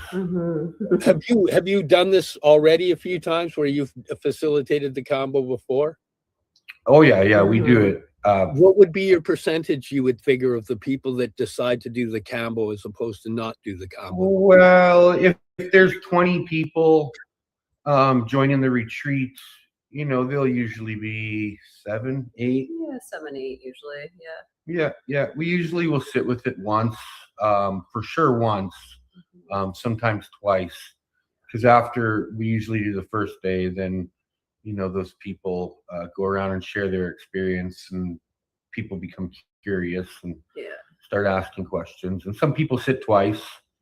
Yeah, it varies. Definitely varies, but yeah, it's a big weekend with the Aya, to add the Cambo in, but there's definitely a lot of repeat community coming back, and some people just really feel like the Cambo opens them up a lot for a deeper experience with the ayahuascas. So, they'll often be regulars and sit 1 or 2 days on those retreat weekends, which is really nice. So, yeah. When I was down in Puerto Morelos, I went to a place that was facilitating ayahuasca, and I did 5 journeys in 6 weeks there. But about halfway through, people started talking about having gone and done combo, and that was the first time I'd ever heard of it, actually. Yeah. And the ones that did spoke positively about the rest of their journeys that they did. Like, you could tell that it made a difference in the journey. Kind of why when Cindy said, "Hey, I'm going out to do combo out in Ontario," there, was like, "Huh? What are you here? Huh?" These medicines definitely works. Yeah, sorry. The spirits of these medicines definitely work synergistically together. We get a guy that comes to our retreats sometime who feels like it should be mandatory. Yeah. It's similar to when somebody really follows the diet properly too. It's just removing toxicity and having the body be an open channel. Cambo, synergizes with that as well, and just helps to open the body up a lot more. So yeah, it's well, it definitely helps to purge a lot of stuff. Yeah. I didn't purge puking or through the butt way, but man, I sweated like crazy. My very first round was like, ooh-wee. And this energy. I was just listening to myself speak. There was just, and it wasn't for anybody else because it wasn't loud. It was just There was a lot of purging that needed to come out. I guess stuff rattling in here that needed to come out and go in here to be organized. But it made a huge difference in my life. Yeah. Yeah, that was the weekend that we spent a weekend in Ontario and did the 3-day purge with combo, and we did Sononga ahead of combo each day, and then we were offered Hape while we were in combo. Steve did Hape in combo. I didn't. I waited until after. So when he sat with Hape during his ceremony, I sat with it so I was an hour after my combo. And it was incredible. I asked the medicine for an introduction, and it gave me an introduction. The first day was very much like most of Steve's trips for me. The second day, I was so very politely purged, vomited, top purged once, and it was just very gentle and very kind. And then day three, I got my education. I don't think I could, I could sweat. I never thought that I could sweat that much. I'm pretty sure I left a lake on the floor from the sweat. And it's when I was introduced to my favorite position on combo, which is in the bathroom on the toilet with a bucket on my lap. And I loved having the cold wall, and it was that's been my trip ever since. I don't think I've had. I think I've had 2 times that I haven't ended up heavily purging. Now I've been, serving combo since you guys taught me, since I got home. I've actually been quite busy with that particular medicine, which has been, again, an honor and a blessing. And I'm enjoying creating my own stats in my head and observing and learning from my participants that, of all the different ways that people can purge. And the lessons have been absolutely wonderful. And I think of you guys almost every time that I serve. I mean, I even had somebody who passes out, and she passed out for me so graciously. So I was able to learn how to keep her sat up and, help her and wake her up, and how to stay calm while I'm helping her. And without your teachings, I never would have done that. Yeah, that's a big part of it. Just feeling confident, to maintain safety practices for all your clients. And there's a lot of different potentials and scenarios that can happen with Cambo. So the training aspect of it, the most important part is, getting the safety factors dialed in and the understanding of that. Yeah, and then we see different scenarios while we're, on the field, so to speak, right? We can practice and we can go through the training and stuff, but we have to always be open to still learning, and we learn a lot sitting with people. Definitely learn a lot, because that's where the practice comes into play. Yeah. Good. One of the biggest miracles you guys have encountered since you've started working with the medicine. Oh man. So we've expanded quite a bit outside of Cambo, but with Cambo in this. And so we've been working with people that have addiction struggles. And we have a program that we've recently started, and we call it Full Spectrum Recovery. Recovery is something that, I guess, what's offered out there in the world when you go to the detox centers and the rehabs and stuff, is abstinent, how to stay clean, how to stay clean and sober.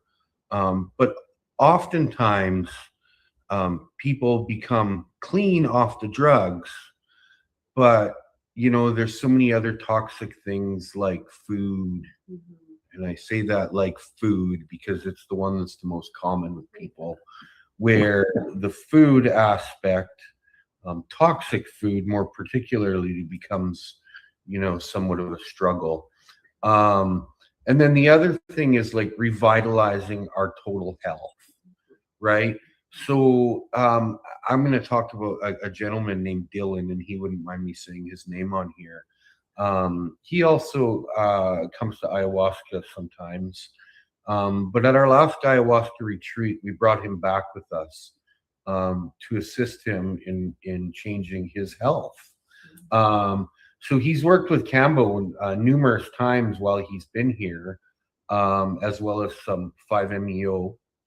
And we've taught him how to eat in a way that's going to be more beneficial to his health. And then we've taught him how to, it's more Sarah than me, but I'll say we, weight train, you know, and just totally like recover everything to do with his health. He came to us, he was weighing almost 250 pounds. Yeah, so blood sugar dysregulation, you know, sitting on the cusp of could be a type 2 diabetes candidate, you know, muscle to body fat ratio very much out of balance, so challenges there, and just a lifestyle with understanding that was perpetuating more of that, right? So to come and take somebody, you know, post ceremony and be able to guide them while they're in that space where their brain's really pliable and ready for new programming was just, you know, beautiful and perfect timing, so synergistic. And we were able to teach these major lifestyle changes, you know, to somebody who, you know, kudos to him because he really leaned into it and stepped up to the challenges that we would present. You know, there was big shifts and changes from what he would normally eat to what he was going to eat. And he always, you know, leaned into it and, you know, definitely got the benefits from it. So, yeah. Yeah, when he left last weekend, like he was down 49 pounds. Yeah, muscle tissue gone up. Eyes clear, skin bright, just looking really healthy. And, you know, he had, I think, nearly 95 days the day he went into his job clean, clear, sober, longest he'd been sober since he was about 13 years old. That's huge. Yeah. Yeah. So. Yeah. And each time he sat with the medicine, like, you know, you can see there was even more shifts and changes in him, you know. Yeah. You know, but he's integrating it. He's actually integrating it. The important part. Yeah. I mean, healing is one thing, right? But then are we gonna, you know, stay in our lifestyle, get in a better lifestyle, adopt a better lifestyle? You know, I was thinking about this morning. I see it all the time.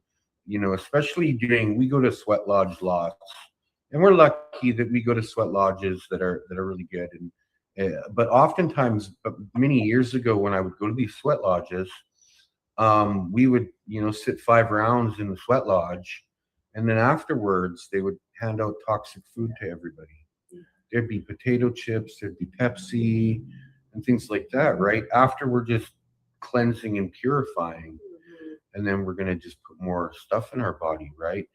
So yeah, there's so many aspects of health that I feel people are missing, and it's not their fault. They're just doing what they were following, what they've been taught over the years. You know, we're lucky, especially in the ayahuasca community, that we're so blessed to be in. You know, the whole weekend we're there is all about, you know, keeping our bodies clean. You know, we stick with the ayahuasca diet. We don't go outside of that in any way, shape, or form. But if people can really bring that lifestyle aspect into their healing journey, you know, more shifts and changes definitely happen in profound ways. It's almost like they accelerate. Yeah. Yeah, it's like the difference between going on a diet and finding a lifestyle, right? So it's like we can do some things that help us for a period of time, but if it's not sustainable, it's not successful, right? So like the goal, the objective is to lead people into lifestyle changes that are going to last. This is not, we're doing it for a period of time. This is something that we're going to continue. And as we go along, we're going to expand on it, right? Bite-sized pieces, accumulating more and more things as we go to help support that. major shift and change in lifestyle. So yeah. Which is that's what part of the biggest part of integration is integrating it into your lifestyle and making it become a part of who you are and where you're going. That's it's been the hardest part for me because I do that, grab it for a little while and drop it, grab it for a little while, drop it. But, as I've taken the time to integrate. But I'm getting pointed at that we're at the 30-minute mark. The 30-minute mark. And it's time for us to take a station break. So we'll be right back after this station break. Hang with us. You're listening to the Pace Radio Network here at paceradio.net. Camelford Lifestyle Shop, open Monday to Friday from 10 till 7 p.m. or by chance. Check out our flags, our t-shirts, plus our hats, and look of that supply of rolling papers, plus much more. We've got bongs and your favorite herbal vaporizers. Look at all the incense we have, as well as for those who collect knives, check out these knives in our collection. And while you're here, stop in to see Shay at the piercing room, where you can get poked by Shay. Daily deals, check them out. Camelford Lifestyle Shop, 17 Bridge Street West, Camelford, Ontario.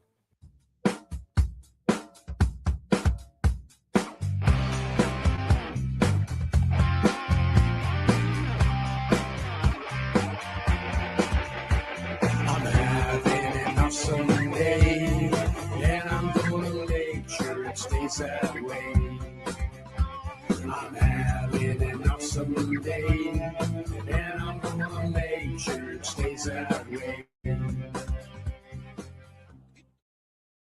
Limestone City Hydroponics is Kingston, Ontario's hydroponics shop. Take your growing to the next level and create the optimal environment with a tent kit, or maximize your yield with an ebb and flow flood table kit. Either way, Limestone City Hydroponics has more sizes and options to fit your needs. Are you looking for the power of the sun that adapts to your budget? Then look no further, as they have professional grow lighting. They have indoor grow systems that are easy and cost effective, with many options to fit your living space and lifestyle. Cultivate your growing potential. We have everything you need to succeed. And if you can't make it to the store, they offer local delivery to the greater Kingston area. Remember, when you're looking for experts to help you grow, then look no further than the locally owned Limestone City Hydroponics, 105 Sunderland Drive in Kingston, Ontario. Call them at 613-548-0420.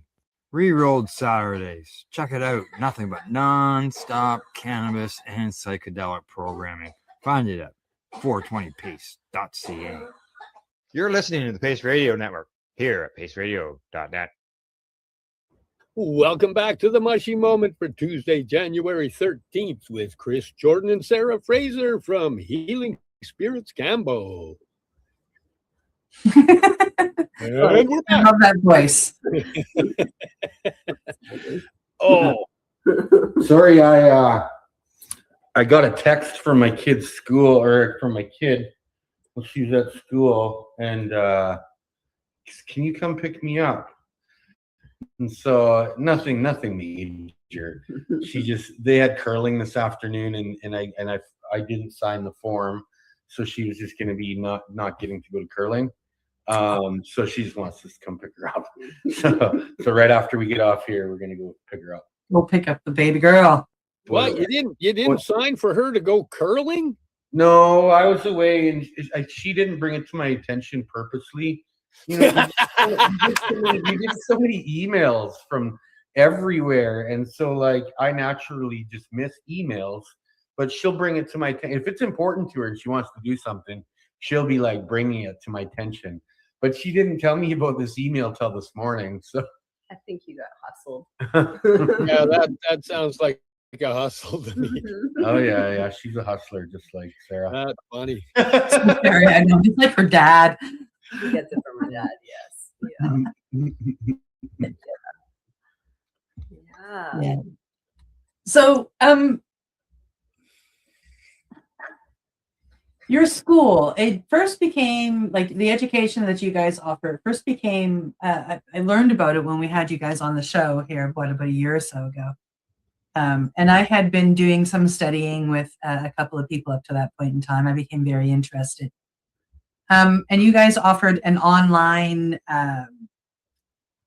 self-facilitation course. Do you have any more of those coming up?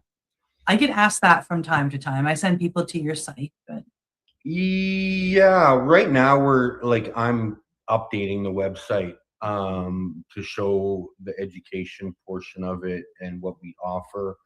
And yes, we will have one coming up soon. I imagine March, probably. Yeah. I imagine March. It's a 3-day self-dose course. We like people to have a sitter, especially for the last day when they do their self-dose. They'll do the self-dose on video. So we'll go over the books that we created the first 2 days and, do some It's a hands-on. It's very hands-on. Yeah, it's very hands-on. Yeah, there's a We do some hands-on stuff for the first 2 days. About, how many hours? 5 hours each day. 5 hours each day. 5 hours each day. And then the third day, they do their self-dose in the morning with the sitter. They record it, send us the videos, and then we connect later on that day and go over their self-dose. Yeah, it was a really cool format, actually. It was nice to connect with people that way in that space, and everybody's kind of comfy at their own home or wherever they choose to set up for it. Yeah, I like that aspect. Yeah, so March. How many people have you had come through so far in doing it? The online aspect, like how many have you done, and how many? We've only done the one so far. Yeah. And it's we put it out on social media, just to kind of see. Again, like I said, I'm behind on the website. That's sort of my project, and trying to juggle and balance everything in. But just being in that place of trust and surrender, like things are unfolding as they're supposed to unfold. And we get people reaching out to us all the time. It's just a matter of balancing it and fitting it in. So we were just talking about that a couple of weeks ago about setting up dates for the next course. Yeah, I think we're more planned this year ahead than ever before. Wow. Scheduled out. Yeah, well, we don't just accept anybody, right? So we want people to have experience and have already created a relationship with the medicine by sitting with it, Yeah, and then that would be the self-dose course would usually be the first step before a practitioner course, especially if they've only sat one time, right, or 2 times, right? And it's not something that we're gonna just like I did with you, Cindy. Is I had an interview with you or get talk to make sure that it's the right thing to do, right? Yep. Safety is always the number one priority. Yeah.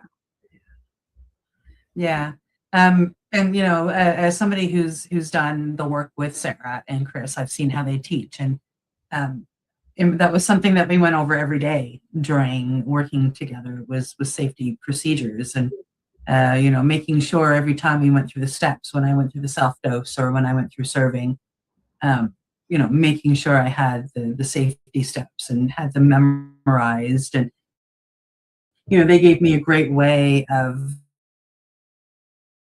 following myself as I serve somebody. And it's nice to have those notes and have something to reflect back to make sure that when you are in service to somebody, you really have it down pat. Yeah, we make the cue cards. The cue cards, they rock. Yeah. And because I did end up with everybody I served, I had to reach out to Chris and Sarah the other day because I served somebody who did something that I wasn't expecting at all. And just to give Chris some kudos there, he knew exactly what was up. Oh, that happened. this is the issue. And, you know, I found out that, you know, he hit the nail like perfectly on the head. It was, you know, your medicine, that's for sure. Yeah. Yeah, it's experience, I guess, you know. Reps. Lots of reps, right? We've, Yeah. you know, have many applications of the medicine, probably around 850 different applications now. That was what the next question I was going to ask. Yeah, with different people. So we've seen everything. Now, when you say application, that's not amount of doses on the arm. That's just per person. No, that's just people, right? So if we had 8 people in the ceremony, that's 8 applications of the medicine. Wow. Yeah. And then that doesn't include self-dosing, which I'm probably at about, you know, 350 there. So when you say self-dosing, are you doing, like, each of you is doing your own self, or do you actually facilitate for each other when you're doing that? Well, so it's somewhat unique, right? Like before we were in each other's lives, we would just sit there like self-dose on our own, right? I'd have a sitter, or you know, if I didn't have a sitter available, I used to have other practitioners, you know, in different parts of North America that we do it online, right? And so like we always want to be safe. So when we do that online thing, you know, we let them know our address, we let them know the emergency number, and so on and so on and so on, right? But Sarah and I together, we will self-dose together. And I say self-dose because sometimes like Sarah will make my burns and stuff, and, you know, but we're sitting there in our own space, in our own ceremony, and we do the medicine at the same time.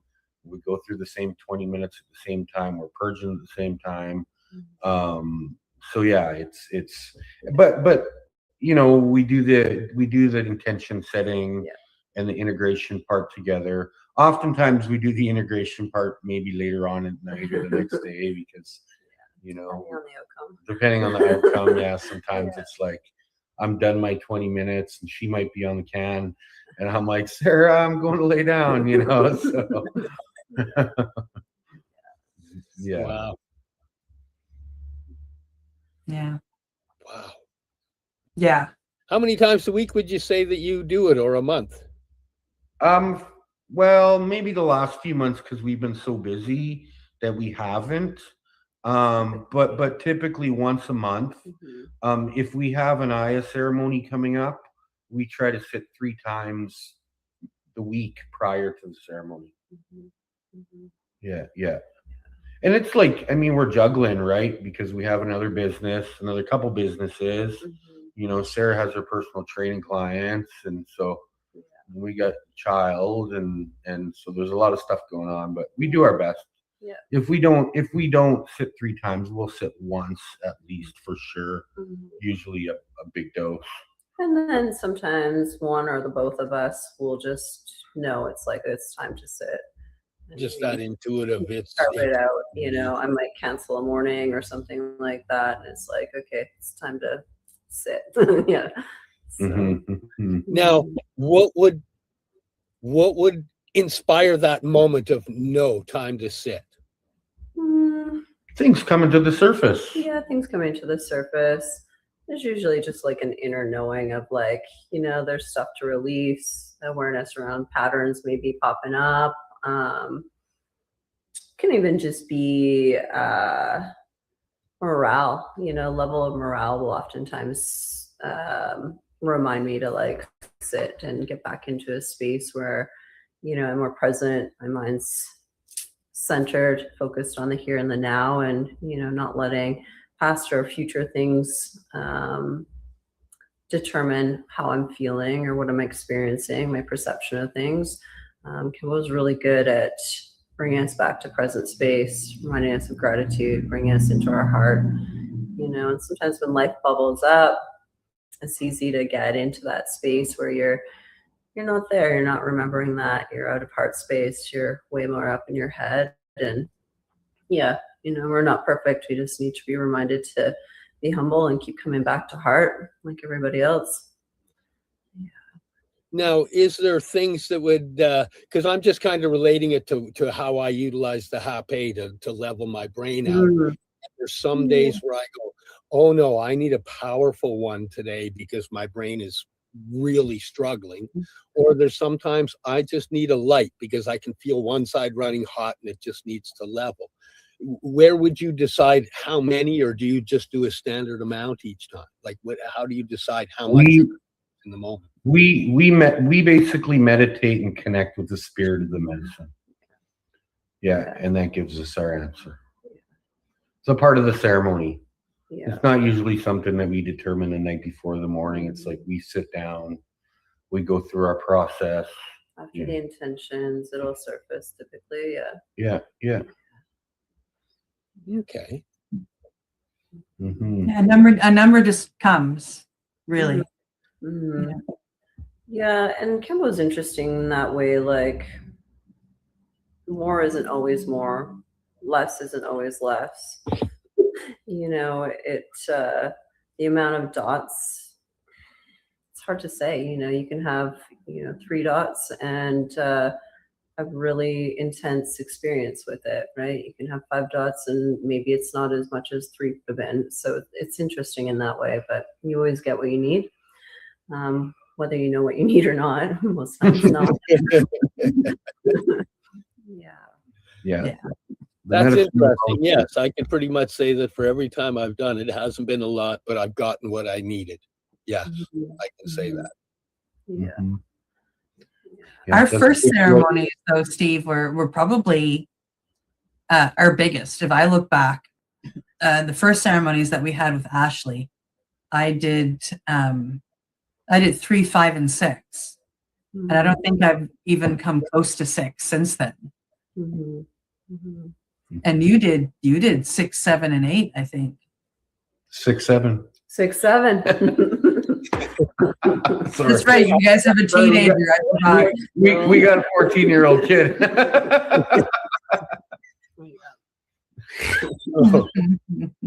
Yeah. I don't even know what the heck that is, what it means, but So 6, 7, right in the middle of between 1 and 10 type thing.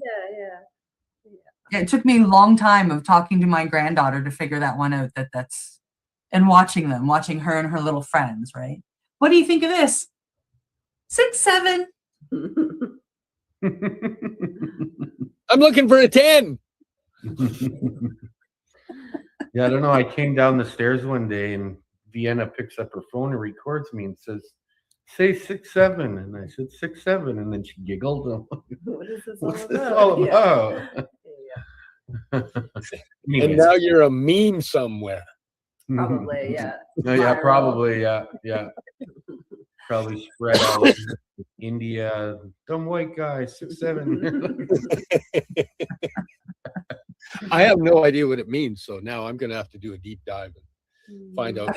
You deep dive and let us know, because I don't really know either. Anyways, back to the medicine. Sorry. Now, I notice you have a page sitting in the background. What's that page there in the background you got, Cindy? A what? Oh, Cindy. What? Down below, you have a page in the background. What is that one? Down below, I have a page. At the stage. What? Where? This one. It's up on the screen. Oh, now. this. I was looking for it behind me. Yes, this is their webpage, Healing Spirits Combo. Oh, hang on. Oh, you got it. I was going to scroll, but I can't. You got it. You try and scroll though, my friend. Here, like you keep pretending, and I'll do it. So yeah, this is with just a ton of testimonials there. A little bit about the Métis, the legend. I guess we were featured on the Doctors, or Combo was featured on the Doctors, I should say. So that's really interesting. I didn't know that. I'm gonna have to go watch that later. Yeah, watch that video. It's where I believe, if I remember correctly, they're talking about Campbell with people that are struggling with addiction symptoms. Oh, wow. So yeah, and then here you can apply for ceremony. You can send some questions if you want, and you can get in touch with Chris here, a phone number and an email, and where they travel to. There's a little bit about Chris and Sarah on here. There's some of the effects and spiritual effects, physical effects, benefits, how it works. And there they are. Aren't they beautiful? So yeah, I mean, if you're interested, I even have, if I go to here, Steve, look at this. Healingspiritcombo.com. Yeah. So you guys, if anybody is on the West Coast from Winnipeg out looking for combo, or 5-MeO or personal training, as they said, they do have other knowledge as well. Ayahuasca. Or, if you want to know where some ayahuasca is, they might be able to help. Reach out to Chris and Sarah. They're very kind and compassionate and loving people. And I have watched them work, and I have been a participant for them as well during my training with them. I highly recommend them. Absolutely. Thanks, Cindy. Yeah. Oh no, thank you guys. Mm-hmm. Yeah. I've been lucky enough to sit with a few different practitioners over my time before I met you guys and came out to learn. One of the things that I have learned through my other educations with other medicines is to have a relationship with the medicine before you even attempt to learn to serve it. And I have been taught through 5-MeO actually to, have a certain number of different practitioners having at least one full release, and have had sat so many times at minimum over a 2-year period. And that's kind of how I've approached all the medicines once I learned that. So I think it's very important to have a good deep relationship with something before you learn how to sit in service with it. Yeah. And the other thing is that my teacher Omar will say this. I remember being on a call with him, and if there was a few other participants there, and some of them were like, "Oh, I can't get any clients, and I'm struggling there." And his answer was, just keep sitting with the medicine. And the spirits of these medicines will bring the right people to us. Yeah. Self-dosing is very important. Yeah. Yeah. And I completely agree with you. I mean, I keep sitting with the medicine. I should say I agree with Omar. And the medicine in the universe will bring the right people to sit with you. And one of the things I've learned via other people that have tried to come to specifically the Maritimes and be of service is to not rely on this work for bill payments. Mm-hmm. I'm very, very lucky that I'm a veteran, and VAC gives me, a pension, and that pays the bills. So I don't have to rely on any of my medicines to get those bills paid. And because of that, I think there's less pressure both on me and on the medicines. And we're just doing it for medicine reasons. Yeah, that brings me back to just intention. If we're working with the medicine as just a way to make money, well, that's not being very intentional with the medicine.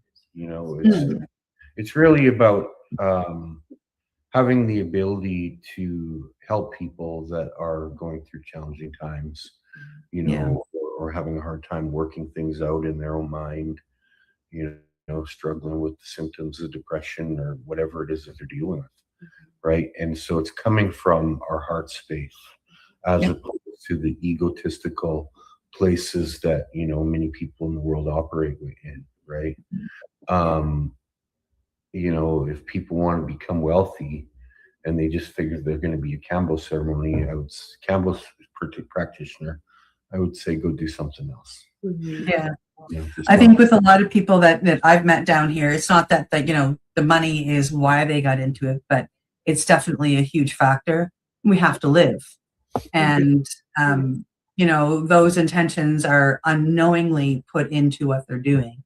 Yeah. And I've been blessed with a very special situation where I don't have to. I'm very, very lucky. Yeah. Receiving a veteran's pension, I can give nothing but my heart and soul to this medicine. Mhm. And combo has really blown my mind. I thought 5-MeO was going to be the medicine that showed up for me down here to be in service with. And I'm blowing my mind, like it's blowing my own mind, because combo has, really appeared to me here, and it's brought me a lot of people. And I'm very blessed for that. The right people too. They are. Yeah, they really are. Mm-hmm. Absolutely. It's funny that it speaks a loving language with a bit of a punch. Very much, yeah. Hey, man. I used to be a football coach, and it was a good football coach. A lot of the players really liked me, and one of the players that liked me has said, "You're good at giving us slugs, but you're also good at giving us hugs." Mm-hmm. Oh, that's good. Balance. Mm-hmm. Yeah, That's good. Yeah. Yeah, I was on when I was younger and on teams, there was no hugs. It was all slugs. Yeah. And people become like, the morale drops and it gets draining, right? So there's a good balance. There's a really good balance. Wow. Works that way. That's interesting. And yeah, Cambo brings a lot of the love in, but boy, I tell you, it is one of the rougher ones to sit through. Yeah, it keeps us humble, but it still shows us love. Yeah. That's one of the things I try to let people know, as I'm helping them or giving them data, is that the medicines, some of the medicines are really rough. People talk about, I had a really bad trip. Well, you were looking at it not from a place of love, because the data from the medicine is always delivered from a place of love. Even if it's ugly and gross to look at, it's being delivered from a place of love. And when I was first looking, I was looking from a place of trauma, which gives you a different vision. But once you understand that it's coming from a place of love, and you can see where the love is in the ass kicking, it's like, I just need to modify my concept of what love is, and two, my concept of ass kicking. Yeah, there's no such thing as a bad trip. It's just processing stuff that we need to process, things that we've avoided, and sometimes we got to relive some challenging experiences in our lives to be able to process it and get over it. Teaching us how to see the light in dark spaces, show up as light in the darker spaces, grasp it from a different perspective. Yeah, the different perspective. If your life has been looking at things on the dark side all the time, part of that medicine is saying, hey, no, there's just as much light as this is duality here. You're just looking there, and you need to start looking over here. That was the biggest change for me as I started to look into the light. It's like, there's way more light. I like it over here. And then you start walking, the medicine just goes, welcome, come this way, way. Yeah, it's a beautiful healing journey, walking out of the darkness into that light. And then when you're in there, the darkness starts pulling you a little bit more. You know? And then eventually we have this ability to live with both, and have balance, right? Yeah. Well, that is the key. Be in the balance. You don't need to be on this far end or this far end. But that pendulum, when it's been one way, it always seems to swing the other way until it comes into that balance position. Yeah. My teacher used to say too, is like, beware of those that are always spreading the light and the love, because they've avoided a lot of things. There many of them would be in a place of spiritual bypassing. Yeah. And we don't want to really sit with people that are spiritually bypassing. And it's like, I say this because I know this, because I've been there. done that. It's a part of the journey. It's a part of the process. Yeah.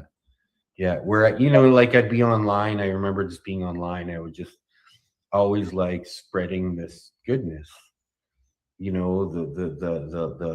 messages of light and love, and not recognizing the darkness, not recognizing the even myself, the monster from within, right? Like there's that aspect, and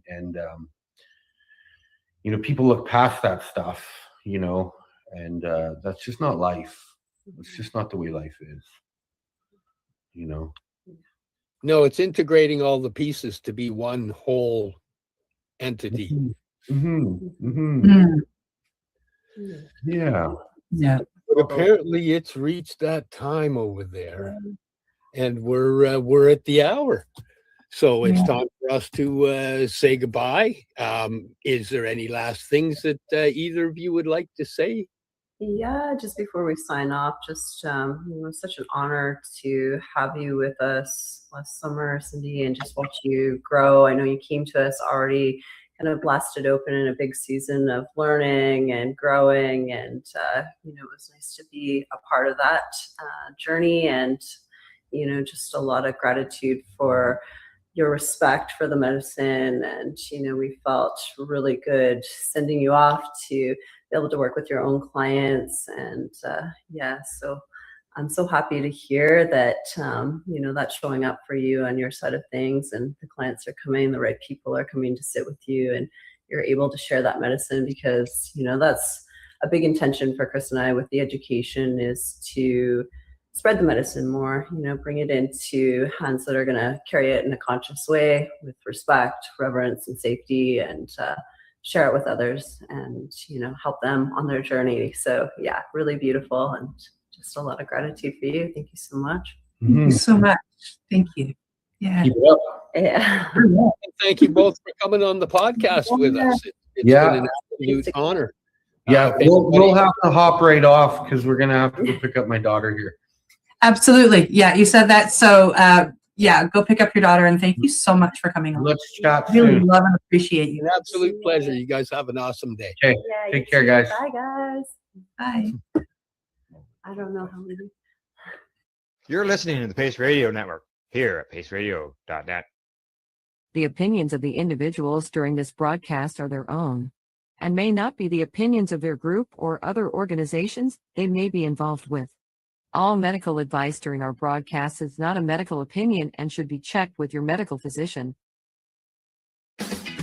Enjoy the buzz of legalization with Campbellford Lifestyle Shop. From lights to plant nutrients, books, consumption accessories, and more, we've got all your basics to grow or consume cannabis. Visit our info center or take a look at our piercing services and body jewelry, now available in-store through Campbellford Lifestyle Shop, 17 Bridge Street West, Campbellford. Limestone City Hydroponics is Kingston, Ontario's hydroponics shop. Take your growing to the next level and create the optimal environment with a tent kit, or maximize your yield with an ebb and flow flood table kit. Either way, Limestone City Hydroponics has more sizes and options to fit your needs. Are you looking for the power of the sun that adapts to your budget? Then look no further, as they have professional grow lighting. They have indoor grow systems that are easy and cost effective, with many options to fit your living space and lifestyle. Cultivate your growing potential. We have everything you need to succeed. And if you can't make it to the store, they offer local delivery to the greater Kingston area. Remember, when you're looking for experts to help you grow, then look no further than the locally owned Limestone City Hydroponics, 105 Sunderland Drive in Kingston, Ontario. Call them at 613-548-0420. We are people advocating cannabis education here at paceradio.net. You're watching the 420 Pace, found at 420pace.ca.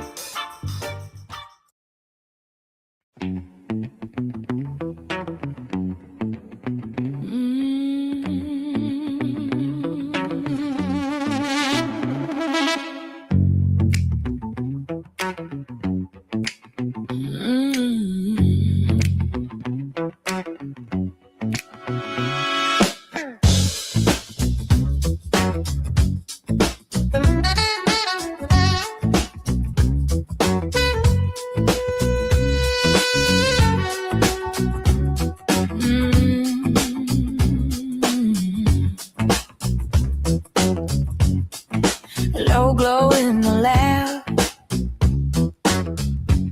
white coat, dark shades, beakers on the table,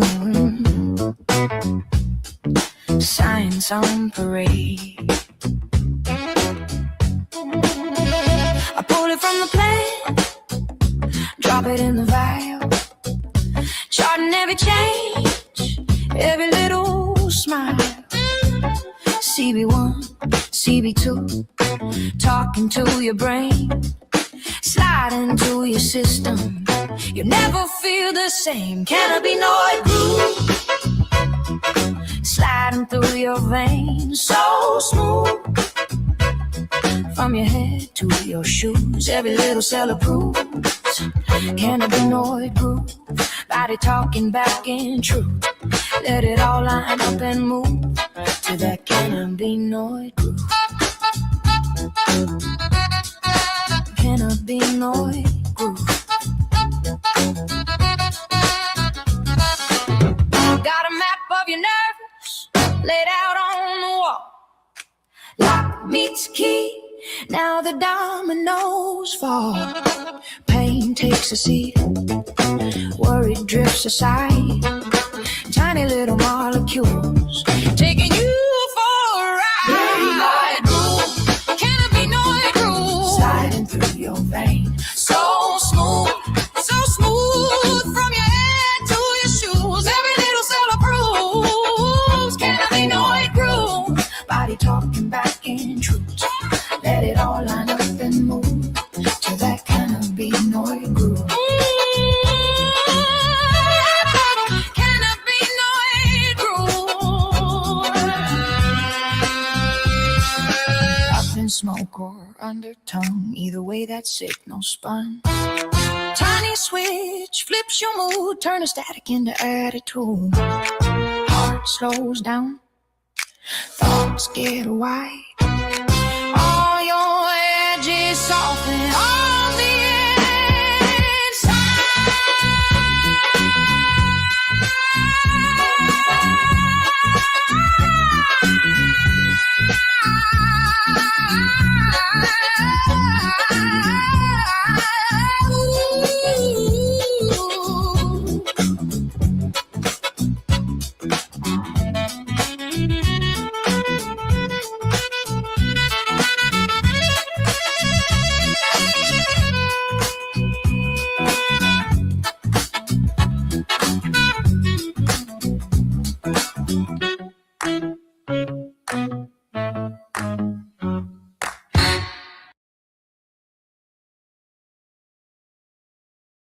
Yeah, coming to us from StratCan. Health Canada removes CBD NHP regulation proposal from forward regulatory plan. Health Canada Forward Regulatory Plan for 2025-2027 no longer includes a proposal to regulate CBD products that would not require practitioner oversight. The agency, however, maintains that it continues to recognize the importance of this work. Now, Health Canada published its Forward Regulatory Plan in 2025-27 in December 2025, outlining planned regulatory actions, including specific initiatives such as updates for natural health products and ongoing reviews. Well, the agency's previous FRPs for several years included a reference to a proposed approach to regulating health products containing CBD that would not require practitioner oversight. The latest version of the document no longer references this objective. The agency has been exploring the topic since 2018. Currently, Canadians can access CBD products through Canada's Cannabis for Medical Use program, which only allows online sales, or through non-medical recreational stores, where employees cannot discuss medical effects. A media representative of Health Canada provided these comments in response to StratCan's question regarding the regulatory approach and the commitment to a pathway for authorizing Health Canada containing CBD. Quote says, while Health Canada's Forward Regulatory Plan in 2025-2027 does not include a commitment to developing a proposed approach to the regulation of health products containing CBD that would not require practitioner oversight. The department recognizes the importance of this work. Now, Health Canada. Go sorry. ahead. No, Health go ahead. Canada published a discussion paper for consultation between March and June of 2025, exploring a regulatory pathway for the authorization of health products containing CBD that could be accessed without a prescription for human and animal use. The feedback confirmed that developing a policy and regulatory pathway would require significant and dedicated scientific, policy, and regulatory work. In this context, Health Canada is prioritizing its initiatives under the Government of Canada's Red Tape Review, including a commitment to reducing red tape for natural health products and non-prescription drugs. Canadians can still access prescription drugs containing CBD as well as medical cannabis products with the authorization of their physician, as well as non-medical cannabis products that do not make health claims through a licensed cannabis store. You're listening to the Pace Radio Network here at paceradio.net. The views expressed by the individuals during this broadcast are their own opinions, and they may not be the same as those of their group or other organizations they may be involved with. All medical advice during our broadcast is not a medical opinion and should be checked with your medical physician.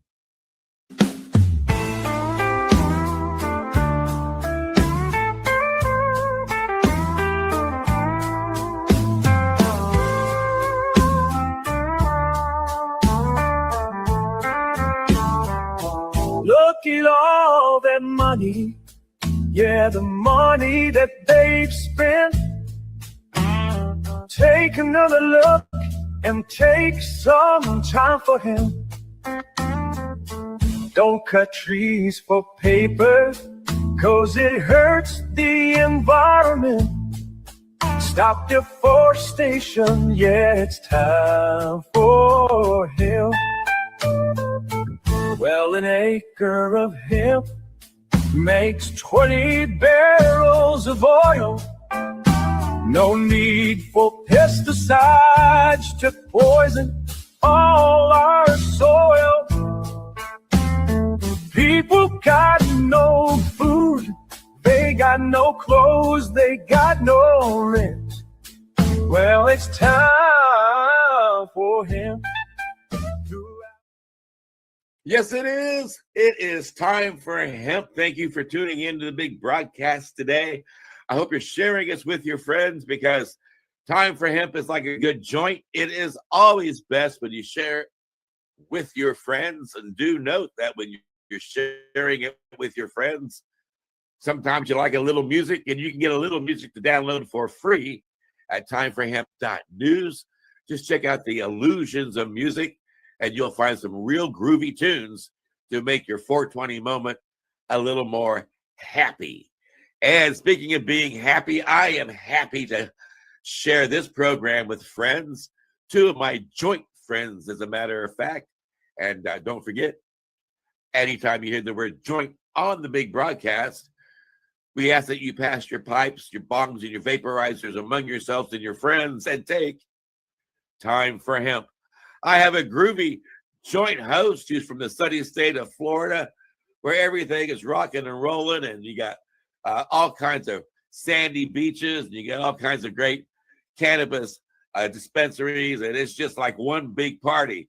And he is always living the dream down there in Florida, and his name is Al Byrne. Hey, Al, thank you for joining the big joint broadcast today. Well, you're very welcome. Of course, I'm glad to be here. Being a joint host, it'd be kind of, if I was tardy or something, I wouldn't be doing my job. So I got to be here doing my job. But I'm here in Florida, you're right. And I'm actually not a Floridian. I'm a Yankee, in case you can't tell. But I did come down here 20 years ago to Northwest Florida. I live in a forest. I live in a state forest with beautiful environment and dogs. And because I was bored and lonely, I wrote that book there for Country and Cannabis. It took me a year and a half, and it covers 40 years of my experience with cannabis legalization, medicalization, hemp in the United States. The good guys, the bad guys, the problems, the wins, and who did it and how. It just didn't happen, folks. Here in the United States and with our guests now in Canada, it just doesn't happen. It takes the effort of a lot of people. It takes some sacrifice. And back in the old days, it took risk. You could go to jail. And in fact, our guest tonight is going to talk us about a rather interesting experience in jail in Canada for cannabis. Yes, these things happen, even to the nicest people. But right now, I'd like to introduce my joint host, who is also in Ontario, Canada, Al Graham. G'day, guys. How you doing? Welcome to the big broadcast. How's things up in Canada? Oh, going hunky-dory. We're just ticking along. We got some nice warm weather, and things are just going great. Hunky-dory? Hunky-dory. Is that some sort of Canadian thing? Must be, eh? Okay. It's the bee's knees, baby. Yeah, that's right. That's right. We learn something new every day, right? Don't you like also take what you learn and share it with people around the world on your big broadcast there? Yes, correct. People advocating cannabis education, paceradio.net. We talk about cannabis as well as psychedelics 7 days a week. Well, don't let the radio throw you, folks. Most of his shows are video, but he started off in radio, and he won't take my suggestion and do a DBA, doing business as. He continues to. Anyway, he's got a lot of video, and a lot of it's us. Yeah, every Friday morning at 10 o'clock is a Time for Hemp broadcast. Woohoo! Woohoo! We appreciate that. We appreciate, and I know that you've also are bringing a guest with you today. A lot of people in America and around the world, when they start becoming an entrepreneur, they start in the early ages, like being a Boy Scout or a Girl Scout, selling cookies and candy bars. And we've got an entrepreneur from Canada who started a business. And I'm wondering if maybe she was like selling pounds in the 11th grade or selling pounds in the 12th grade and then using that money to underwrite the cost of college. So, I'll tell you. Maybe she was selling pre-rolled joints somewhere under a tree, Yeah, and if she wasn't doing that then, she is now. So All right. Why don't we bring her in and find out all about it? Today we have a returning guest, Jenaway Kevin. She's a Canadian cannabis business owner. She has multiple cannabis stores. She's also involved in Normal Canada. So at this time, we'd like to welcome Jenaway back to the broadcast. Hi, How you doing, Jenaway? So in high school, I was hanging around the drug dealers, but I was doing their homework and charging them for it. And that's how I was able to afford weed. So.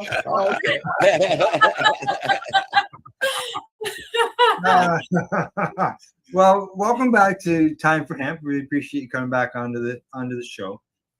In the other segment, we're talking a lot about Normal and your work with Normal Canada.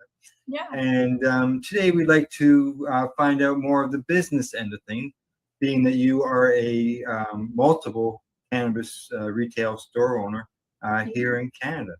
So why don't you give us a bit of an idea what the process is like for people in order to become an owner? Well, it's different province by province. So every province has their own nuance. And I truly believe that Ontario is the best place to do business for a retailer, especially an independent retailer.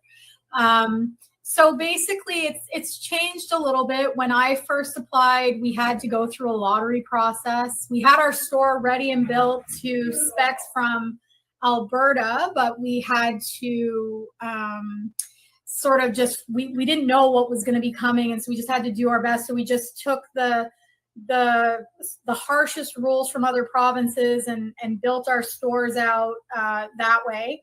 Even our name. So we used to be 420 Kingston, but because we were rated under that name, we had to change from our lawyer's advice. We had to change our name to something that would hopefully be more regulatory or acceptable, but we also didn't know what that would look like. And so we just had the Cannabis Act to go on.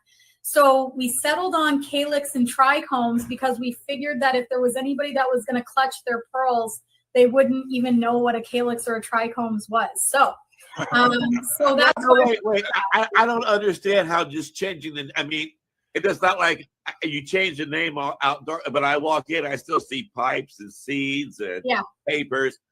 I don't understand how a name changed that much of an impact. Well, it was just because 420 Kingston was already associated with criminal activity, allegedly. So they wanted a clean slate, but we still had to be very open about everything in our disclosure to the provincial government. So they already knew who we were. It was more just an extra assurance. So well, they had you in a prison cell, did they not? Well, I was. Oh, come on, tell us the story. So we were arrested. They took us to jail for our seeds, for allegedly importing our seeds, and we were there for 4 hours, where I was given a quarter pounder from McDonald's, and I had to have a nap. So by the time my nap was over, I was allowed to go home, and that was it. And then I had to go in and out of court for 13 months. And basically what we were originally charged with was possession for the purpose of trafficking. And that was reduced to simple possession. Luckily, we donated to some very worthy charities locally, so the judge would know that we're nice people. And wait a minute. Did you donate to the charities that the judge is part of? Is that a bribe? No. Like it was like community, like our we have a food bank down the road from us. It was the United Way. There was a women's domestic violence shelter. Just ones that we cared about locally. And one last detail, that you spent 4 hours in a jail and they treated you well. Yeah. Did they let your husband out in 4 hours too? Yep, we left together. So they left weed in my purse too, so I could at least have something. Well, to that's only being polite. Canadians, you guys are so nice. You guys are so polite. Canadians are just swell people. Super great. Okay, honestly, so arresting officers later said to us, if you need us to write you a letter of recommendation on your application, we'll do that for you. Wow. So they really arrest were you amazing. and give you a letter of recommendation. Well, yeah. Is this a movie script? What is this? Some people don't live like you, Casper. They're nice people. Casper's just surprised that they gave you a letter of recommendation, or they would do that for you. Now, I assume that was in order for you to apply for the business. And now, Genoa, can you tell us a bit more of the process going forward in order to get your license, in order to become a retail store, as well as did your situation with Kingston 420 have any effect on you getting your business license? So, yes and no.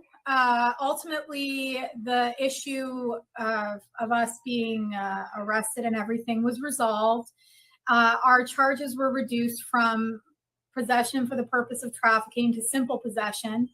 And luckily, our federal government introduced a program where if you had a charge for simple possession, it could be dismissed.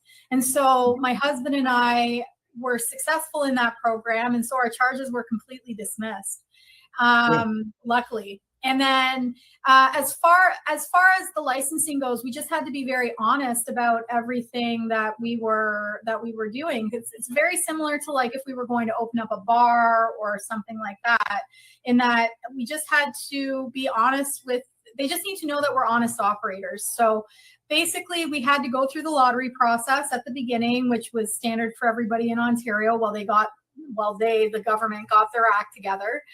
And finally, when the lotteries, because there was a lot of funny business going on with the lotteries, like one group stuffed the ballot box and got like 13 licenses.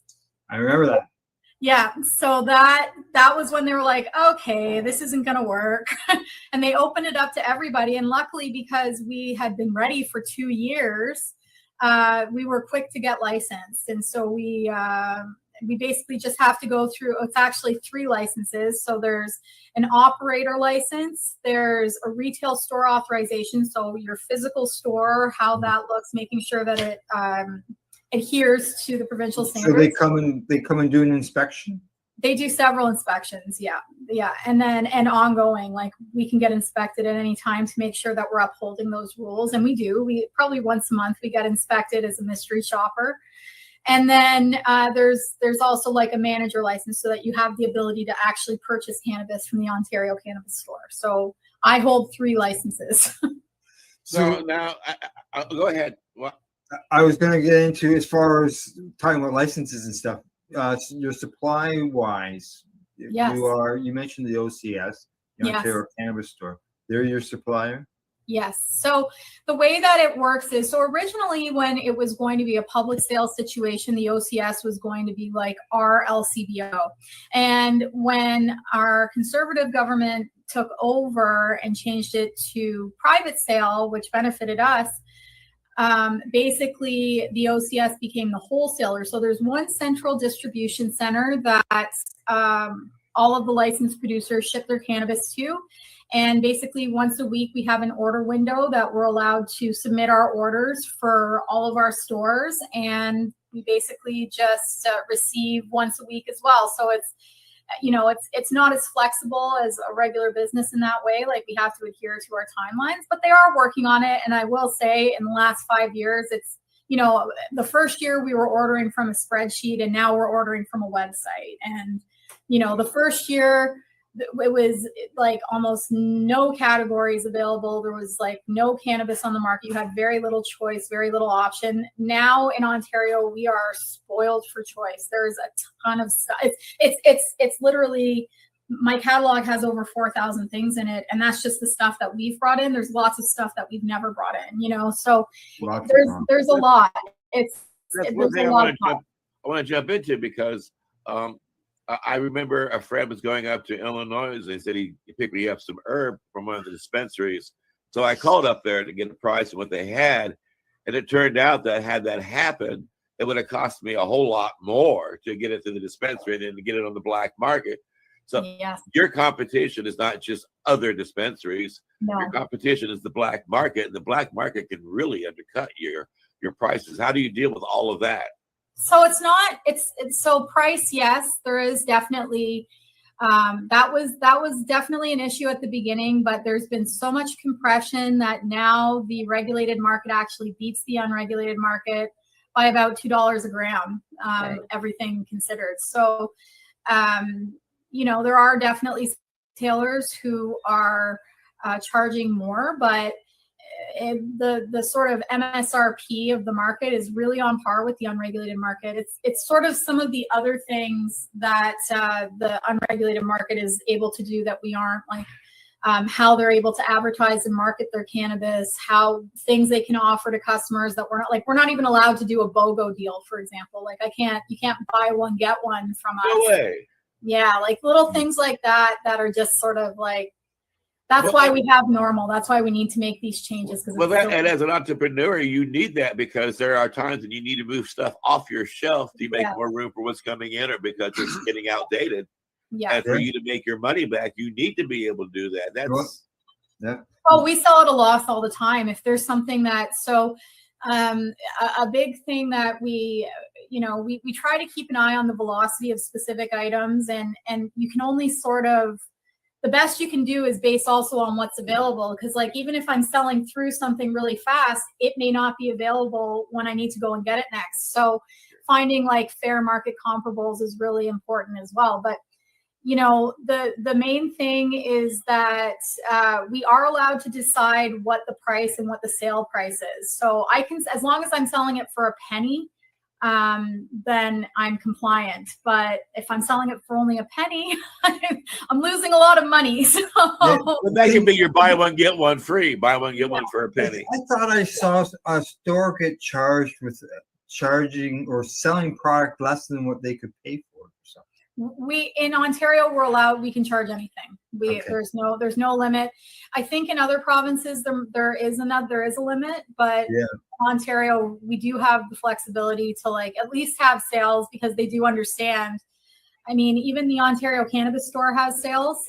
Just over the summer they had a pre-roll sale, so everybody was either having a pre-roll sale themselves or pocketing the discount. But the main thing is that, you know, so if we go back to the competition aspect, there's very little way for a regulated retailer to be able to differentiate themselves because we all have the same access to everything all the time. So one way that we do that here in Ontario is through a method called flow through. So we would have products that are available you know, on a weekly basis. It's like a stock item that they would always have, but then there's flow through products that we can get at a more sporadic rate. So they're sort of like more rare than a regular thing. And those get fulfilled by the licensed producers directly and have more like a 2 or 3 week lead time, which because of that helps us sort of like, because we have it in stock, the guy next door to us might not have it in stock. And there is somebody next door to us. Like that is a thing here. So yeah, I mean, it's you have to get creative with what you're able to do. And really the regular tenets of retail, like location and loyalty and customer service, are still very, very, very important. Where pre-legalization, they weren't. It's either you buy the weed I have or you don't. You know, those are your choices. So yeah, in Ontario, we're spoiled. I would think that having a cannabis dispensary would be like having a donut shop. I mean, everybody would want it. There'd be a long line. You couldn't. There'd be people around the corner trying to get your donuts. I mean, everybody. I mean, so it's just making money hand over fist, right? Cheaper. I wish. But you know, Kingston is about 160,000 people, and we have over 20 stores here. So the stores and that's not even including the unregulated market. We've got Indigenous reserves on both sides of Kingston. Like there's one in Brockville, there's one in Belleville, which is just like basically bookending us. So there's definitely like a strong unregulated market here.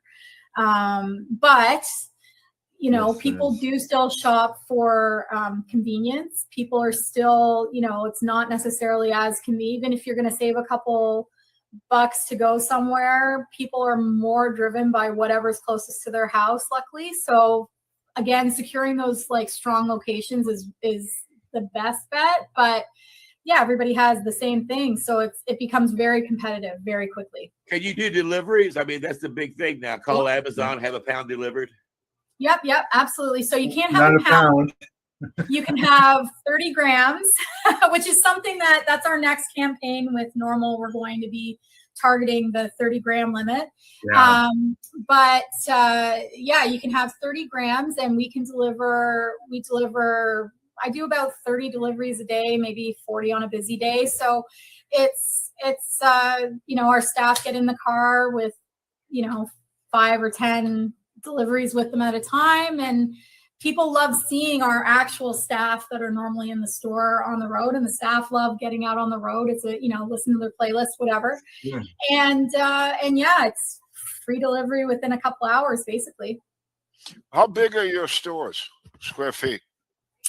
So we have the 3, and they vary. So our flagship location, our Midland Avenue location, which is across from a Walmart and next to an LCBO, that one is, yeah, it's a really great location. That one is 2,800 square feet. Wow. We have another one actually on the military base, and that one, because we have a lot of customers in the military. You had a dispensary on a military base? Yes, that was our second. Wow. Yep. And that one is 1,800 square feet, I think. And then the third location, which we just opened this last May, is in our countryside, which is it's close to where I live. And the necessity of that was just like, do I have to drive over to the base or do I have to drive over to Walmart? right now. Like, I need weed. Where am I going to go? And so I just was like, that's it. I'll open up a store here too. So, and that one's only like 1,500 square feet. It's the smallest of the three. So can we go back to the military base? I knew my question was out now as soon as that came up. Now, are you able to grow your own herb to sell Yes, in your own shop? Yes, No. yes. So we can't grow in the store. Well, we can technically grow in the stores as long as it's for educational purposes. You just can't smoke or use cannabis in the store just to be compliant with the Smoke Free Ontario Act. But otherwise, like customers are allowed to grow 4 plants at home. Now, Al had a question. Military base. I know that military retirees, medical guys in Canadian military can not only use cannabis, but the government actually ships it to them, as I understand, at their home free of charge. Absolutely. But this idea of you have a retail store and a dispensary, are military members able to use cannabis legally? Yes, yeah. So they are allowed to use it off duty. They just can't be using it on duty. I'm actually at that location right now on the military base, and it might explain why my connection is weird, honestly, because I think that they've got scramblers going all the time. They're allowed to use it when they're not working. I think there has to be like a time between the last time they consumed and their next shift, but I don't know how they would ever prove that. So. Well, the guys are theater. You know, you're honest until you're not proven honest. So they're just taking their word for it. But I'm surprised to hear that. It's very nice to hear that. Yeah, and we're gonna have to look into that and see if we can't get a. Al was always talking about how Canadian military people are fortunate to have access to medical cannabis, and now he knows that they can have them on stores on the bases. That's really well. That's I didn't know. I'm glad you learn something when you come to Time for Hemp. It's so well received too, honestly, and police same rules basically. Police are allowed to use cannabis off duty like it's beer. So I do appreciate that they were at least that they didn't discriminate against. Yeah. Professions. I got to ask another military question. So your military guys come in the store, and do officers come in and buy cannabis as well as enlisted men? Oh yeah, like they're coming in their uniform. Officers. Yep. They got more money too, so they probably buy a whole lot more. Yeah, I know. It is. Wow. Well, it is accepted then. Wow. It's totally fine, and it's there was I was at our countryside location, and a really sharp looking guy came in with a real cop haircut, but I thought he was an accountant, just based on his vibe. And then as he was leaving, somebody else was there. I was like, that's like Kingston's lead detective. Like he's just like in plain clothes right now. I'm like, oh well, I'm glad that he likes blue raspberry. Because that's it's funny, whenever we dealt with police officers, they're always like more curious than anything. They're more like they know that we are not the enemy here. So well, we are down to the end of this segment, and I tell you, it has been a joy to have you on the program. I will let Al Byrne tip his hat and say so long to you first. Yeah, thank you. As I said the first half, you're a great guest. You're funny. You got great information, and we're happy that you're happy. So again, thanks for coming on. And the people that are listening to you are like us. You taught me 3 or 4 new things here that and that I love this show because I know I don't know everything, and then I bring somebody like you on, and I know I don't know. And so thanks, Jen. And good luck to your business. It sounds like it's off and running, and we want. Thank you so much. You're welcome. Yeah. And Al Graham, you want to give a tip to the hat? Thanks, Jenaway, for coming on the broadcast. We really appreciate it. We're going to have you come back on again. There's more questions. You know how an hour or even 2 hours at times isn't enough. And, for sure. I'll have to come by the store. Yes. You're Yes. so close. I know. Like I'm an hour away. I got to get over there. And Jen, I want to thank you again for being part of our big broadcast. You are just charming, and I have learned a lot.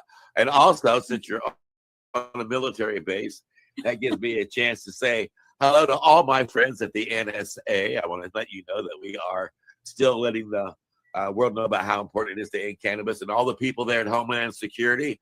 I want to say hello to Special Agent Michael Hunt, and thank you for tuning in to us with your eavesdropping abilities. And it's important that they are listening in, because even if they are eavesdropping, one thing that they are learning is that we need to end cannabis prohibition, because all around the world, it really is time for hemp.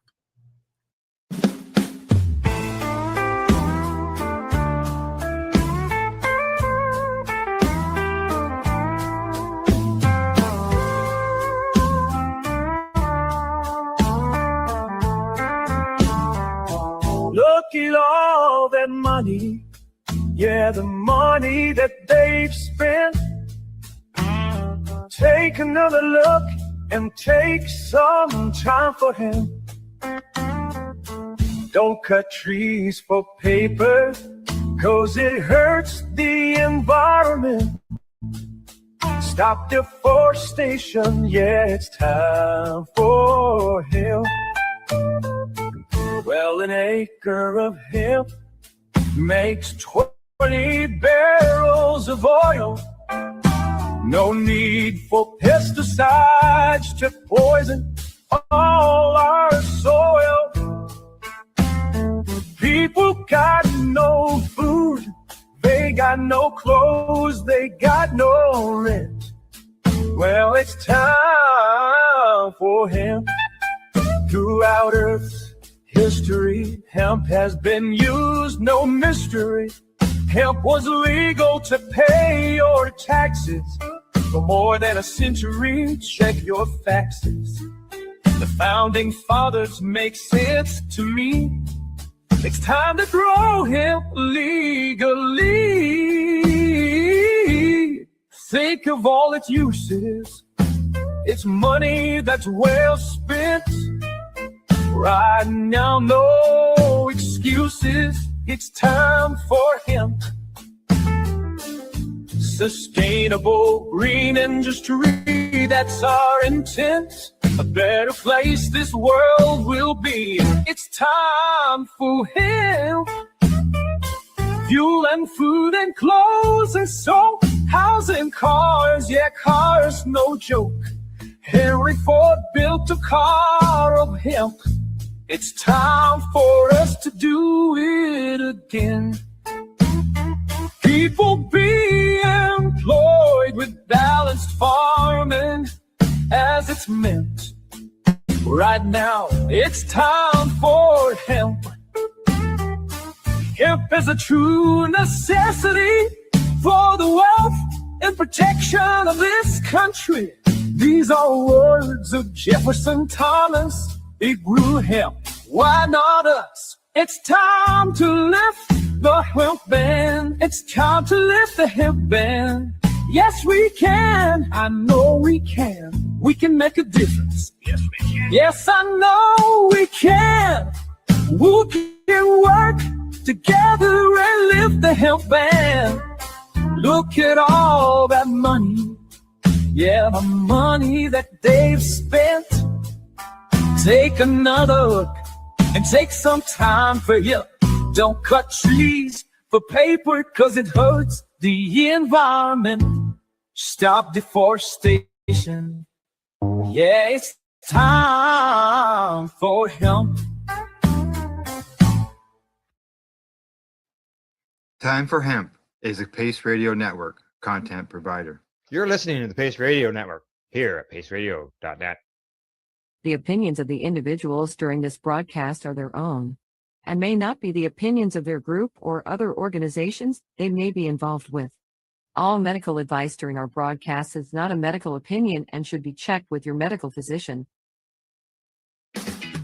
Enjoy the buzz of legalization with Campbellford Lifestyle Shop. From lights to plant nutrients, books, consumption accessories, and more, we've got all your basics to grow or consume cannabis. Visit our info center or take a look at our piercing services and body jewelry, now available in-store through Campbellford Lifestyle Shop, 17 Bridge Street West, Campbellford.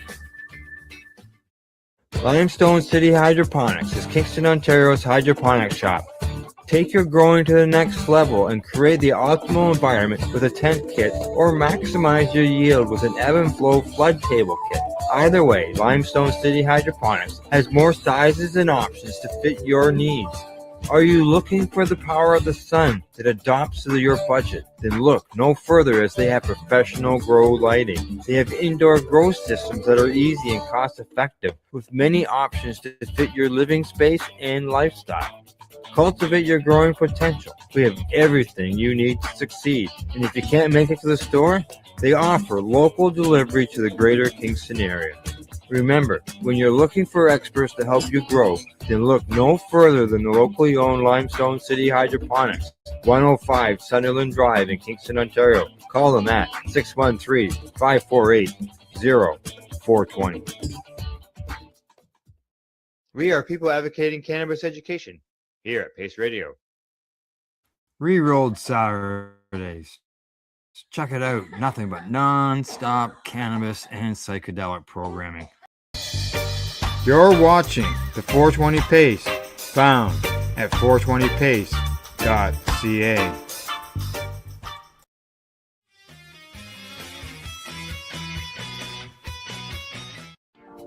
You've been watching Re-rolled Saturdays. Thank you to our guests, our hosts, and our viewers. Up next, Re-rolled Saturday Nighttime Edition. It gets started at 4 p.m. See you then.